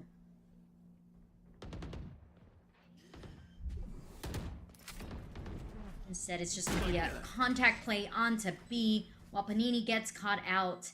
Both of the players from Bankai are holding on to Garden, now setting up this cross plant. The smoke dissipates, the drone gets eliminated, but Gary has to reposition, finds one, finds two, and is going into the smoke to gather the fourth. I don't know when that third one happened, but in general, Carrie said, all right, you want a little spice? Here you go. I thought Kurosu had done enough here. I think this is almost a perfect round from them. So to let Carrie get away with that many frags post-plant, this was the 3 versus 5 that Carrie was able to win here. Kurosu, if they could have been just a little bit more patient, I don't know if it would have changed anything, but wow, that's a rough one. There's so many rough rounds that Kurosu lost so far in this half. Like, I would say 2 or 3 rounds are heartbreaking that they should have won.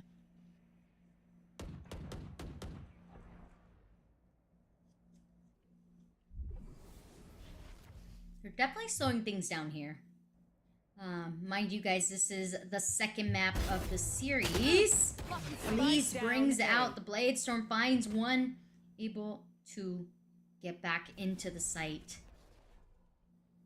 And with that information, we're still maintaining the numbers. And we're still remaining in the position. Madison finally peeks from A long, captures another, pulls out drone, and at least swings for the help. This is some beautiful communication, some really good comms to swing of the time. The spike now, though. 39 seconds has to commit to the safe site. Panini's like, do I go? 30 seconds left. Are they gonna peek me? I think at this point, Miss Harvey, we just go for exits or try to get some weapons off of the hands of Kurozu. Yeah, I think they're just gonna try to dry peek it and see if they can catch someone off guard and plant the spike. 10 seconds left. There you go. That's exactly Wait. what they wanted, and Kurozu is giving it to them. Citrus, though, in the smoke. I think Pande knows, but there's not much they can do.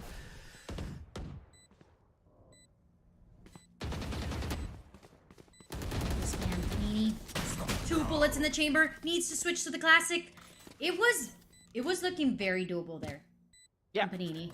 The 1v1, a little bit of isolation, but thankfully nothing too crazy happened there for Kurozu's retirement. They played it together and they swung together. Remember, I the think that's a weapon is uwu. only You a see it? tool.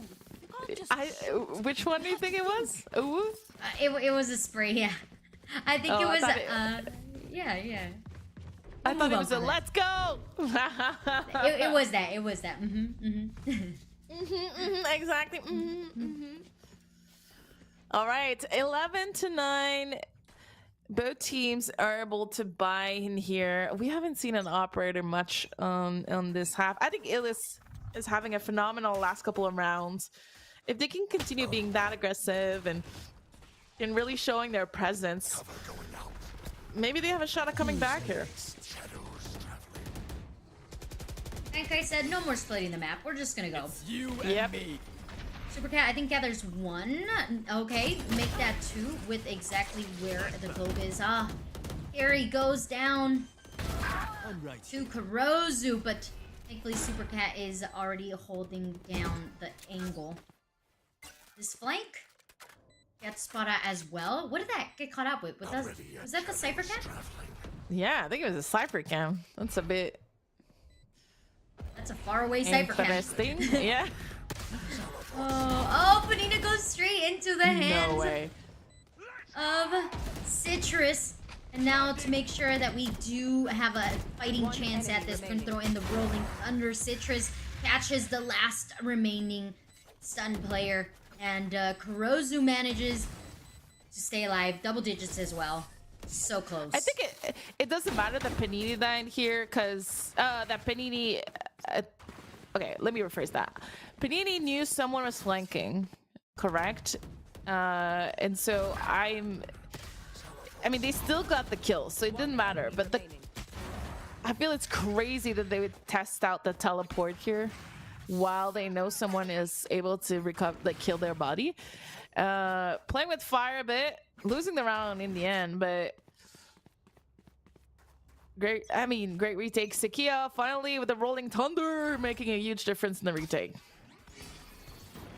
I think they're also going off the pattern that you stated, which was an ultimate to do something, right? It was like the Rolling Thunder. All right, we're gonna retake. Hunter's Fury. All right, we're gonna retake. Yeah. I don't know if we're just seeing that pattern or what, but now I can't unsee it. It's like I've seen it. I put it in your brain. I mean, it has worked more than none, but when it doesn't work, it feels dry. It feels like it's missing, like the team is missing something, you know? Missing information right now. They hear Yeah. some shots, but still, Kurozu's retirement home is very slow to rotate. I feel like the only information they have over is at A. Mind you, yes, they have the weapon advantage, and so far, that's all they need, right? Every single player of Bankai is just going into the crosshair of their opponents, but 2v1 now. Panini, Have the spike. 2 more eliminations to have ultimate. Has zero idea of where the 30 remaining players seconds are. left. Needs to play this very, very slow and try to gather some information. I don't think that they're going to get the timing here on the KJ. They're actually going to pass each other. This is heartbreaking for Panini. Oh my goodness. How? Panini must be banging her head against the table. Efficiency. Ha ha. Just keep laughing as you use all my gear. Uh-huh. Time let's out. take a timeout. Yeah. That's exactly how we feel. Yeah, that's how I feel too. I need a timeout after this. Look, Bankai has been feeling more dominant in this whole game, and here we are 11-11. So in the end, it really does not matter when you lose these kind of rounds against Kuru's retirement home. This map should have been over. According to my calculation, which are very scientific, Kurosu's lost a Thrifty and then almost won a Thrifty again. Like it should be over. It should be at least 13 rounds for Kurosu's. And so the fact that Bankai was able to get away with so many rounds on the first half, I thought this was going to be over by now and that Bankai was going to run away with this half because they have the Yoru ISO, which I thought they were going to pull something really crazy, but maybe they are also just testing it out. Maybe they don't have that much depth with that comp, even though it was played yesterday by, I forgot who, was it Fnatic? Fnatic, yeah. Actually, they've been playing this team composition. I guess I haven't been paying attention to Fnatic that closely, but they've been playing this team composition quite a lot. So they're probably like, ooh, let's figure it out. But with that being said, it kind of should implant this thought into some of these teams in mind, which is you should be checking out the pro scene, right? You should be seeing what they're bringing out and how they're playing, and how teams are anti-strutting to it. Yeah. So something to keep in mind in your back pocket. Change of momentum though here for Bankai. They're like, all right, we're not going to WPA. Definitely. And this might be the first pause of our best of 3 too. Kurosu need to learn how to pause. That's for sure. Take some notes. Take some notes.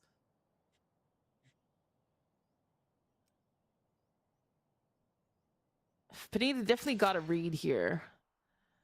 They're playing extremely passive into Seaside.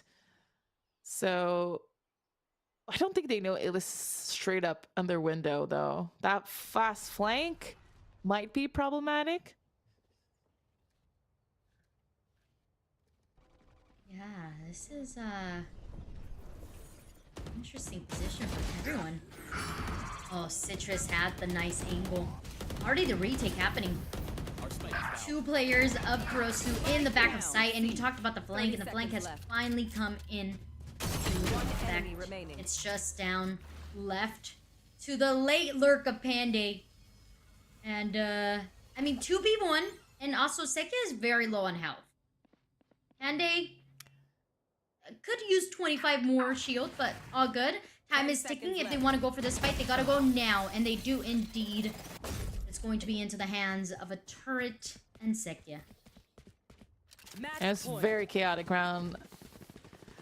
I think both teams have had so much info. You know, Kurosu had all of mid, and so they knew it was either a commit on both sides. So as soon as they saw contact C, they assumed it was a 5-man, even though there was a lurker towards A. And then Bankai, on the other hand, knew that, you know, no one was on the left, potentially at the side. They moved up silently. So Citrus fell right away, but it didn't matter because the rest of the team was there. But Citrus this time as an op. So let's see what if Panini is going to fight this.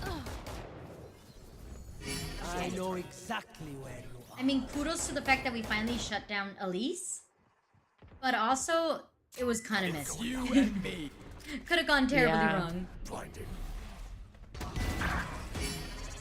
Oh, Carrie. Finally getting one in that ultimate. Citrus back of sight. Waiting for the rest of the squad to come on through, but the numbers are dwindling here. We are looking to take this into our first ever OT here, Ms. Harvey. Unless Kurosu could do the impossible.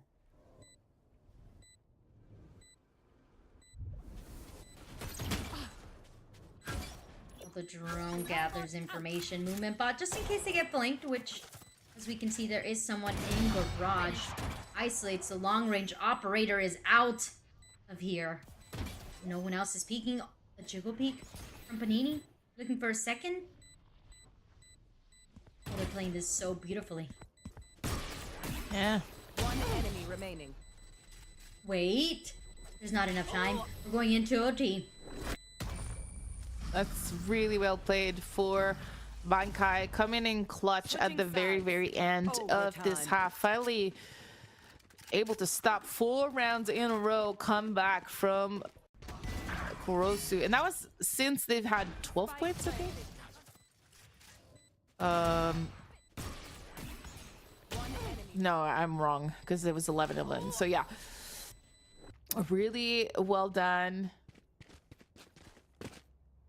Everyone kind of showing up in this map. I mean, Super got a bit more shy, but they have a Yuru, and I'm not sure it's their main, you know, agent. It feels like maybe it's just like agent diff here for Super Cat, just a bit quieter with that agent than a Jet or a Raze.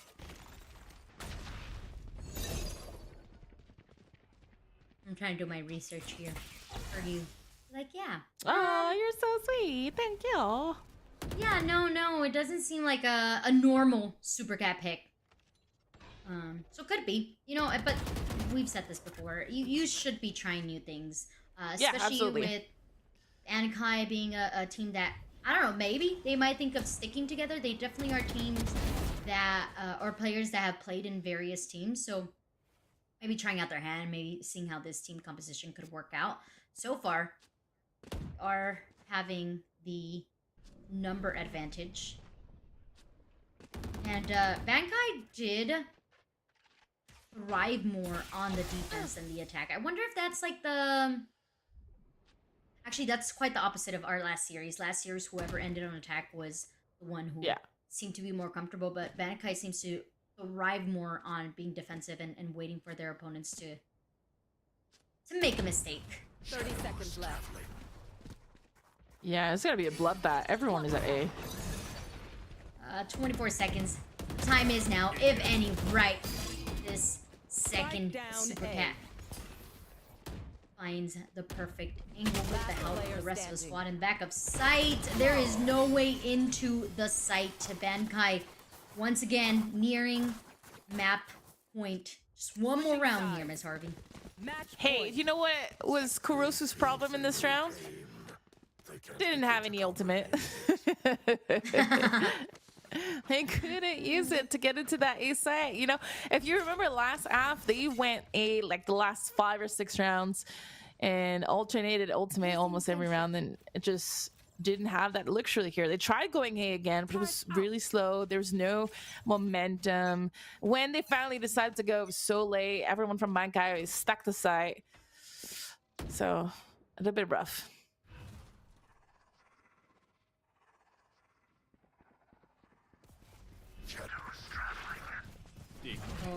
Okay, this is the second time we ever see teams going into B. Recon, back of sight, I don't think that anyone was pinged through it. Citrus safe for the time being. Okay, we're gonna have a showdown here. A long, Panini finds Elise, blinds through the operator, not connecting, and Panini quickly shouts to the rest of the squad, yo, I've got this A. We could go. We don't have to, but the spike seems to be wanting to go towards C, which KJ's still around here. KJ still has a utility up. As soon as the utility goes down, that is a moment that Bankai will take advantage.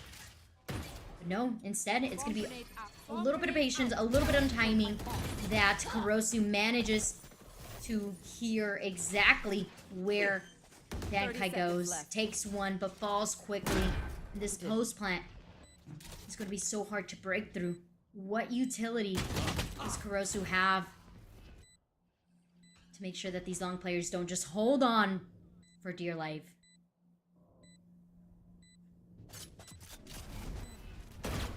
Recon back in 32, a smoke onto the spike. Aftershock also gets thrown in the mix, but Panini swings. And nobody's sticking onto the spike. Oh, the camera is perfectly positioned. They can't even find it. It's actually this camera that's buying them so much time. Panday. Chigo peeking. Waiting. Crosses. Finds the diffuser. And with that, Bankai has solidified themselves into the grand finals. Yeah, well done from Bankai. That does mean that we have to say bye to Kurosu's, but they pulled up a hell of a fight, bringing this second map into overtime. It was Bankai's map pick. It felt like Kurosu had a bit of a lack of answer throughout the whole game, so I'm impressed they were able to bring it to overtime. My Kaido, I feel maybe drop their guard a little bit at some point after, you know, the first half. Maybe they thought it was in the bag, or maybe, you know, they thought the comp that they had was gonna be a little bit stronger than it ended up being. But it feels like they should have lost that map at some point. In the end, though, a lot of the players came up clutch, especially in the overtime, you know, winning a big 2-0. Just overall, the more experienced team won today. Yeah, I think that you said it correctly, which is like the teams that had the more experience was able to play the post rounds correctly, right? Like Panday, just knowing that all they had to do was buy enough time for the spike to detonate. That was really huge, and also waiting for Kurosu to just get overly ambitious with the flanks and making sure that they were capitalizing on that. I think that just speaks to, you know, how much time you need to put in to be aware of those things. So nonetheless, congratulations to Bankai, but that just means that, hey, our grand final is gonna be that much spicier, Miss Harvey. Yeah, it does mean that it's gonna be closer than I expected. I'm really looking forward to it. We're gonna have all of this after the break, but before we jump into a break and head to the grand final, we know that Bankai is gonna need a little bit of a break. I want to talk about Logi Play Days because they've been great supporters. Logitech has been great supporters of Supergirl Gamer Pro since almost the beginning, if I'm not mistaken. And today it's the last day of the Logi Play Day, so we kicked it off last week with the qualifier. We are back this week to close it. All the information is underneath me here, so there's still some giveaways, there's still some promotion on the Logitech website, so go check it out. And Cute Noom and I are matching because Logitech is gearing us out, and we do have the choice to pick the colors. She's going with the blue and I'm going with the multicolor today. We're having fun. We're having fun here on this final. All right, so without waiting any longer, let's go to a short break and we'll be back with the grand final of this Supergirl Gamer Pro VALORANT edition.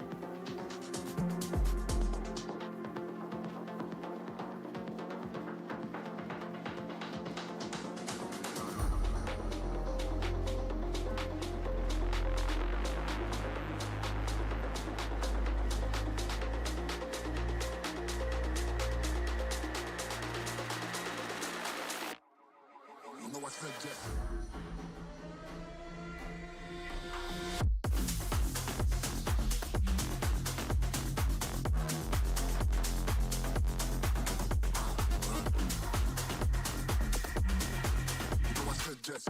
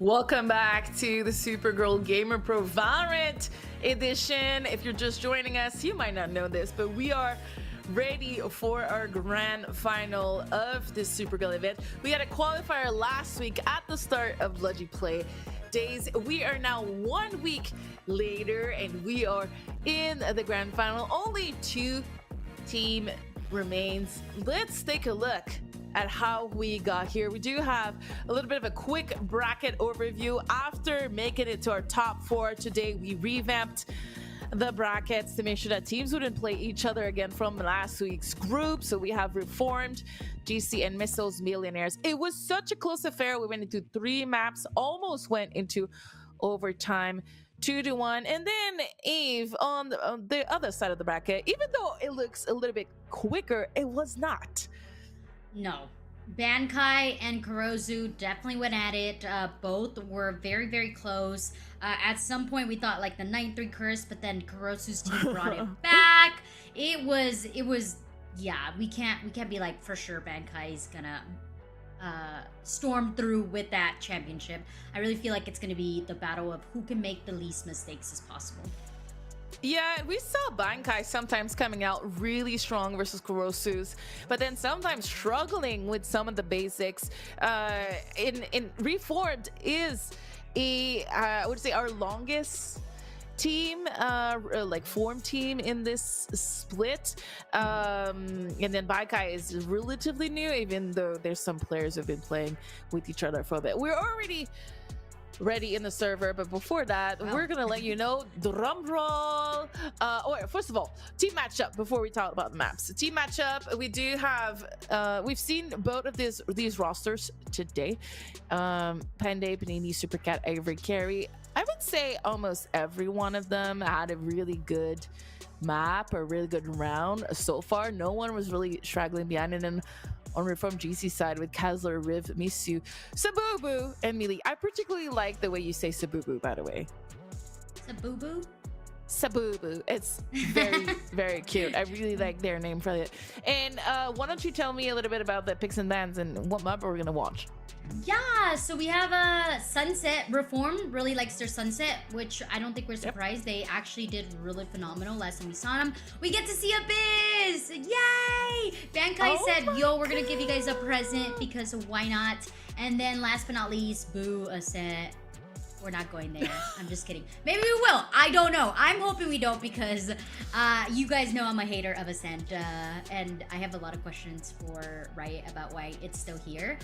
But that's not for you guys and my players to answer. Nonetheless, on defense, Reform is going to start on defense. And then we're going to Swapperoo. Bankai is going to be playing defense first once we switch to Abyss. And then if we do end up going to that third map, it's going to be Bankai on defense. But it seems like our players are ready, so let's speculate about what team compositions we'll see once we have that agent select rolling, and we could see whether we're right or wrong.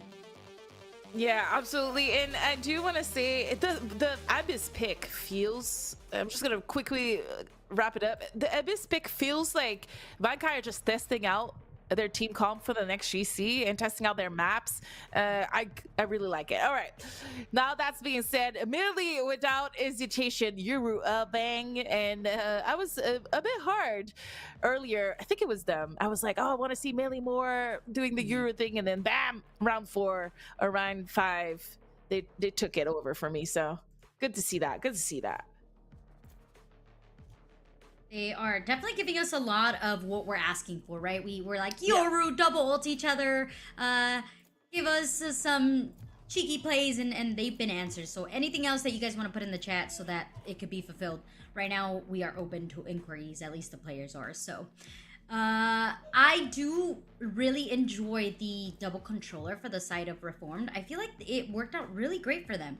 At some point I was like, oh, I don't know if it's my favorite, but I know that they definitely use it a lot mid to take up that mid control when they're on attack. So that could be something that we're going to see a lot of, and I'm eager to see how Bankai kind of counters that. Yeah, and hopefully Bankai was able to watch Reform if they have some time earlier today, so they might know that Reform is using the mid wall quite a lot. Let's see who's going to be locked onto Bankai. Are we going to go? There we go. we have had such a variety of agents today. I am extremely excited to see Neon being picked here on to Bankai. I couldn't see who picked it though. It was a little too quick for me. But very, it very was happy to Supercat. see it, Neon. Again, I think that we're trying things on Bankai's side. It was Supercat. Let's go. I think Supercat on the, like I mentioned earlier, on the Euro, maybe not quite comfortable with it yet, or maybe it was not able to really execute what they're good at with it on Avon. But I think that Supercat on Neon on Sunset, I'm looking forward to that. That's not an agent that they, at least from paper, that they seem to be accustomed to playing quite a lot. So I wonder if that's something that we can see Reform exploit in a way, right? It's, you talked about it. This is a they're testing out their map pool. Is it going to work for us? Is it not? So that could be something that Reform could be like, oh, they're not comfortable with that. Let's see what we can get out of it. Yeah, that's a very good point.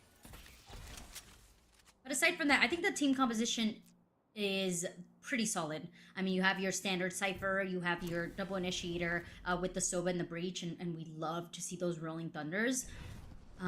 So it definitely disturbs some of these defensive-sided positions. As Bankai gets onto the site really quickly, just dashing through. Supercat says, maybe I've taken a page out of Zekin's book, and I'm just gonna slide on through everywhere I go. Yeah, we're gonna play this spike planted. pretty early into this round. You saw the neon swing into your screen. It's already having a pretty big effect, and that retake is gonna be extremely difficult. It does seem like Bankai is set up for success here. Shadows traveling. Rib trying to inch their way onto the site. So Boo Boo takes one, looking for the second. And nope, it's gonna be Bankai who actually gets this first pistol round. And if I'm wrong, I think they've actually secured most of their pistol rounds. Yeah, they have. I'm trying to think. Maybe one round on Haven, because I remember seeing this the first time in this game that we have Caruso's in the lead. So I think they lost one pistol round on Haven. But yeah, nonetheless, Bankai really showing up on pistol round. Supercat is back already. Lots of impact in this first round on Sunset. Cover going out. 5-player push on to this B site from the defensive sided team. Reform says, we have pistols, so let's make sure we are playing together to try to trade each other. Get some weapons off of the hands of Bankai, but you can see how patient Bankai is. They're not quite sure. Do we go? Do we not? We haven't gathered any information. We don't know what's going on. Instead, their patience has been awarded as Reform just peeks through being main, and Misu's the last standing. Falls just as quickly. Yeah, clean one. Hit back. Only Panini falling. Panini is stuck on the Omen because it's so useful on every map. Gonna play this agent forever. Well done here. Let's see what they can do. We have an outlaw at play. We have one pistol actually. Oh, Penny's not sure. Oh, they dropped it to Panini. Yeah, so one pistols. This is not one for Reformed. Toxins going up. Yeah, they definitely need this. Morale, economy. Just because at this point, right, you're kind of on paper, you're having to do so. Supercat sliding their way into CT. Does not get rewarded. Panini, though, does go for one, and with the peak A main, everything starts to look shaky. Reform. Outlaw making a scary sound from A main. Every time I hear Outlaw, I'm like, ooh, yeah, I don't know about that. Just gonna back up a little bit, and yeah, that's exactly what Bankai is doing.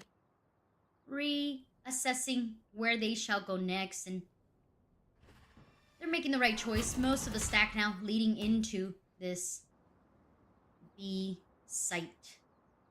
And keeping just one player on the B allows you to just gather the information. What's being thrown out there? How many players do you see? And with how much Reform is throwing into the 30 mix, seconds left. there's nothing less to wonder. Yeah, I think Reform is really trying to gamble. They stick together and play the retake. They're giving so much room for Bankai in this round. I'm a bit worried for this retake. They used so many things towards B to keep a hold of that bomb site. Here. I mean, they cannot have a single hiccup in that retake, or I think it's over. I don't believe that Bankai was able to gather any of the weapons that were dropped. So they are left with, like, whatever they had. Although that Outlaw isn't a whatever. That does some mean damage, right? Okay, so we see a Bulldog in the hands of Avery. The Recon's also in their back pocket, so the push needs to come through. Sabubu gets one, looking for Panday, but they still have the pressing matter of the A-main player. Holds it to half, finds one, but it's Carry with the A-main control and 9 health and a dream. That keeps Bankai on the winning streak. Yeah, I mean, everything had to go right and one thing went wrong, and so pretty rough, I would say. Retake, the gamble could have paid off. They could have looked like genius, right? If Bankai went towards B, but I feel after how many things they threw at Bankai in that B main, it felt unlikely that Bankai was going to be, yes, this is the site we want to go to. So I feel it's a bit of a disappointment to lose that round when Bankai didn't invest much. So I need to know what Bankai is seeing. Why they decided to be so patient there. They just knew. They knew that Reform were going to get aggressive. I don't know if they saw that from their previous matchup or what, but the fact that they waited for that, they didn't really get anything out of it, right? But still, they gathered the information and they saw that 5 of them were pushing out together. yeah, I mean, now it's winnable though. Even though I think Carrie is hearing that rotate, like there's no way they don't hear that. There's still like 5 players they're gonna peek. Yeah, this is perfection of a group. If they keep going in that direction and losing one but killing one, they're gonna win this round. They still need to be wary of Supercat, who's can get across map within seconds with That is true. none. And Misu's like, Misu, please turn around. I don't know. This is hard. Either way, they need to take a fight, and they tap the spike, try to isolate 1v1. Supercat finally deciding to go market while the rest of her teammates are going through the struggle of a main. Sabubu has 0 idea and is gonna get caught out by Supercat. So thankfully you do have Supercat being that wing anchor that's like, okay, if anything goes wrong, I got us, guys. Yeah, not bad of a round, I would say, for Reformed. Could have went either way. Just the trades here not panning out. And with Supercat's last kill, again, if our Omen swings or takes a gamble towards that connector, it could have, it could have hurt Bankai. We have 3 ultimates now. Good timeouts, I would say. Excuse me, I had a little hiccup. Good timeouts, I would say, from Reformed. We have rarely seen timeouts all day. Very underutilized in the space today. I want to see, okay, let me see. What do you want to see from Reform? I mean, they only had pretty much 1 good round. Yeah. What would you have changed?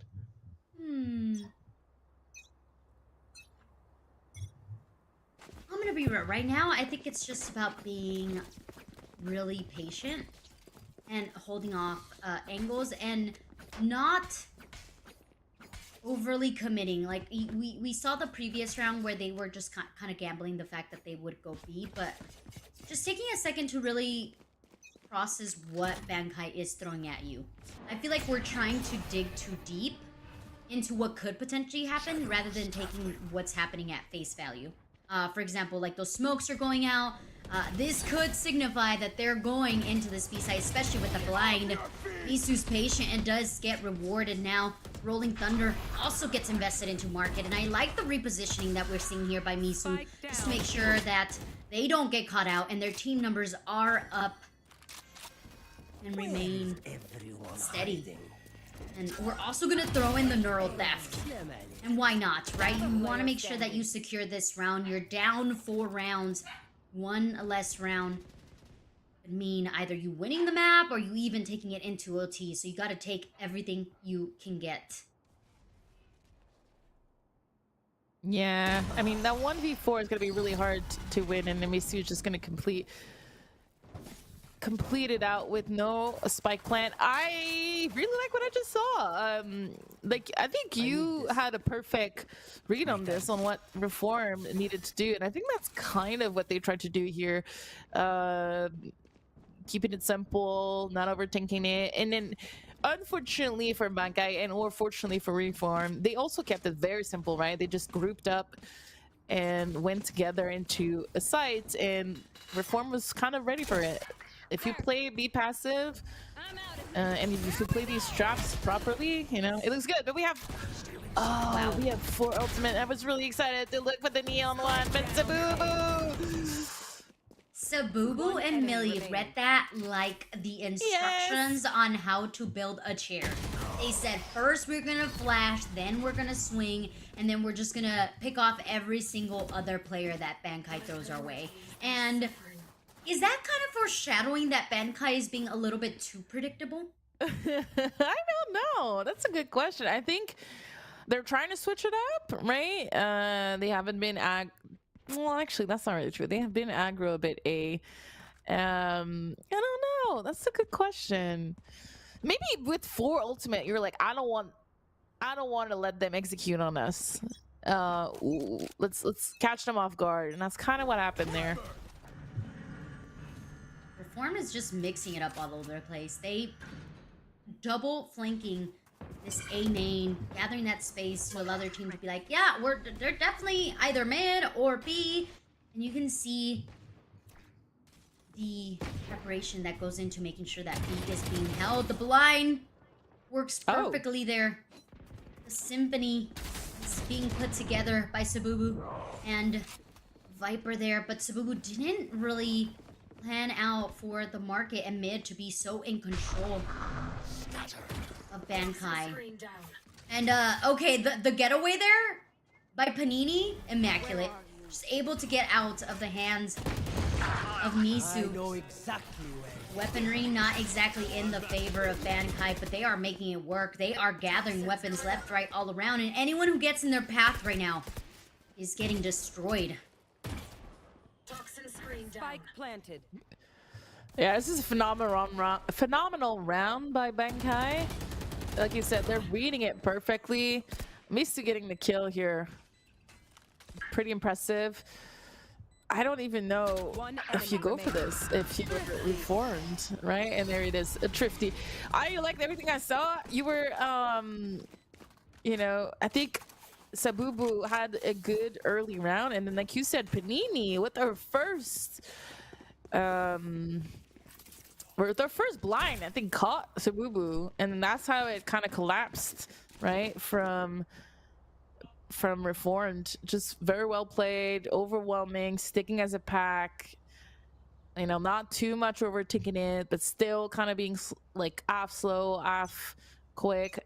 Everything was great. We're seeing mid control here by Millie with the operator. Adaptations from Reform are there. They are trying their best. They are trying to figure out answers to every single problem that's popping up. They have to make sure to also cover each other out as much as possible. Bankai now playing this very patiently. Oh gosh, Panday just sees the elbow of Millie there. And with the dash onto the site, It is going to be Super Cat who has. Portal closed. Oh, actually, no, that was just a fake out. Are they not hitting this site? They're actually thinking about rotating. But they know there's a pit towards A, so they're kind of stuck there. Nowhere to run. Okay, let's just throw in an ultimate. What could possibly be wrong, right? Throw in an ultimate, gather one, allow for your team to push on site. Avery recons in. Rib has not been pinged, remains onto the back of the site. Panini takes the spike with them, and now things are falling apart, ending this in a 1v1. Both players extremely healthy. Bot line almost back up here for Panday. Spike planted. Also has the aftershock. Oh, I don't know how this is gonna play out. I feel that Panday is in a really good position, but that there's no way that they expect Misu to be on the flank that deep. Then the timing is kind of off, so now they're getting the advantage again. It's one of those rounds, could go either way. Misu is taking so much time. I think this is over. I think Misu has to go. Yeah. My rate just went up. Tough one, because that's planted for everything. Yeah. I know. I'm great. You're welcome. Well done. Wow, the Hunter's Fury melee dying here is huge. And then I don't know how Rip got the second kill here. That was a difficult one to get, but that was the third one. Unfortunately for Misu, that one kill was rough. Maybe the flank was a little bit too much. Could have worked out, you know, if Panday had planted and went back to A main, B main, but it did it. Okay, new adaptation. Let's have Misu be aggressive B main. Toxins going up. Gets pinged out by the drone. That's all the information that is gathered there by Bankai. Again, teams love going B. It's the boba, it's the ramen. It just works out for them. Here. Nom, nom, It's the nom, whole nom. pack. Yeah. So this isn't a surprise of how we want to play this out. Aftershocks is going to eliminate some of the trips set up by Rib. But nonetheless, it is Millie with the fake out that gets caught out by Super Cat. Misu finally gets eliminated as well. And the player advantage is quickly in the hands of Bankai, who right now is just owning this B site. So we need some new sort of adaptation from Reform onto that B. Yeah, that neon wall and the utility that's being used with it is really causing a lot of trouble to Reformed. You can see Riv is trying to do the best they can, and with Misu this round, they're trying to utilize the traps and whatnot, but it's just like really not working that well. We're getting either extremely lucky by getting a couple of kills or just falling right away. And we're gonna send more this round. I think it's because we're on pistols, right? We're just gonna stack there. One thing I want to call out both teams, or not both teams, but everyone today. I feel like no one has been saving guns. This was a 5v2. I dip. I think I dip at that point. It's not meta, Miss Harvey. I'm just kidding. I don't know. I don't know why. I don't have an answer. To be for honest, it. it's quite possible that it's not meta because of the econ right now and the agents and whatnot. But yeah, maybe I'm too old. Maybe I'm too old. No. I'm totally trolling. I don't know. I don't have an answer for that. I think these teams just really like to buy and really like to fight. Yeah, I mean it's tempting. You just want to go. Maybe I can do it. You know, maybe I can pull. Maybe I could pull a clip. I know I'm sick. I need a clip. Yeah, that definitely sounds like all my ranked teammates. Say, nah, I got this. Don't worry. But yeah, you mentioned it is a save on Reformed, which is why we see a little bit of a slower momentum, a slower pace to retake the site. They have worked wonders when they play together and go for retakes. This time around, doesn't seem that's going to be the case. Instead, Bankai's going to gather another point on the board. And we've seen these numbers this whole day. We have 8-4 and 9-3. Those are the two numbers we have seen. That is true. Most often. So I wouldn't be surprised if this is going to be another one of those storylines that follows through to the next map. I feel that like Super Cat is not necessarily causing a lot of damage and firepower, but they are causing so much chaos. Excuse me. I feel that was a really important Misu stayed alive here. But yeah, they're causing so much chaos, and it feels overwhelming when a Neon is coming at you with everything they got, because like it felt like you start at an unfair fight. So it's possible the players from Reform are like changing their positioning when they see the wall. They're like taking more risk or less risk, and it's really causing, again, word of the day, a lot of disruption on Reform. And so I really like the way that they've integrated this Neon in the squad. I think you talked about it. A lot of disruption, a lot of nerves in the back of your head. You're like, okay, where exactly is the Neon? They go in, do they not? And so you are having to second guess a lot. Besides second guessing, where's the opponent? Where's the spike? Where are they going? Like it's like almost having like an extra player, right? Yeah. Because you're like, okay, what's going on here? And they continue to do it. You could even see from the playstyle that Reform is doing right now, they heard a little bit of utility use B, but they weren't quite sure. So they were kind of thinking of rotating, but kind of not. Had they rotated, you could see that that was going to be the correct answer. Because of where the spike is currently located. But because of that doubt, because of the mind games that Bankai is playing, it's going to leave just one player remaining on the site. And I don't even know that Riv is going to want to try to stop them. I think at this point you kind of just give it up and hope that your teammates get there in time so that you can replay, or you catch Panini lagging and teleporting in a spot where you quite have the perfect angle and must fight. And just for that sheer mistake, Bankai now is going to have to pay with a round. One enemy remaining. Oh, Riv, what a round. Staying alive, gathering so much information. Okay. Last round. Reform totally ate that fake, right? Even Riv was on the rotate. There was 4 players in B, but for some reason, the timing was a little bit off from Bankai. Not only like hitting that site, you can see like it's like not that clean, but also it just feels like they should have hit it maybe like 4 seconds earlier, and that would have really helped them. It felt like they were a little bit too far when the fake was happening, but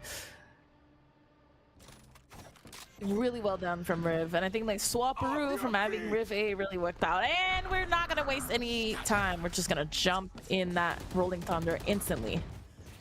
Rolling Thunder, Sabuhu, though having the high angle, I believe it was Tens who played that in one of the Masters, and it became such a common angle to kind of try to hold. Now, I get it, right? You're off angle. That's not a place that normally opponents will look at. They will check first the, like, even playing field. But Sabuhu just continuing to cause so much harm in the way of Bankai. Panday, last one remaining, has a fault line, has an aftershock, stuns away, but does not matter. Misu and Reformed make it an 8-4 at the half. Switching sides. Yeah, I saw the dream. I saw the fault line into a double kill here, but not this time. And this is where Melee and Kazler are gonna impress me. I can feel it. I can feel it. This is their half. It was Riv, Sabubu, and Misu's half last round holding the site, being more on the control side, like you mentioned earlier, the double control. Now it is Melee and the double duelist side. And actually, Fade is not a duelist. The one duelist, one initiator. But I'm excited to see them in action because they did really good earlier. And let's see how Supercat can use the Neon on a defense, because that's not a given right away either. Really isn't. It's also like, how quickly are you going to rotate? What communication is your team going to lend you for you to be on the quick rotation? And just like the previous round that we saw Bankai on their attack, Reform's like, all right, we'll go fast as well. You do not have your Cypher here. They heard no Cypher utility, so they easily walk into the site, take control. Nini has a buddy with them. in market, so they get to kind of play off one another. Avery Sheriff shot just hitting so crispy clean. And Riv in a hard situation, manages to find one, looking for some more. But Bankai's retake was so perfectly timed with the market players and the CT players. Yeah, I feel like Reform was kind of trapped here between multiple angles. Them playing in the site, I don't hate it, but they need to be able to shut down one angle at some point, and it didn't feel like it never worked or went their way. So even though an initial, I would say, fake felt pretty solid, I mean, we're gonna see that wall almost every round, and it's a wall I really like.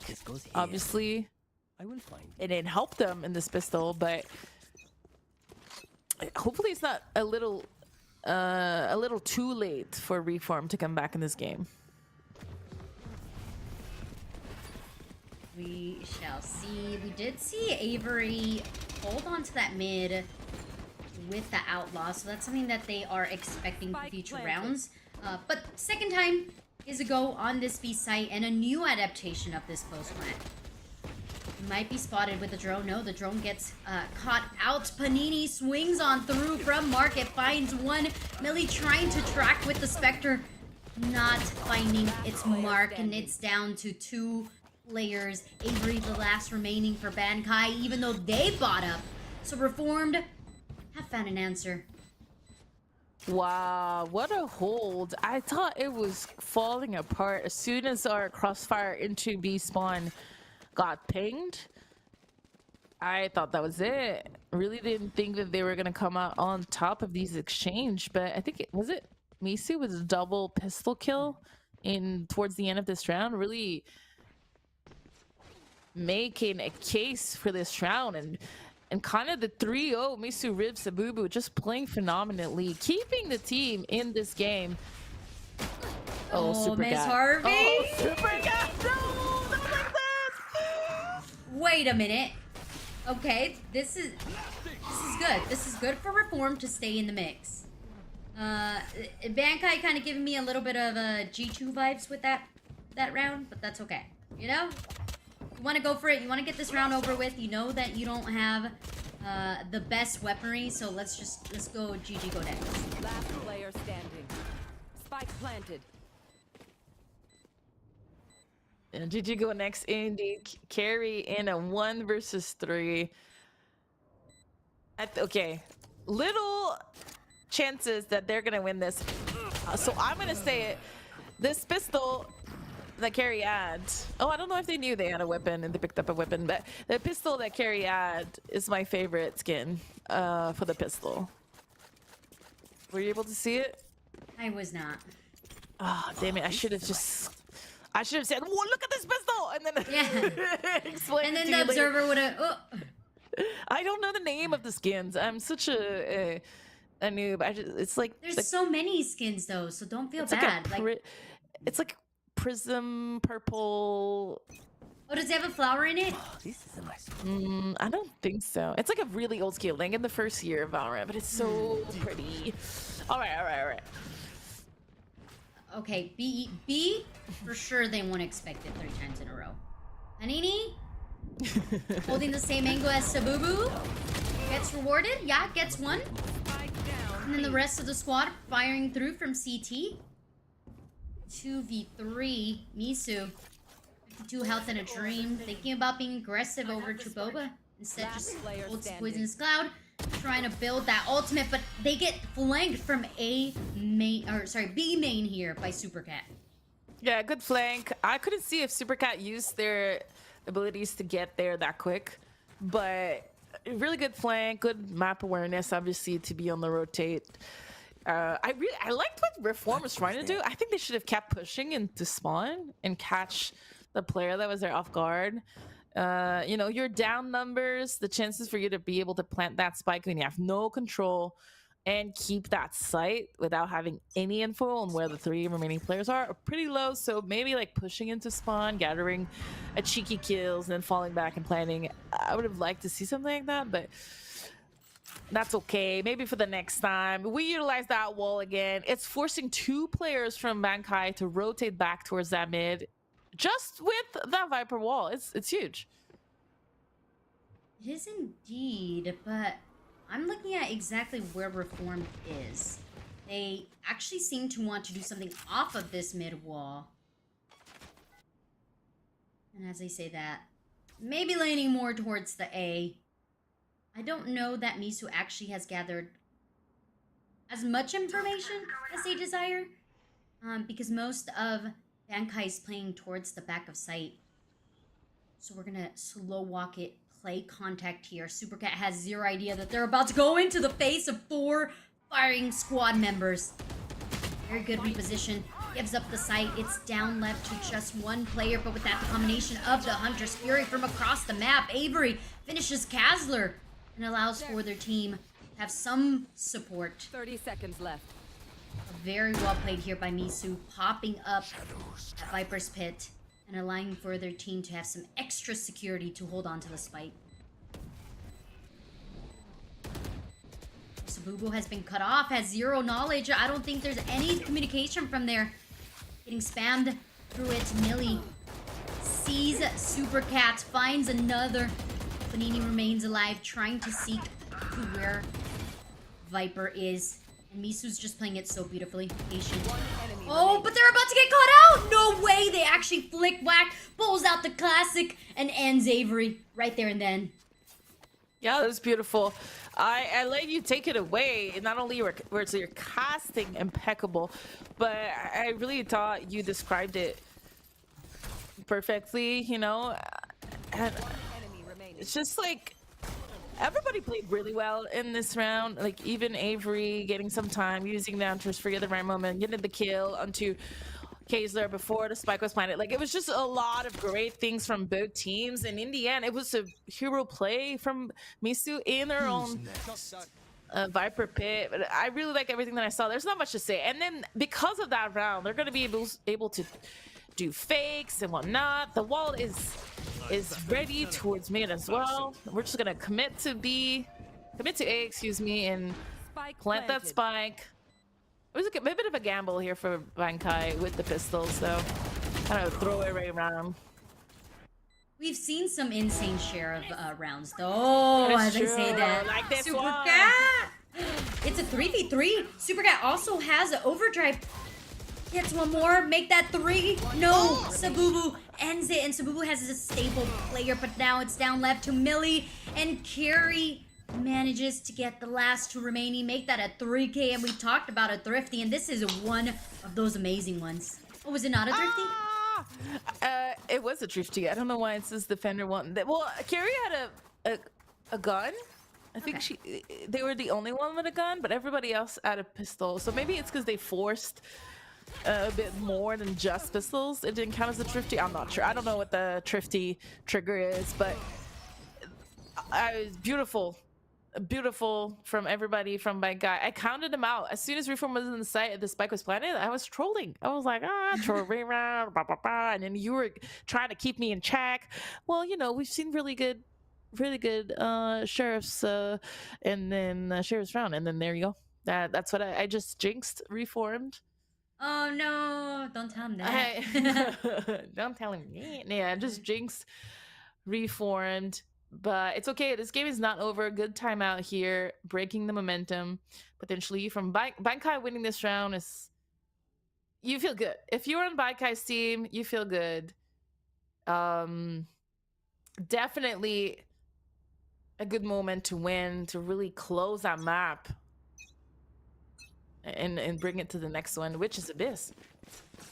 Oh, that's going to be a treat time. I'm looking forward to that.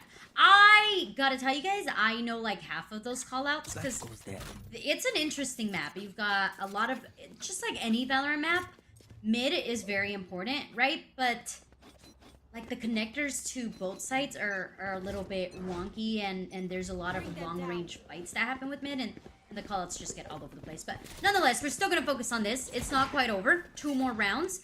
We could see that Reform now is on a eco buy, so they're just gonna try to force themselves onto this A site, and they have done so It kind of is because Bankai has just decided we are better retaking together. So they are going to make sure they stick to that for the time being. A blind to help Supercat get control of A short. But it is quickly closed off with Poisonous Cloud. Carry trying to get something through the smoke. It's going to be the trip that helps Riv get that elimination. Millie is so low on health, being like, hi guys, can you please cover me? I need help. Carry gonna be Cruci. T finds two, and is Carry gonna do it once again? Looking for the 4th K, holding on to half. No bullets in the chamber. Okay, the reload comes through, but Miso handles the situation perfectly. Wow, what a round. What a way to reply after pause from Reform. We only had pistols.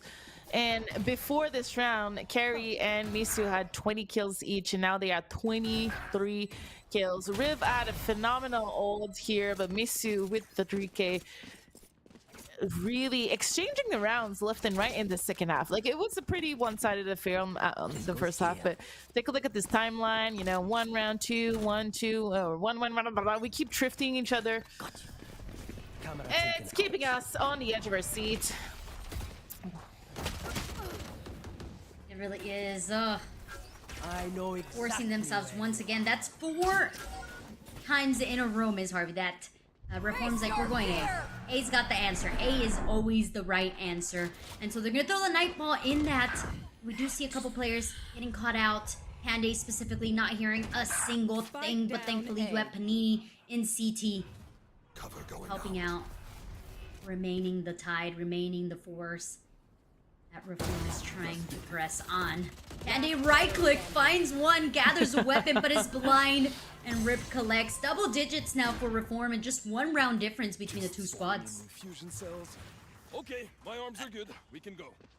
Wait, not yet. It's 9-11. Wait. Oh, I'm Am sorry. I seeing Did correctly? No, that was me. That was me. Sorry. I thought I saw double digits. Wait. So almost there. You saw in the future. But they used a lot of abilities to get to that site. When they used their neural theft and they saw that everybody was in A, I'm kind of surprised that they decided to continue going. But at the same time, you know, if you use all of your ultimates, why not? I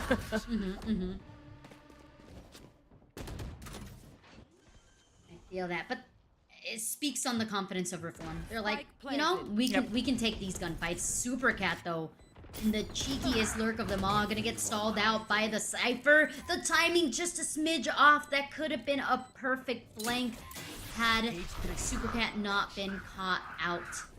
Spike is ticking. Just 2 players remaining. Last player. And rely on Avery to stick to the spike, and they are indeed. The spam not quite connecting, and Sabubu cannot clutch it out. Bankai brings us to the match point. Match point. Match point. Again, rounds are being exchanged left and right. And we used everything. Like, I'm looking at Reform right now. Misu, Closer, Viper's Spit. You know, we have a Stinger and not complete at armor on both sides. It's a messy half. It's a really good half for us spectators. It's very entertaining. It's not too sloppy. But I think we're going back to the wall and mid and utilizing that to gain some space, and I think that's the right play. It's not the best buy to kind of be close to ending a game, right? But Millie, making it work, says, all right, guys, I got you weapons. Go collect. Panday holding on to one. Planted. Making sure that Reform doesn't get their hands on it. The plant, once again, is going to go for the B main.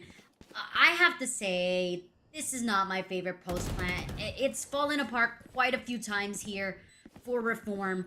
And we see it happening once again as Misu goes down. Rolling Thunder in the back pocket of Bankai. This might spell doom here for Reform, but they are able to collect Supercat. How the shenanigans did we get away from that is the question, Rib. How are you still alive? What is happening here? The spike's being held, the diffuser coming through, but it's gonna be our Rib, who's only 11 health in a dream. getting us to the double digits. Yeah. I think if we don't use our Rolling Thunder that way, if we keep it, we tap, then we use it or something. I don't know. It felt like Bankai was panicking. Did you feel that? It felt a little bit rushed at that retake. After killing Misu in the connector area towards the door, I thought, okay, we have this round in our pocket or in control. And then they started throwing everything and being uncoordinated and just like panicking. And then Reformed was just patient. Let's see if this A round will go in their favor. Supercat with the classic. Supercat's insane. I said that Supercat never played Neon. This doesn't look like Supercat's never played Neon. It feels like this role was specifically made for Supercat, and they should continue to use Neon. Maybe I'm not looking at their correct account. I have no idea, but it does look very nice. With that, Hassler catches Carry, trying to jiggle peek from this A short. Numbers in favor of Reformed, and you said it. It does kind of feel like Bankai is feeling an extra pressure. Yeah, I feel like they want, instead of like closing it properly, cleanly, they're like, we have to close it, kind of thing. While Reform is playing together as a squad, kind of on the same pace as the rest of the game. But in these last 2 rounds or 3 rounds, like, if you take a look at Carry, Supercat, Pende, Panini, they weren't able to gather more than 2 rounds in a row on their second half, right? And so, yeah, that's a rough one. Yeah, this is either going to take us into OT or secure this map for Bankai, but just like you were saying, Ms. Harvey, we need a little bit more patience. We need to take a breather. We need to take a few seconds, even a timeout. They could have taken a timeout to say, hey, that is true. let's disrupt the momentum that we're seeing Reform gather here. Nonetheless, instead it's going to be a W key through mid, being caught out by potentially that camera, but I don't think that Reform expects this. And they're going to have to either way go into this Viper's pit. I mean, there is a trap and they're going to have to shoot it. So flank will be known very soon. Andy, but that destroys pit. The Yoru. Yeah, this is Carry sits right on it. The pit no longer of service, and Reform is actually falling. They are rumbling under the pressure of this retake, and it was definitely on the 3-player flank that happened from mid. Yeah, really, that flanked. And it does mean that we're going to be on 13-11 for map number 1, getting stolen from... oh my god, they're blanking out. Reforms map pick. And it does mean that we're going into Abyss next, which is Bankai's map pick. Look, I think that if you had asked me this morning who would have won this tournament, most likely I would have said Bankai the favorites for sure. But to have teams getting that close to them all day long, it's been really fun and really impressive. I think everyone is stepping up big time, and this was just a very good performance from Reform. They were that close, just a couple trifties away. There was a lot of trifties in the second half. We got whiplash there.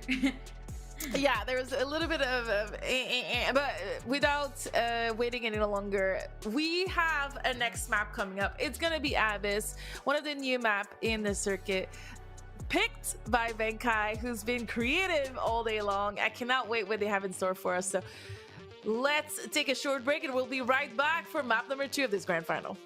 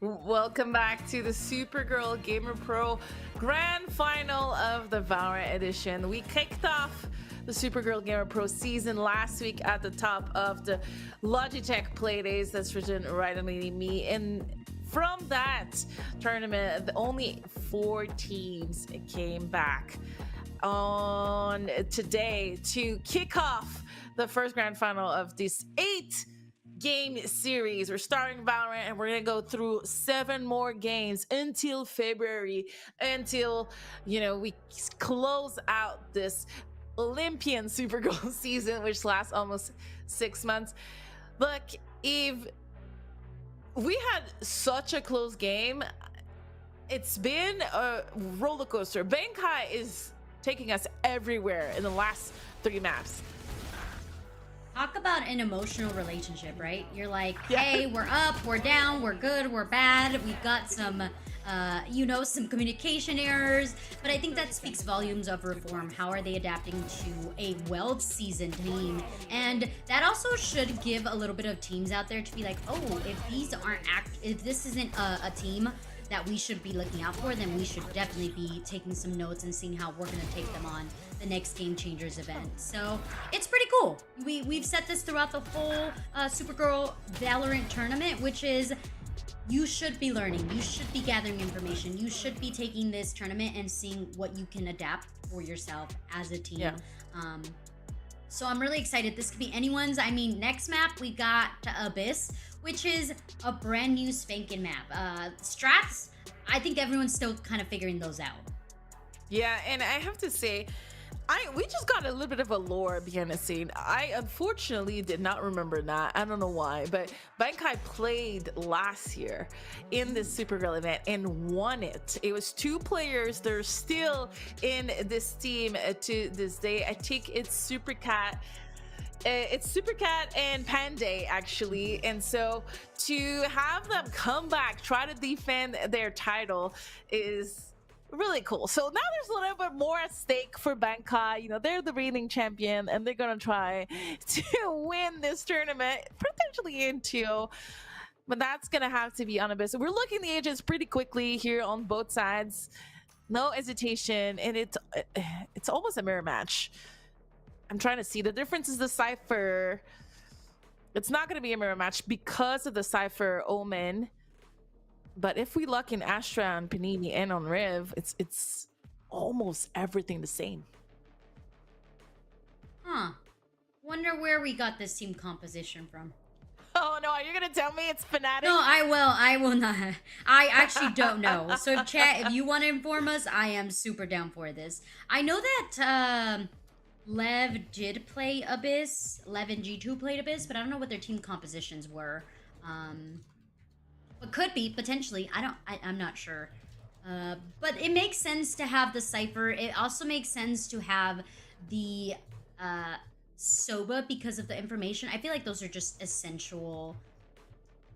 What is it called? Essential agents to gather information from. Here, I'm trying to see. Yeah. Try to gather here. So we do have okay, so the only thing that we see different for Leviathan is they actually decided to go with the double controller, and they actually brought out the harbor. But it does seem yay! yeah. It does seem that G2 decided to go for like a Yoru double controller with an Astram Viper. That's how their team composition. I didn't get to see what we locked in here, but there's some information for you. Yeah, I love me some arbor. Love me some red trees too, like that. Oh, actually, it doesn't look like a tree. It looks like something from another planet, correct? But from the abyss. Is that right? Are we doing that? Okay. In the underworld? I don't even know. Look, my experience on Abyss is extremely limited. Have you been playing it a lot? Yeah, I feel like hitting sites is definitely the way to go. A lot of action, I think a lot of like this main action is going to happen to kind of pull out utility off of your opponent. But the really cool thing about it is like how you play post plants, and most of the time it's gonna be reliant on that like little catway that you can pull people off of. But that doesn't seem to be the case. We're actually gonna go B, so everything I just said, take it with a grain of salt for the future rounds. Yeah, we're going hardcore at B-Late here. Oh, Super Cat kind of got stuck here trying to fall back. They are able to get one. One and done is the name of the game here. Everyone is getting one and done so far, and it's 3 versus 3. Let's see who's gonna take this retake. They aggress onto the site. Misu grabs one. Avery answers just as quickly, but Avery took a ton of damage, so it's really going to have to be on their teammate, which falls very quickly, and Reformed captured the first point. Now, reminding everyone, this was chosen by Reformed, so they might be a little bit more comfortable here on Abyss. I think, oh, it was a, so I completely led you guys wrong earlier. I said, I went on the tangent that Bankai picked Abyss and was like, trying to test some things for GC, blah, blah, blah, blah, and it was Reform that picked it. So, I do think that you're correct. Everything you say is right, and I am often wrong. So no, I mean, it still stands. Reform is a team of their own, and they also are trying out strats for GC. So you're right. True. It just was the opposite team. So give yourself more credit there. Thank you. You're very kind. You're very kind. It does feel like they're coming in with something more scripted than Bankai. I feel that Bankai did not expect the Reform to pick it. I wouldn't even expect anyone to pick it, and I mean, just with how they are repositioning themselves with like post plants, you can tell that they have some sort of idea of what they want to do. Millie just being the tip of the spear to stay onto the site and put damage on Fourth with that Bulldog, but instead it's going to be Misu who captures Panini and then also collects Panday, already building up their stash of ultimates. Yeah, I feel this map is not really friendly to long-range pistol if you lose. Round number 1, like if you don't upgrade, you don't have Shurs, it does not feel really friendly for you. Long range is, you mentioned it earlier, it's really a long-range fight battles, which I don't know if it's that much of a Valorant forte, to be polite. It does feel like we're playing like it's another map playing Valorant on it, like a map from another game playing Valorant on it, you know? Right there. I could see what you're saying. Yeah, we don't normally go for those long range angles. Yeah. But it seems like these teams either way don't really like going for those long range because they just kind of want to smother the site. This is a new take on this A site, at least for Reform, but nonetheless they have been rewarded with the site, but for how long is going to be the question as Carrie kind of swaps them down, says, okay, maybe go back to the B. That worked out a little better for you. Yeah. It was a bonus from Reformed, and like you said, they didn't really go for long range, yada yada. So, you know, we have to take it with a grain of salt. They're able to buy again. They have the Astra wall right away ready. I don't know if they're going to use it off the bat. We did mention today that teams have been a bit conservative with their ultimate, but actually, that hasn't really been the case for Reform. They seem like a well-oiled machine. You are divided. There you go. The wall is coming up, and it seems like we're gonna commit to that B. Yeah, I like this wall. It cuts off most of the frontal part of this B site, just allowing for the plant and forcing your opponents to peek on through it. And all the squad is looking at the other side of the wall. So you're kind of safe to plant here as Sabubu kind of takes their time and makes sure that everything is clear before they fully commit. Carrie is being a little bit aggressive on there. Pulls out the Hunter's Fury, tries to stop the plant, but the plant never really committed. And actually, Reform has the option to rotate if they really wanted to. There's still plenty of time, but instead, they are going to plant 2 players on the spike. One not quite looking and one not ready. Still, the trade-off is there. That's the beauty of making sure you're playing the number system. Last is Millie on the spike and collects Carrie. Didn't plan for them to be so up and personal. but not nice enough to die. Yeah, this round could have gone either way. I really like the risks that... Was it Carrie? Yeah, Carrie took a risk, swung, and then got the Hunter's Fury, and I thought, oh, this is it. This is the retake happening. But after that, it kind of fell apart. Their teammate just fell kind of one by one around them. It does feel like Carrie is familiar with the angles and what to pick, so that's what we like to see. But in the end, Reform at post-plant situations, they're patient. They know they don't have to rush things. Oh, 5 agents suppressed. Oh, that's a lot of information. The one thing about this map, Ms. Harvey, is that it's so big and it actually requires so much time to rotate over. I mean, we already blew 10 seconds off the clock there by rotating off, but this might actually be a mistake from Reform. They didn't commit to pushing the site as soon as they got the information, or as soon as the KO kind of pinged them. They wanted to make sure that things didn't go array, and maybe this might be a reward as Millie pops out the Blade Storm, looks for the Cypher Pande, remains into safety, but not for much longer.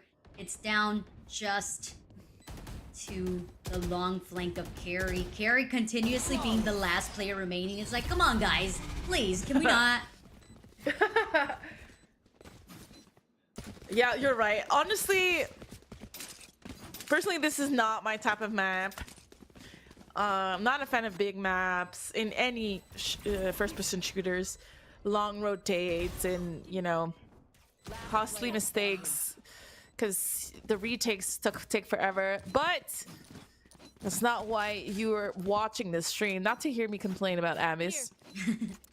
Definitely is to see one of these 2 teams win. I think if you're Bankai, you might be starting to be like, okay, we actually have to go to map number 3. I know it's only 5 rounds in, but Reform looked a bit more prepared, and that's why it's their pick.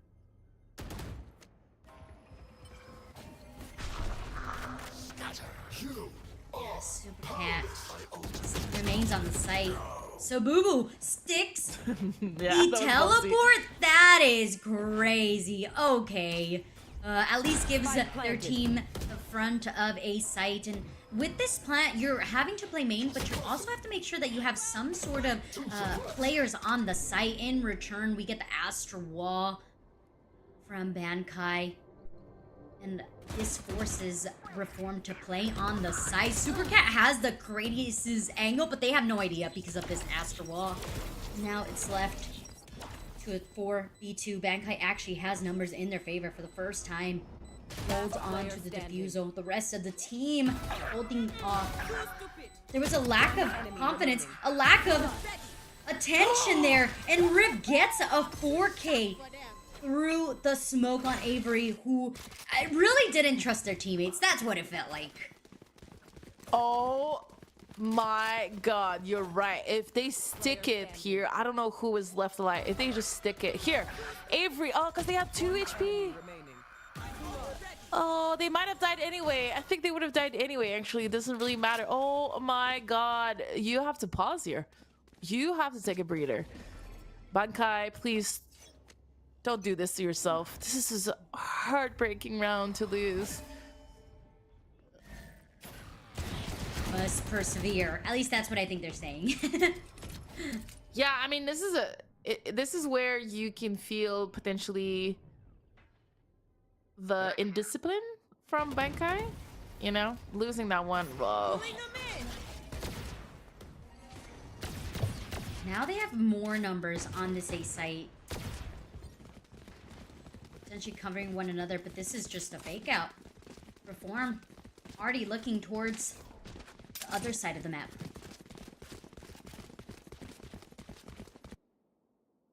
Oh my god, this map is driving me nuts. It's just like the 5 players.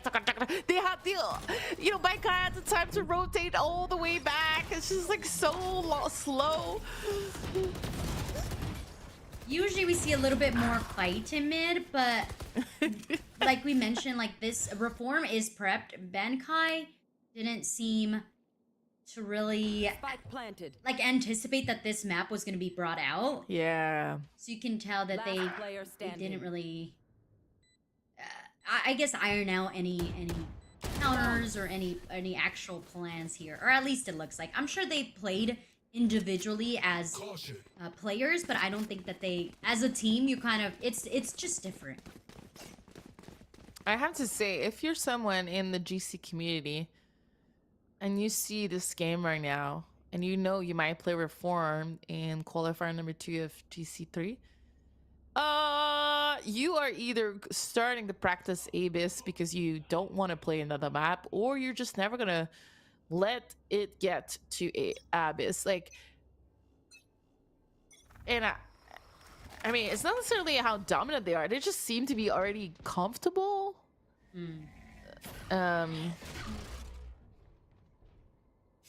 Or it might be just be because Bankai is so behind that it feels that way. I don't know.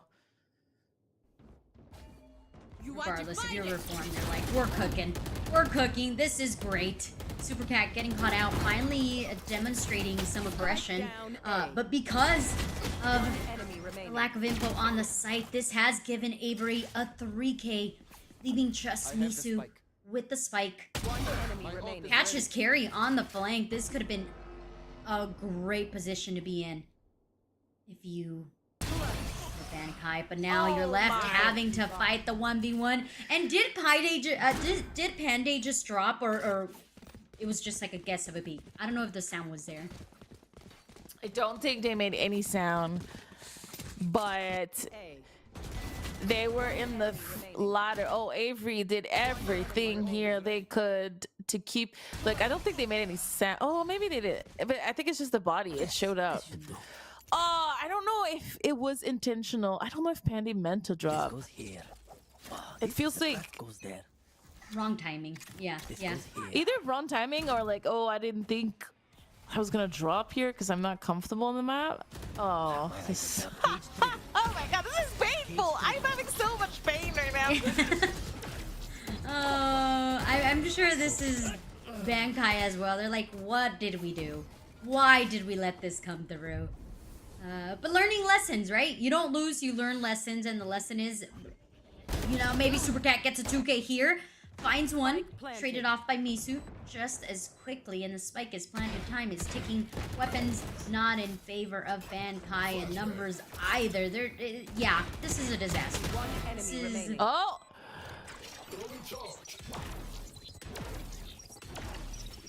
Wait, Millie is low. Yeah, okay. I said disaster. I meant, yeah, disaster for Reform. That's right. Exactly.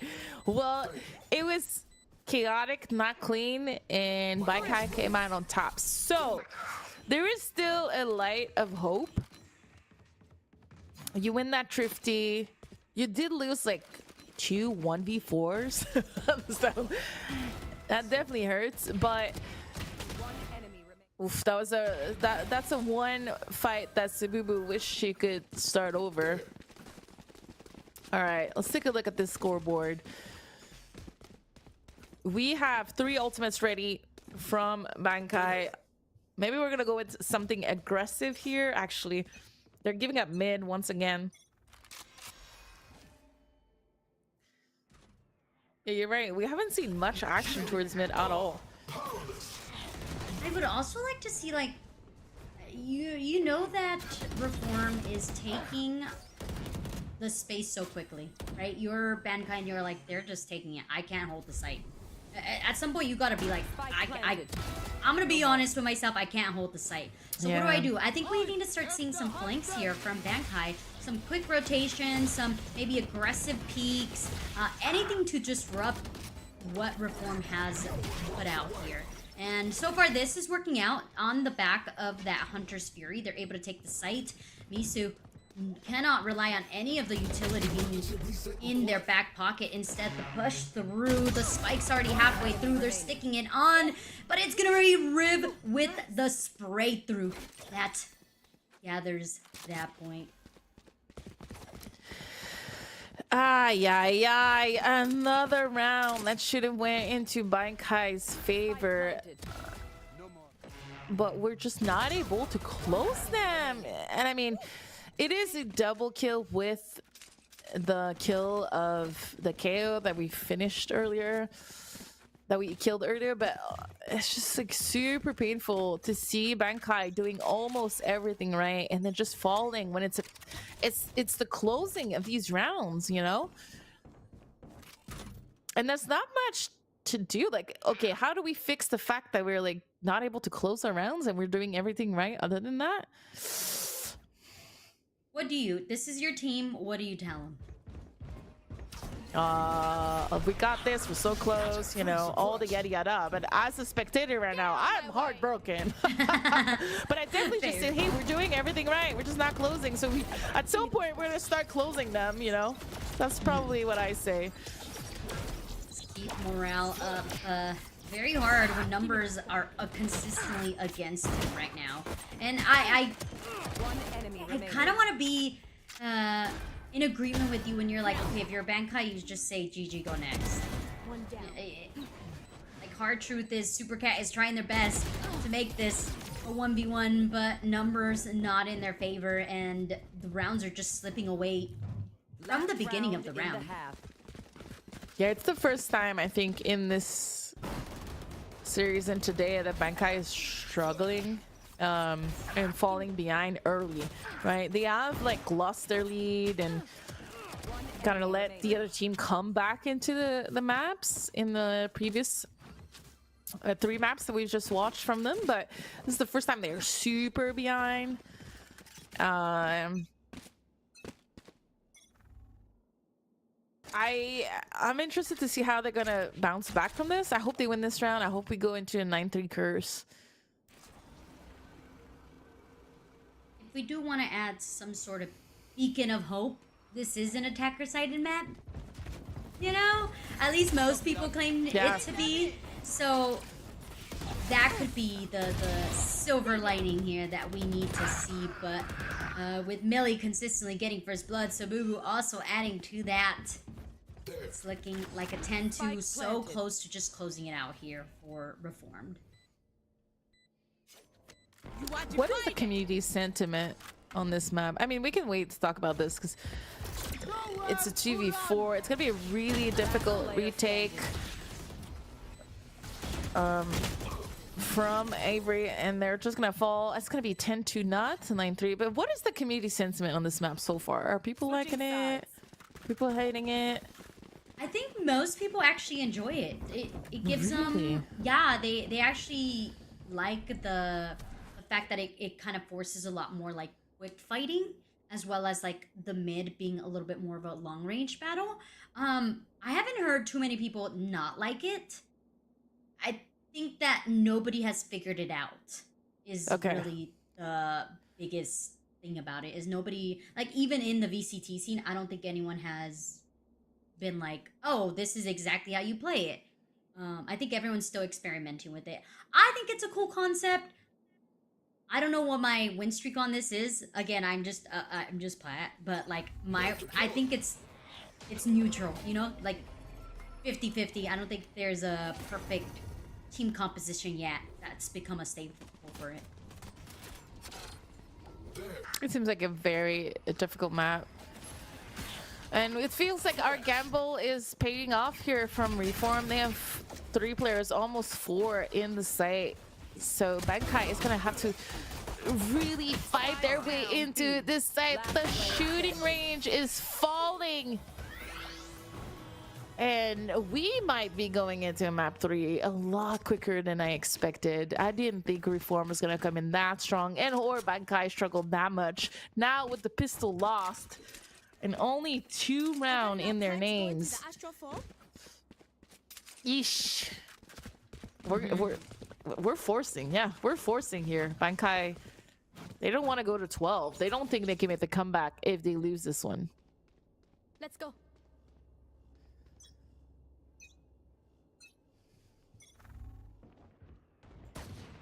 Yeah, I want to give some sort of copium to Bankai, but there is none. I don't know what to say. You just have to win this. You have to win this unless you really don't mind going into that 3rd one, which is an Ascent. Most people comfortable with here. Panini and Panday. First 2. Looking for some more, but Misu gets an elimination through the smoke. That's always what feels bad. Like, come on. You couldn't even see me. How dare you? Spike not planted. One enemy Reform remaining. dwindling the numbers for Bankai. It's down to carry Sheriff in hand. And has given away their position. After that elimination. Picks up the Spectre and Recon bolts. Oh, Rip. Perfect peek into heaven. And I think that speaks on how much knowledge Reform has on this map. Like, what's the right angle to peek there? Yeah, I mean, there's so many angles to clear. It was the Sova, so the recon dart could have made a difference for carry. But once the spike is down, I don't know if they had the information that Riv was in the site or close. But nonetheless, really, really rough situation to be in. We are at 12-2. And I mean, Reform is on their bonus right now. They're not forced to buy. They have all the chill in the world. All the pressure is on Bankai. Ooh, Kessler. A little off on that angle. Dash onto the site. The space is taken, but what angle are you looking at, Rib? So far, being a menace on that Astra. Finally, Misu finds... Panday finds Riv there, and the spike is going to get planted. I think that we see... Scanning ahead. Misu got the information because they were able to pass that Astra wall, so... we know that they are there. Drone catches one. Swinging with the shotgun to the face of Panini. Smokes out, but Carrie has the angle. Oh, but isn't able to get it. But Reform closes it out. They say, all right, we take this map. And we take it with a quick fashion. Yeah, I mean, if we're going into map 3, might as well make map 2 really quick so we don't have to suffer too much on the side of Bankai. I think this is a throw. Like, you know, you take it and you throw it. It was a complete domination from Reform. They came in ready in this grand final, picking Avis, surprising everybody. And just like that, we're gonna get to your favorite map. It's gonna be Ascent. And without waiting any longer, it's been a really long day for both the players and the people behind the scene. Let's jump into our last break, our last moment. Bankai is about to play for their championship in the last map. It cannot go any longer, but will Reform, reverse sweep. Then this is what we're gonna see right after the break.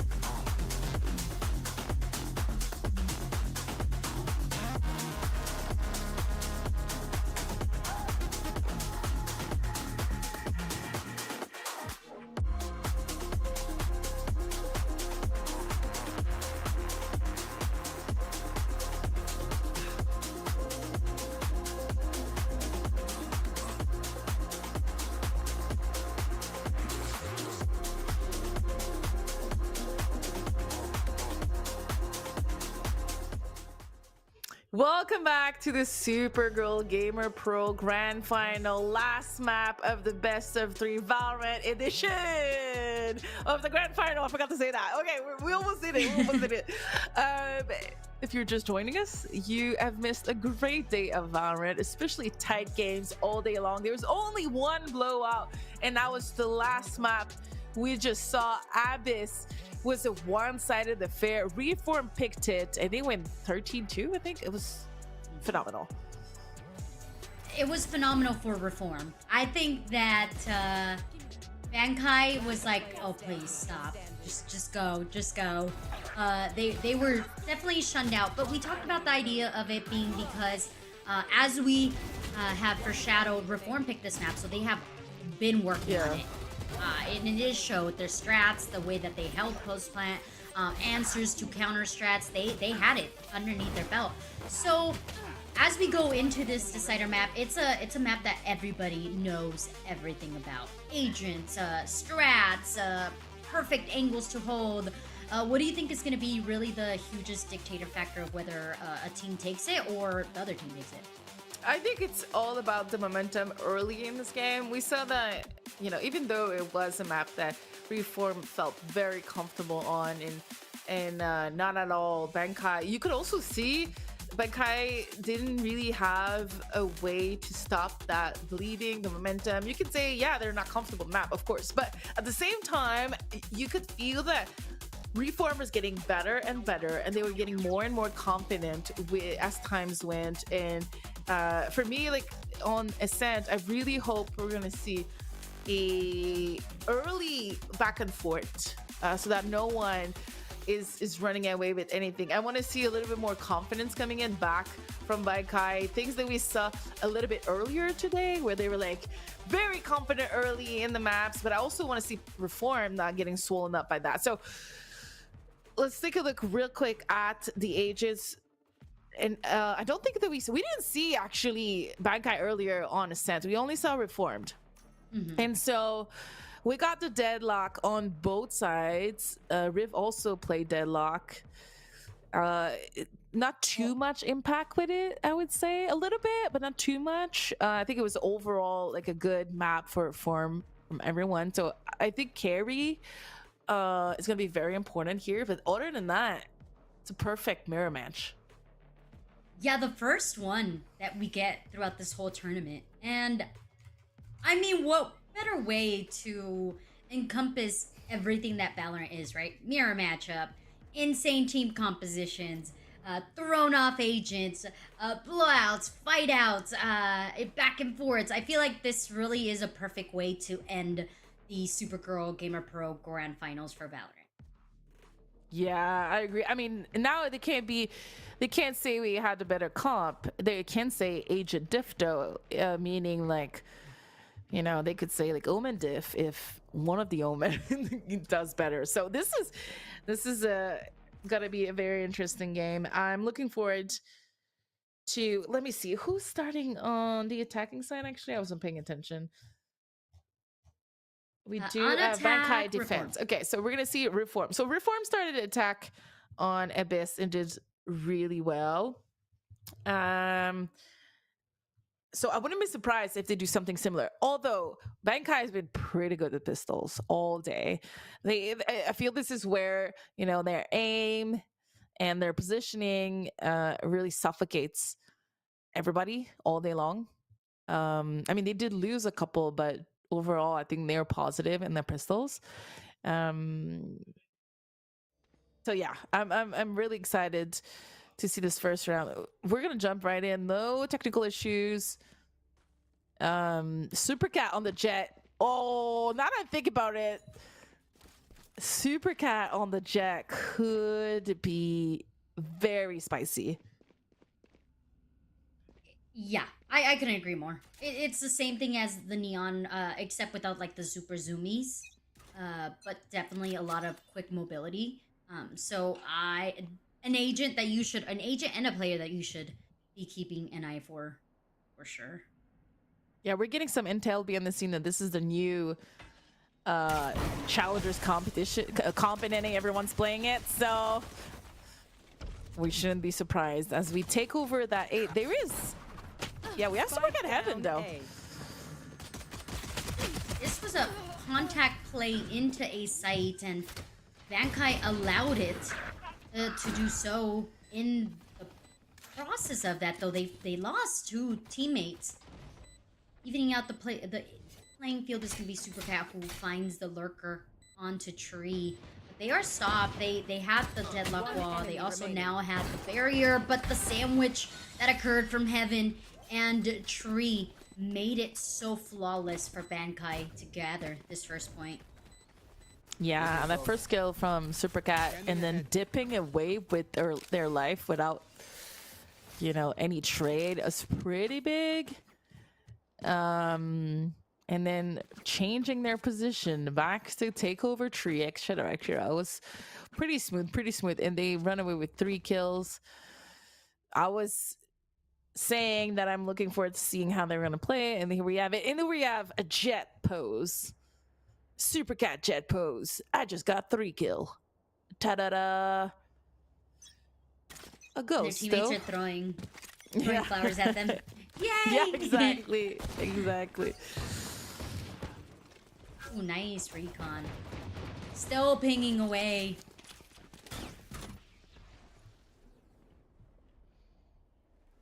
Oh, that was a lot of utility being thrown out here on B. And a quick rotation from Reform says we hear some utility. We don't really want to push it. This is one thing that we saw also Reform do when they were playing on defense, which was making sure that Cypher and Deadlock were holding hands and using utility for one another. No more secrets. Yeah, absolutely. We still have a lot of Cypher's traps though, and there it is. It's gonna pop. It's gonna really help Bankai protect the site. Panini with the spray and pray getting a triple. I mean, good take. I mean, not good take. Good old clean. It was a little bit of over rotate, but it didn't really matter because Reform stayed outside B. They wanted to go. They were leaving. They were making a run for it. But then they came back to the trap. Okay. Here we have it. Our... Oh, I love this. Look at the Bankai. 0, 1, 2, 3, 4 kills. I live for these kind of things and no one else cares. No, I love that. When I'm playing, I'm like, oh, look at us. We have 0, 1, 2, 3, 4 kills. And then people are like, yeah, okay. Like, let's win some rounds. Focus Yeah, up here. exactly. Just shoot heads, please, Miss Harvey. Oh, Deadlock Wall getting obliterated there as quickly as it was put out, trying to force themselves onto the safe side to reform. Hasn't found success just quite yet, but now that they do have the better weapons, they are playing this very aggressively. Spike planted. Yeah, this is if I'm Bankai, this round is lost. So I'm trying to contain. I'm trying to set up for as many kills as possible to disrupt Reform's economy. But the way that we're playing right now, it's looking like Reform might be able to get away into A main. So there is some kind of patience from Bankai, but I don't know if it's going to be enough to get some kills, and I don't think so. So we're just going to be on ult. I mean, I like that finally we're saving, but it might be the wrong way of doing it, because I think we're just going to all die here on purpose, right? If I'm correct. Like, goodbye. Yeah. We'll keep our orb points. Exactly, I was about to say. Like, we don't want to give the orb points. So, we're just gonna suicide.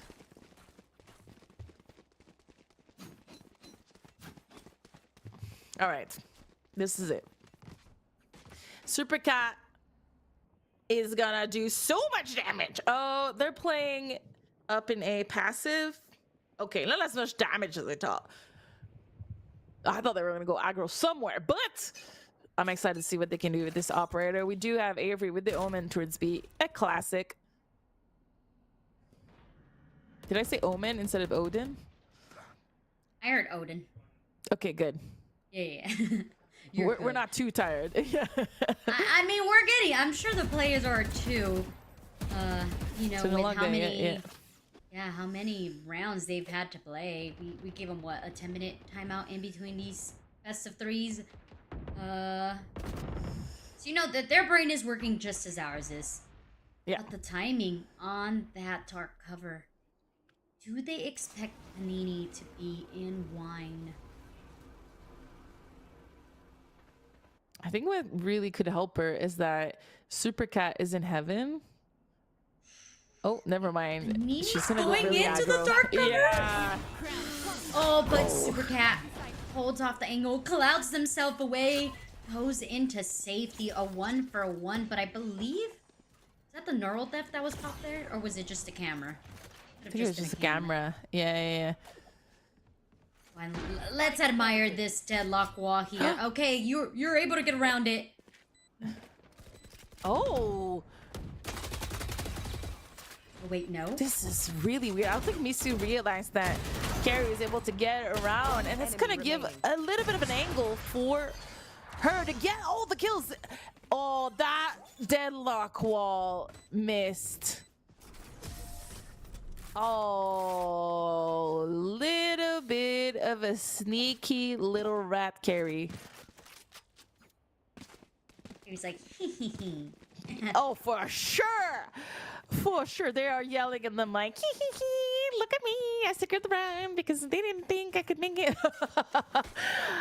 Unfortunately, I think it was Misu at Cat, if I'm not mistaken, was like, there's a wall there. There's no way they can go without shooting it. I don't have to look at it. And then, unfortunately, it was really costly. Okay. We still have money, and it looks like we're going to send it towards B. I'm loving these lineups. These are 10-10. Would love to see every single lineup that everyone has to offer. I won't memorize it, but I will admire it from afar. And beautifully done here by Bankai, rejecting the entrance of Reformed onto this B site. Slowing the pace. And still Super Cat holding on to that operator will allow for them to remain keeping mid space. I mean, I like this deadlock wall because it was like too deep to be able to kill it from B main, but not deep enough that you still had to kill it to sneak out, so you can't sneak out, you know. All of these variables, I was fine with it. We were able to break it. Ooh, we're gonna gather some intel, potentially spam it out. Oh, we are confirmed too, and we're gonna have to commit here.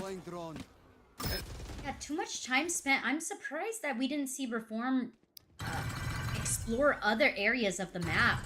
They're just essentially waiting, sitting ducks onto this B main, maybe hoping that Bankai thinks they rotated, but actually Pande's already ready to annihilate anyone who crosses that threshold.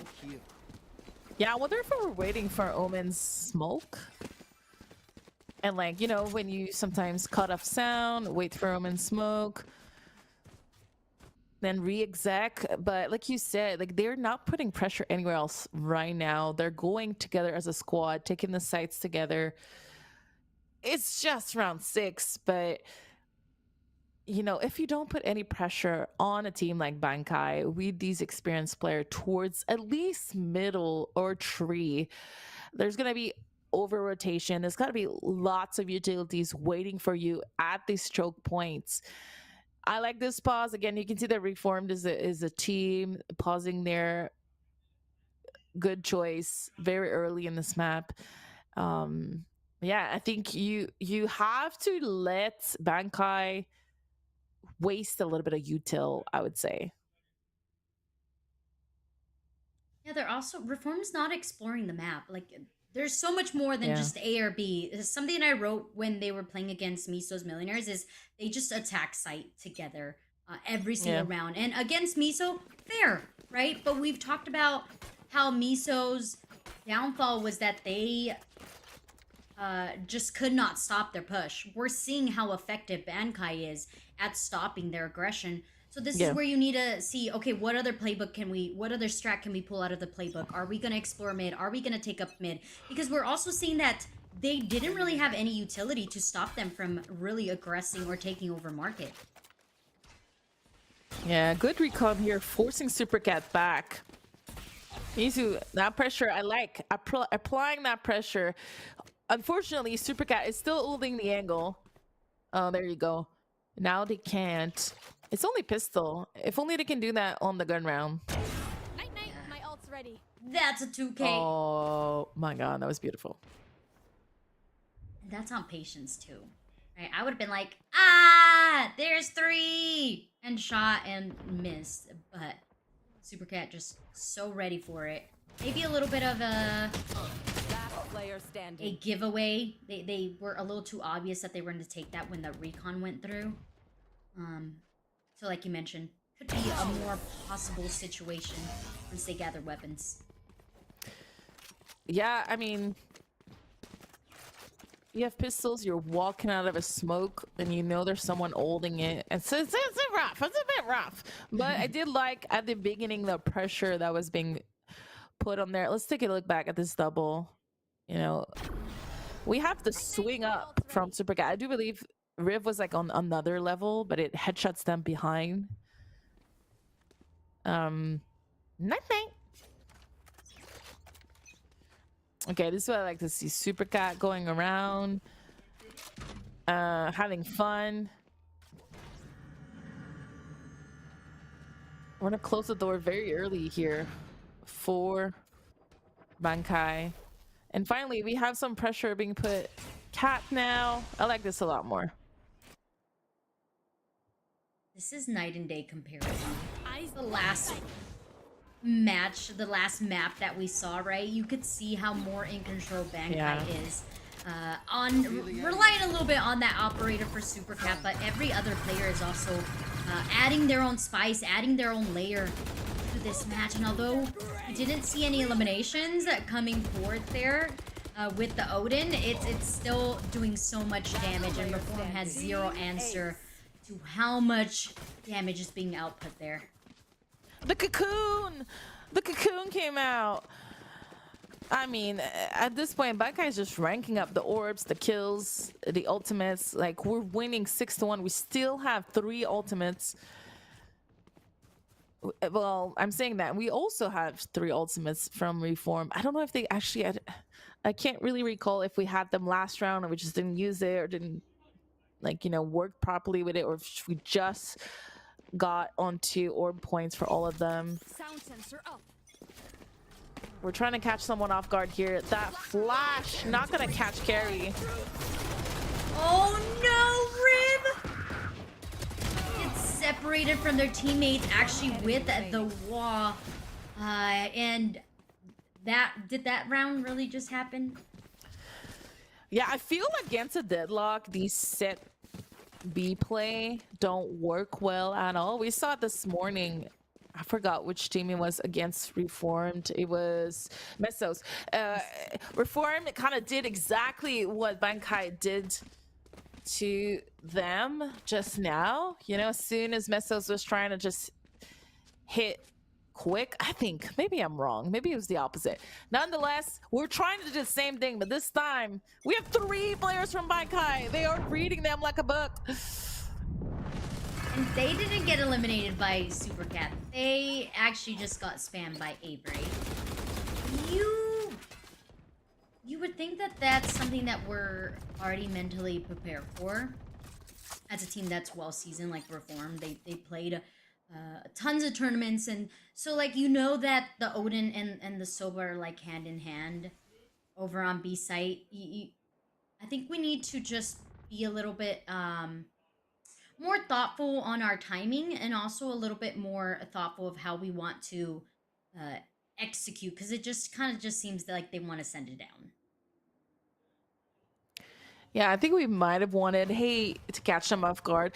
Okay, so I might have been wrong this morning. It might have been Reform that got shut down by Mesos, and then they hit it exactly again. And then Mesos didn't expect it. Nonetheless, someone did that this morning. They hit it twice, and it worked the second time, right? Because Bankai, honestly, they just shut down Reform at B. So you would expect that they are not going to keep 3 players there, but you would be wrong, because they kept 3 players there. And for Reform, it didn't work at all. So we're just going to save our guns. This might be the first time of the day that I see something like that. Or second time. We saw it by Reformed a couple of... 10 seconds no, left. it was Bankai. It was Bankai earlier for the only round that Reform won, if I'm not mistaken.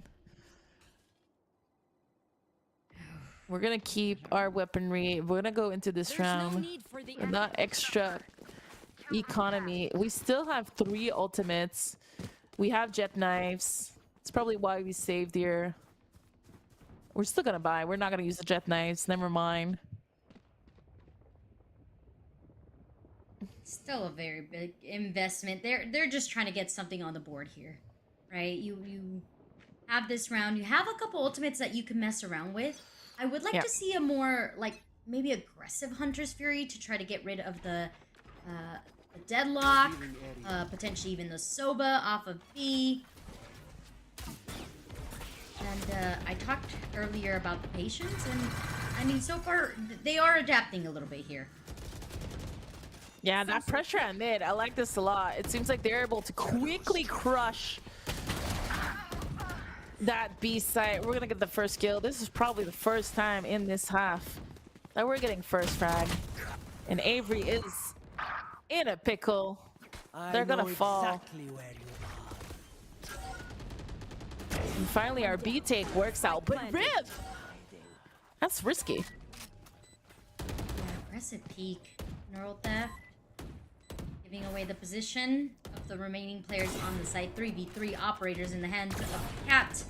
Misses one, and he finds another, but it's Misu who just keeps collecting every single one of those eliminations. And you talked about it, okay? Maybe the second time they won't be so prone to knowing what we're doing, but I think it was the adaptation of going mid that really highlighted and was effective for Reform. Yeah. I think the pressure... I mean, we've been repeating it all half, right? The pressure and the tempo felt wrong, and for the first time it felt great. The timing was correct. Bankai has been focusing on extremities. They are not themselves really caring about mid because Reformed has not been playing there that much, Out of my way. and so it finally felt right. And with that smoke mid for Reformed, we're gonna kind of do something similar. We're putting a pressure mid, we're gaining some map control, but the rotate is already really quick towards A. It feels like Bankai has the read here. Millie One enemy trying to go remaining. big for the squad here. Spike Instead down goes A. straight into the hands of Avery.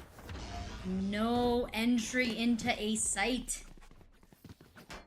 Oh, round that was before a the switch. disastrous round, unfortunately, for Reform. I don't hate it, but at the same time, I don't like it. They tried to pull the same thing they just pulled at A, and it didn't really work out. I mean, Avery also rotated bomb site. I don't know, Millie here with the jet on their T side, not finding anything, getting shut down. Barrier deployed. Oh, that's a big barrier. They're still going towards it. Strats for Reform not going as deep as they so desired. In return, Avery just throws out the Hunter's Fury and captures one as well to go down just in the entryway of B main here. They haven't even stepped onto the site. They don't even know what awaits past that threshold.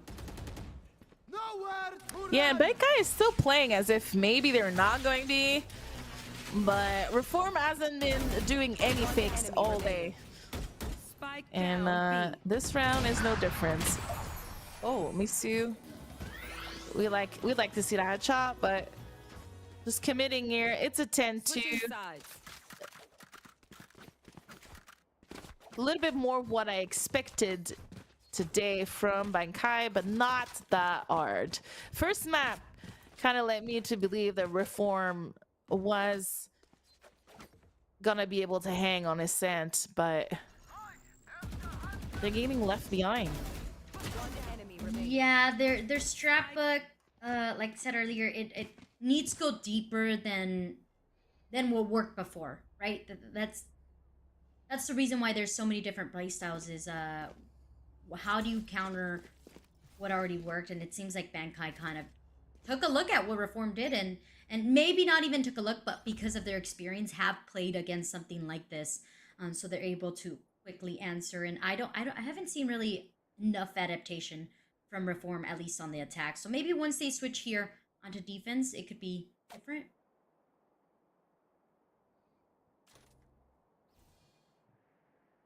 Everyone's being really patient here. Bankai. Oh, this is one of the deep walls. This is easily breakable without being exposed. I complained about it earlier today. I'm not a pro, guys. Don't listen to my complaints. But it feels like I prefer it a little bit deeper. But it does allow for a good rotate, because you know they can't be like, you know, that deep. So I think we're gonna see a quick rotate back to A. That's crazy. Reform just stomped their way through tree, being like, we don't care, we're gonna get on the site.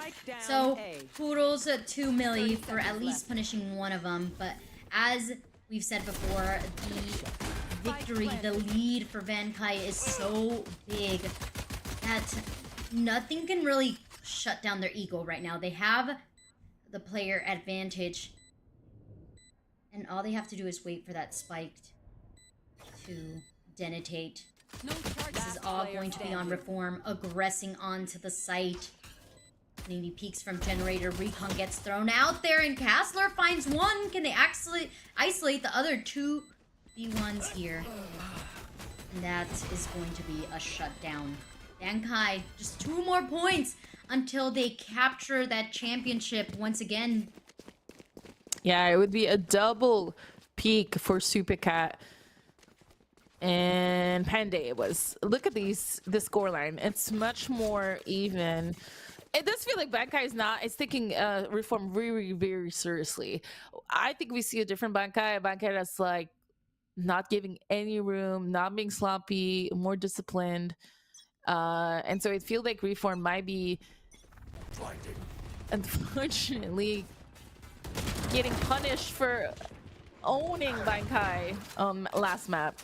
Spike down. B. It was personal. They're gonna was shut very them down. personal.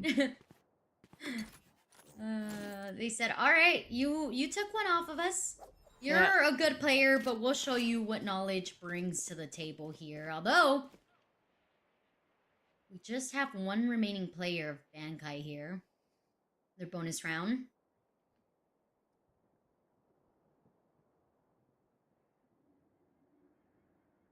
Spike needs to get captured, but based I off the have pings, you can retrieved the tell that spike. they at least have some knowledge about where these two defenders are. Yeah, I do think they just realized the spike is gone.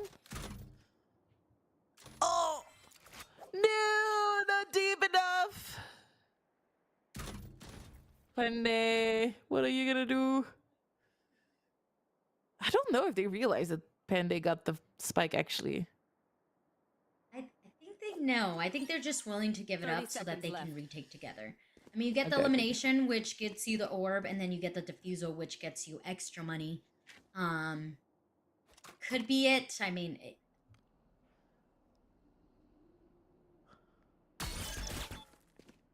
Cage triggered. There you go. 14 We're gonna see the seconds. run here.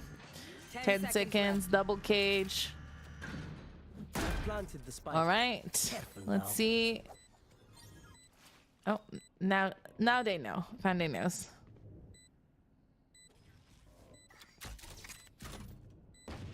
V1 clutch. It's a little too low.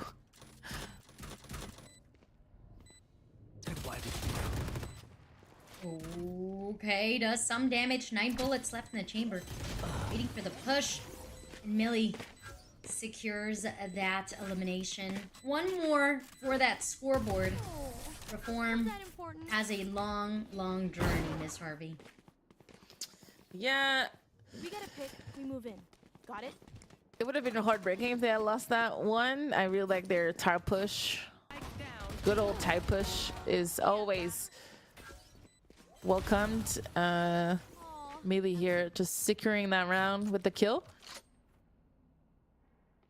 And we're gonna do, Melee is gonna do exactly what Supercat was doing to reform, but it doesn't really matter because we're going B. Or mid.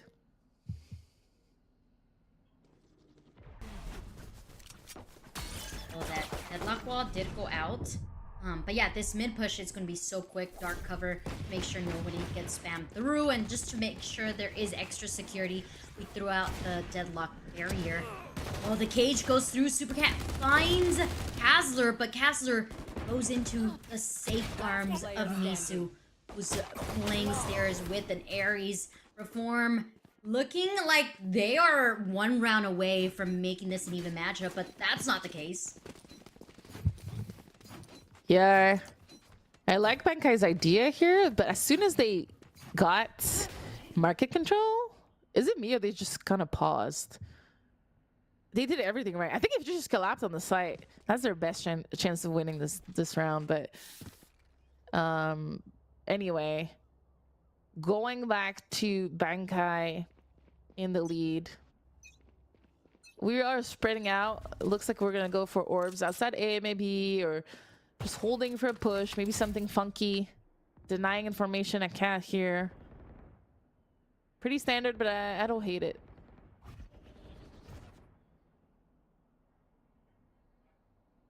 I don't think anyone got pinged off of that recon bolt B main.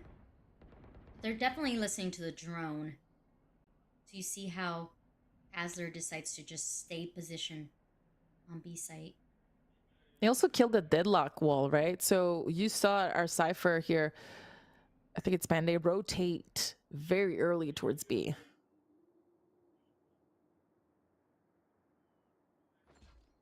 Reformed hasn't been faked. We're still gonna keep some numbers on A. Oh, Millie! A little bit too quick with that trigger, misses the shot and gets punished just as quickly. Kazler's already in Haven, but doesn't want to take the fight. Shouldn't take the fight because there's so many numbers on the site. Sabubu gets rid of the switch door, but is turning into the whole firing squad. Very good recon door. Pulls through, but Misu gets caught up in that deadlock ultimate. Firing squad of Bankai just holding on to heaven or hell. That's not a position that I personally like to play because I feel like it's so easy to lose. But in the hands of experienced, seasoned players, One enemy remaining. hands out, or does it? I don't know. Kazler with the sheriff gets the 4K. Beautiful retake. And this is where, you know, I've been saying that Bankai maybe sometimes when they're in the lead and or when they're ahead in the round have a little bit of difficulties to close them. This is not the first time we saw Bankai lose a 1 versus 4, 1 versus 3 or whatnot, bomb planted when they've done everything right. So Kazler here getting the double, no trade here. 4 kills with the pistol. You know, I understand this timeout. It's like, okay, look, when our back was against the wall and we had to come up clean, we won 10-2. Now, you know, this round we're ahead. This round is technically secured, and then we throw it up. So let's reset, let's breathe, let's play together, let's communicate, swing, trade, you know, don't forget your fundamentals. And that's what I would say if I was remote. Definitely need some breathing exercises. Did you know that most people breathe incorrectly?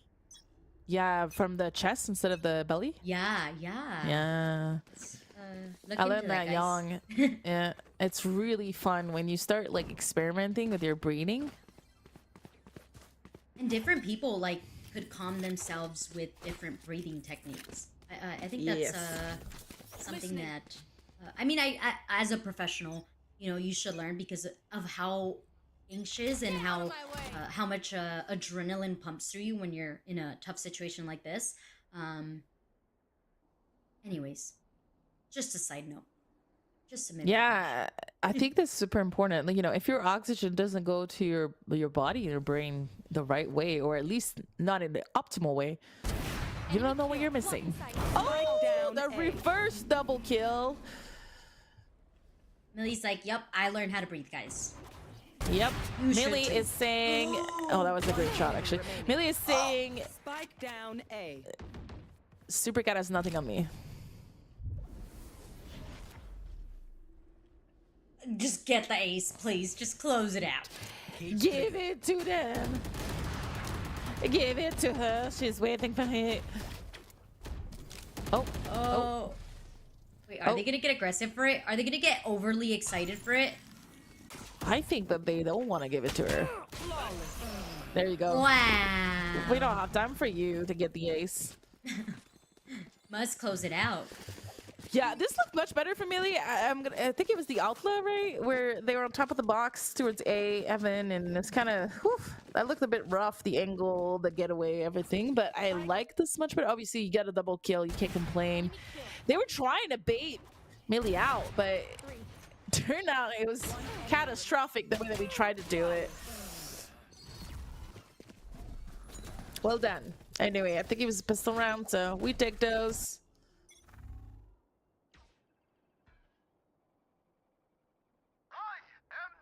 Closer. I mean, from 11, was it 11? I can't recall the numbers. Numbers are hard. But very, very close rounds. 10-2? Oh, Was no, it it was 10-2? 11. It was 11-2. Yeah. From an 11-2 to just a 5-round deficit is a little bit more composure here for Reformed once we have swapped over to the defense. I think it's also kudos to Millie for pulling out that operator and being able to control the map a little bit better for their squad. Scatter. Let's go to the back of the line. Misu saw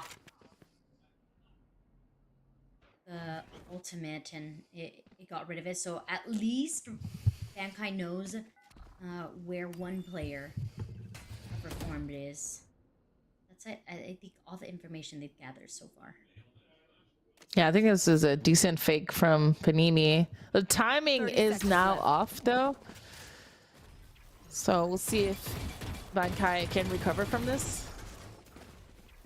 Well, the dash onto log. Super Cat is in. Yes. Lane Oh, also really is fun. full in control. Bankai has taken the site. And with the late lurk from Panini, it adds to the number advantage. player Misu, standing. very hard position to be in. Wide open. Millie, operator in hand, takes a shot. Needs to reposition now. And is taking damage from all types of angles. Amazing round from Panini. Or from the shadow, point. kind of disrupting, I would say, Misu's confidence. Are they going A? Are they not going B? Like, it wasn't clear after that. And then getting so much ground. I don't know if she got 1 or 2 kills towards A on the flank, but she did a lot of work with very little. A couple smokes and a from the shadow. This is do or die really here. Bankai match point. Economy flowing. Last round in their pockets. They just need to do it one more time to become the champions. 2-time champions for Panini and Super Cat. The rest of the squad, they get to join in on that honor as they enter site. Misu shuts 2 down, looking for a third. Instead, goes straight into the hands of Panini, who has gathered hell control. Looking for some more. Looking to do more damage. Millie brings out the Blade Storm. It's triggered. The rest of the squad also pours on to the site. On high. Blue Heaven, Neuro Theft added into the mix. Positions given away. Last player How standing. will they remain with the number advantage? Castler making it happen. Reform not ready to bend the knee. Yeah, really good play last again. You copy Really some well nothing. said. They are not ready. They still think they can do it. That was a really good clutch round. I'm taking a look at the economy here. We're gonna be able to buy again on both teams. This is probably the last round before we have one of them kind of try to save some money here. I mean, the replay is gonna be in the chaos, right? Kasler and getting 3 kills in these This is a nice last spot. This goes here. 4. Pretty big, pretty big. Cover going out.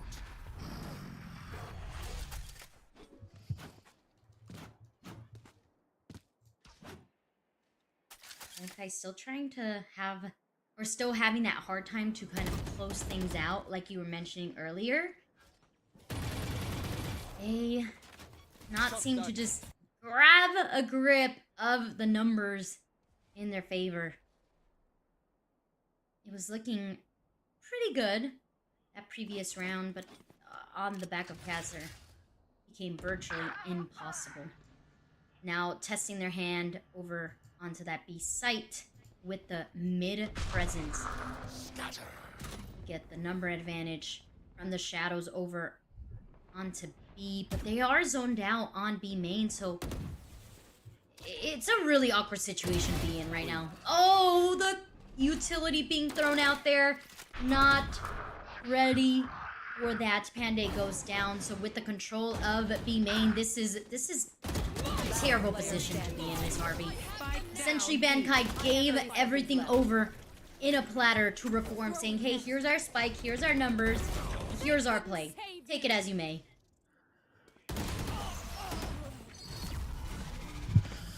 All right. Reform. Not dead, staying alive, but I was wrong. We do have a little bit of a buy from Bankai. Okay, we're not sure. We're thinking. We're changing our mind a couple times. I think that we should low buy. I don't think we should force here, obviously. Makes a lot of sense to just keep a little bit of bucks for next round. We have no answer here from from Bankai onto Reform's defense, a little bit similar as what the first half was, struggling with the deadlock, struggling with pretty much entering the site. We don't even get the spike planted.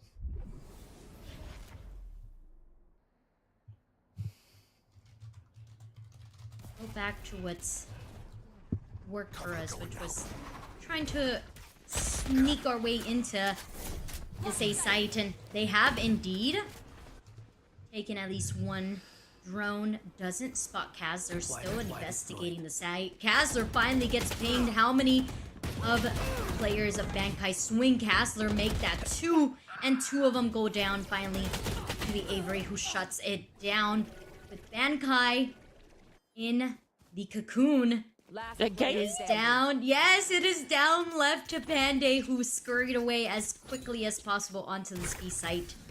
But still, you have the movement, the sound alarms here from Deadlock. Ideal position. You take the 1v1s. But how is this going to happen here for Panday? It's doable. Cage triggered. Trip rewards 1. 5 health in a dream. A dart. A spam through the wall. Nothing connects. Camera Oh, team. second dart misses. Goes for the lineup. And it goes into the hands of Millie. Just holding on to the last string of hope. That was anyone's That round. was insane from Pandy. I could feel it, like the way that they were using their abilities, like their traps and the cage and everything. I'm like, wait, this is happening, especially after getting that first kill. But that little 5 HP was just too little. I think if we don't get that 5 HP spam through the cage, I think Pandy wins this. But good retake. 3v1, very, very close. It's not going to be the end of Reformed. They are only 3 rounds left from the tie in the overtime once again. If you are a Reformed fan, you're like praying to every single thing that you believe in. You're like, yes, we got this. We Take have flight. got this in the bag. We can do this. Like chanting it, you're believing it, you're crossing all your fingers, you're crossing all your toes. And if you're a Bankai player, you're like, can we please close this out? Avery trying to help their teammate close it out, forcing ourselves onto this B site. Still no bodies have dropped for Reform. As I say that, it's gonna be a tit for tat, 2v2. Corpse. Once everything has settled. Spike is near site, but with the peek from CT and the player on site dropped. Reform, they are in full They're really momentum. distracted once I reveal them. Make sure you take advantage. This, when you said tit for tat, this is exactly what's happening. We were trading off perfectly from each other. Always in favor of Reform, keeping them in the game, in the round, in the game, and in this series. We are playing for first place. We are playing to secure the championship once again on Bankai. We're playing to secure... let me think. I'm trying to see if it's our first championship on Reform. I don't remember if we won a GC qualifier before, but... very solid comeback here, especially after losing 10-2, not giving up and putting some doubt and fear into Bankai, who's now thinking, okay, let's just go with pistols and play for next.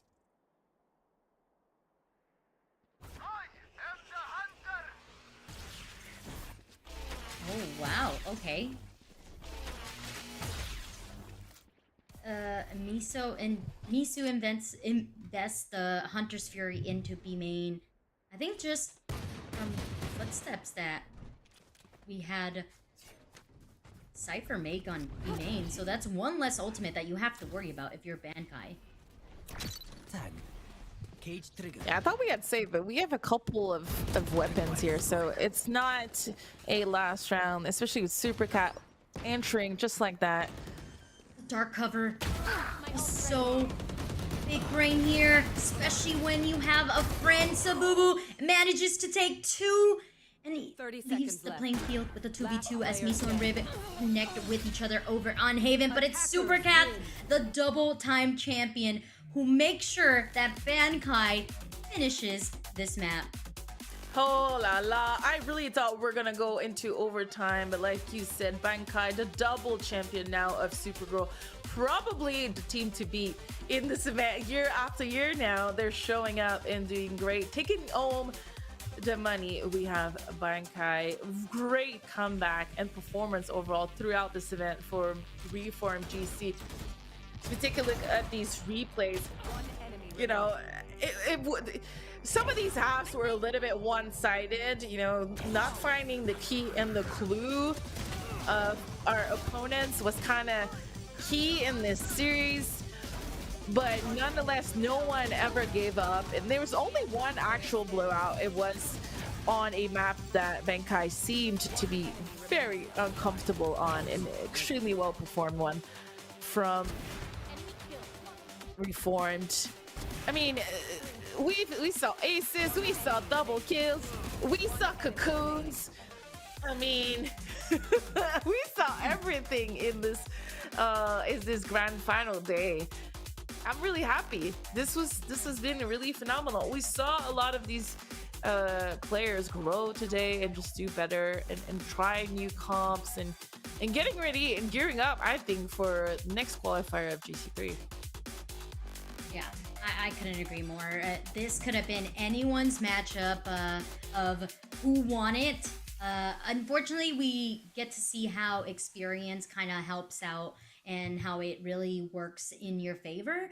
So to all the teams that didn't make it here, that's okay. Just keep at it, keep working hard, keep learning, and keep inventing things as well. Create new strats and try them out. I think that's my biggest thing for this tournament. We love to see it. And we do have one last thing for you before we head out. We have a surprise interview from one of the winner.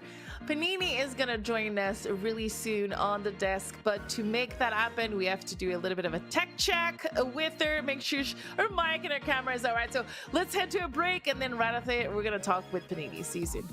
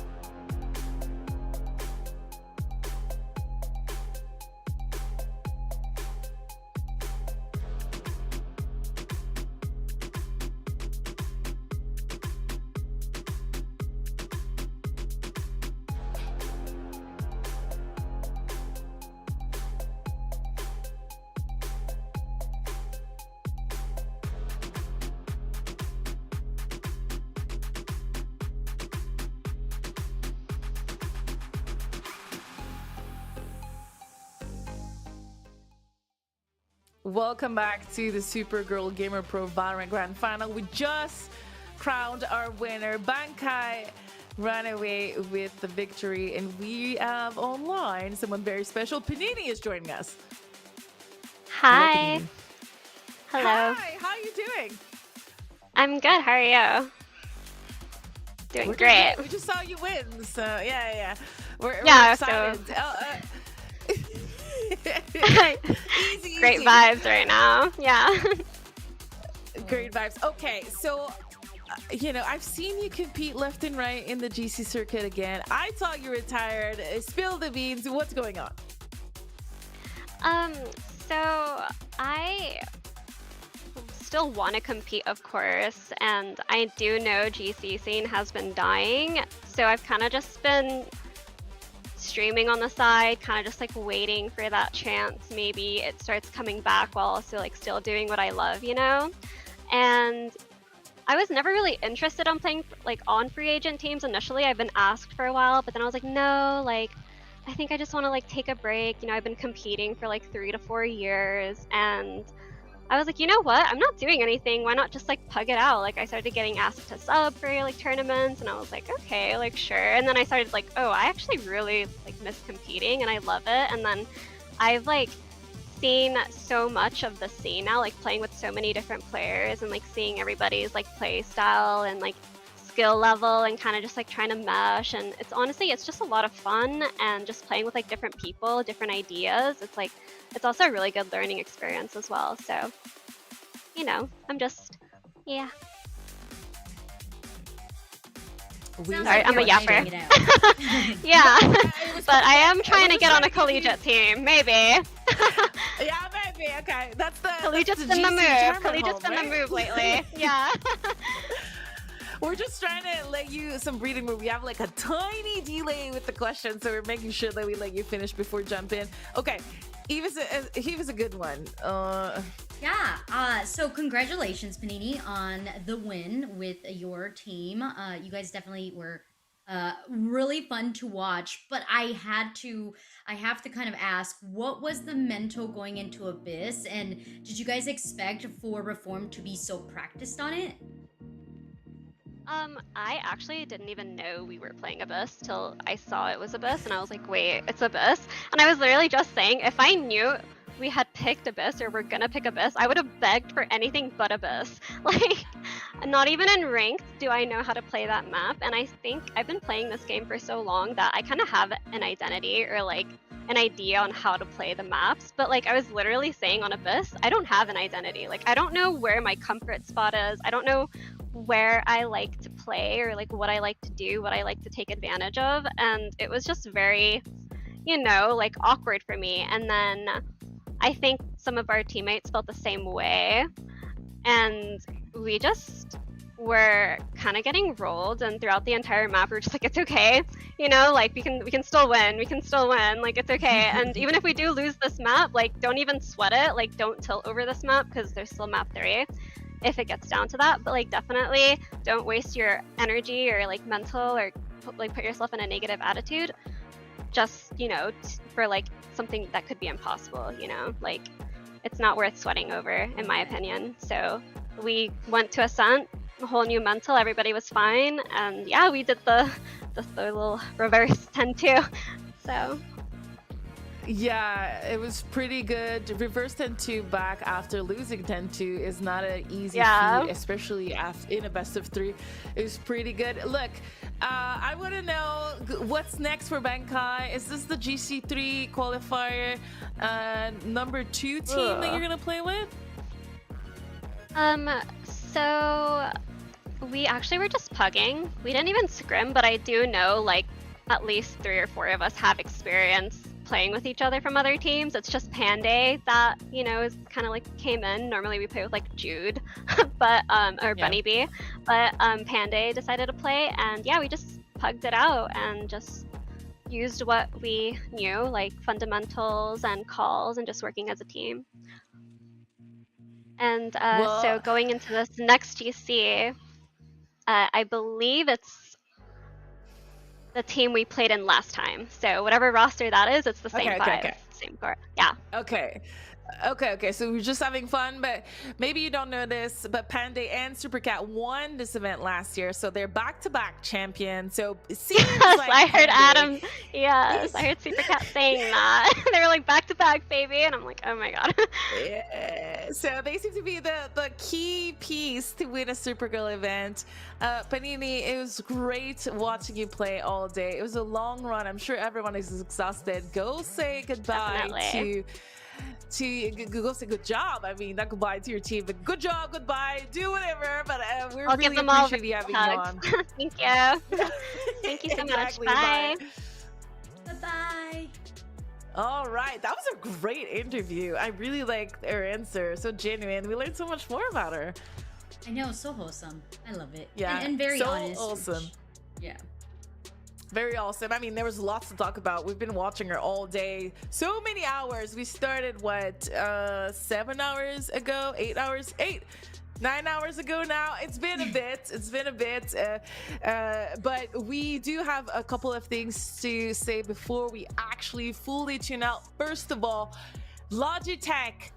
This is your last moment to be part of the Logitech Play Days. It's ending today. Go check it out. Make sure you catch that last percentage save from Logitech G devices or like apparel. They're not apparel. They're hardware, like whatever you need, because you're gonna be a better player from it. Let me tell you that. Also, Eve, I mean, there's gonna be 2 more events coming up really quickly for us. One is gonna be Counter-Strike at Oceanside. If you're going, I'm also gonna be there, and I can't tell you which team is gonna be there, but it's gonna be women's team playing on the beach Counter-Strike all weekend long. So excited for it. And then the next game that we're gonna see online is gonna be Tekken. September 14 and 15. I forgot to say the Oceanside dates. It's the 21st and 22nd. So if you're California, make sure to be there. And Tekken, do you play Tekken? Do you know anything about fighting games? I don't know. I'm terrible. I button smash. So for all you that actually know what to do, Tekken's there for y'all. Tekken is going to be the next online. Signups are coming up soon. There's 7 more games for the Supergirl Gamer Pro tournaments this season, and we're super excited to welcome you once again to another celebration of women and diversity in gaming.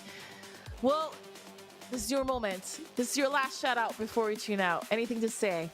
Thank you for hanging out with us. Thank you for our production, everyone at home, the whole teams. We hope you had a blast, and thank you for sticking with us through this long day.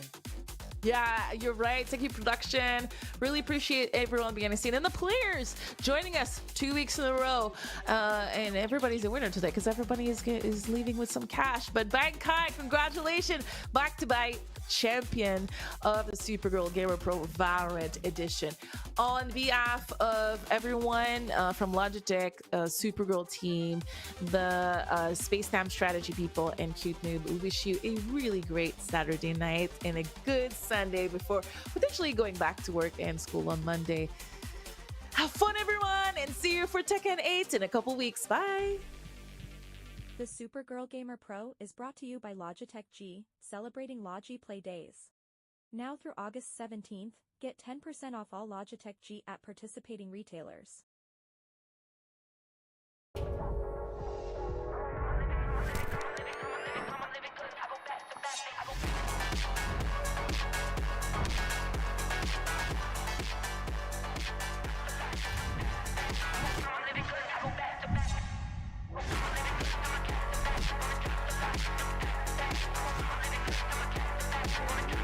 Ooh.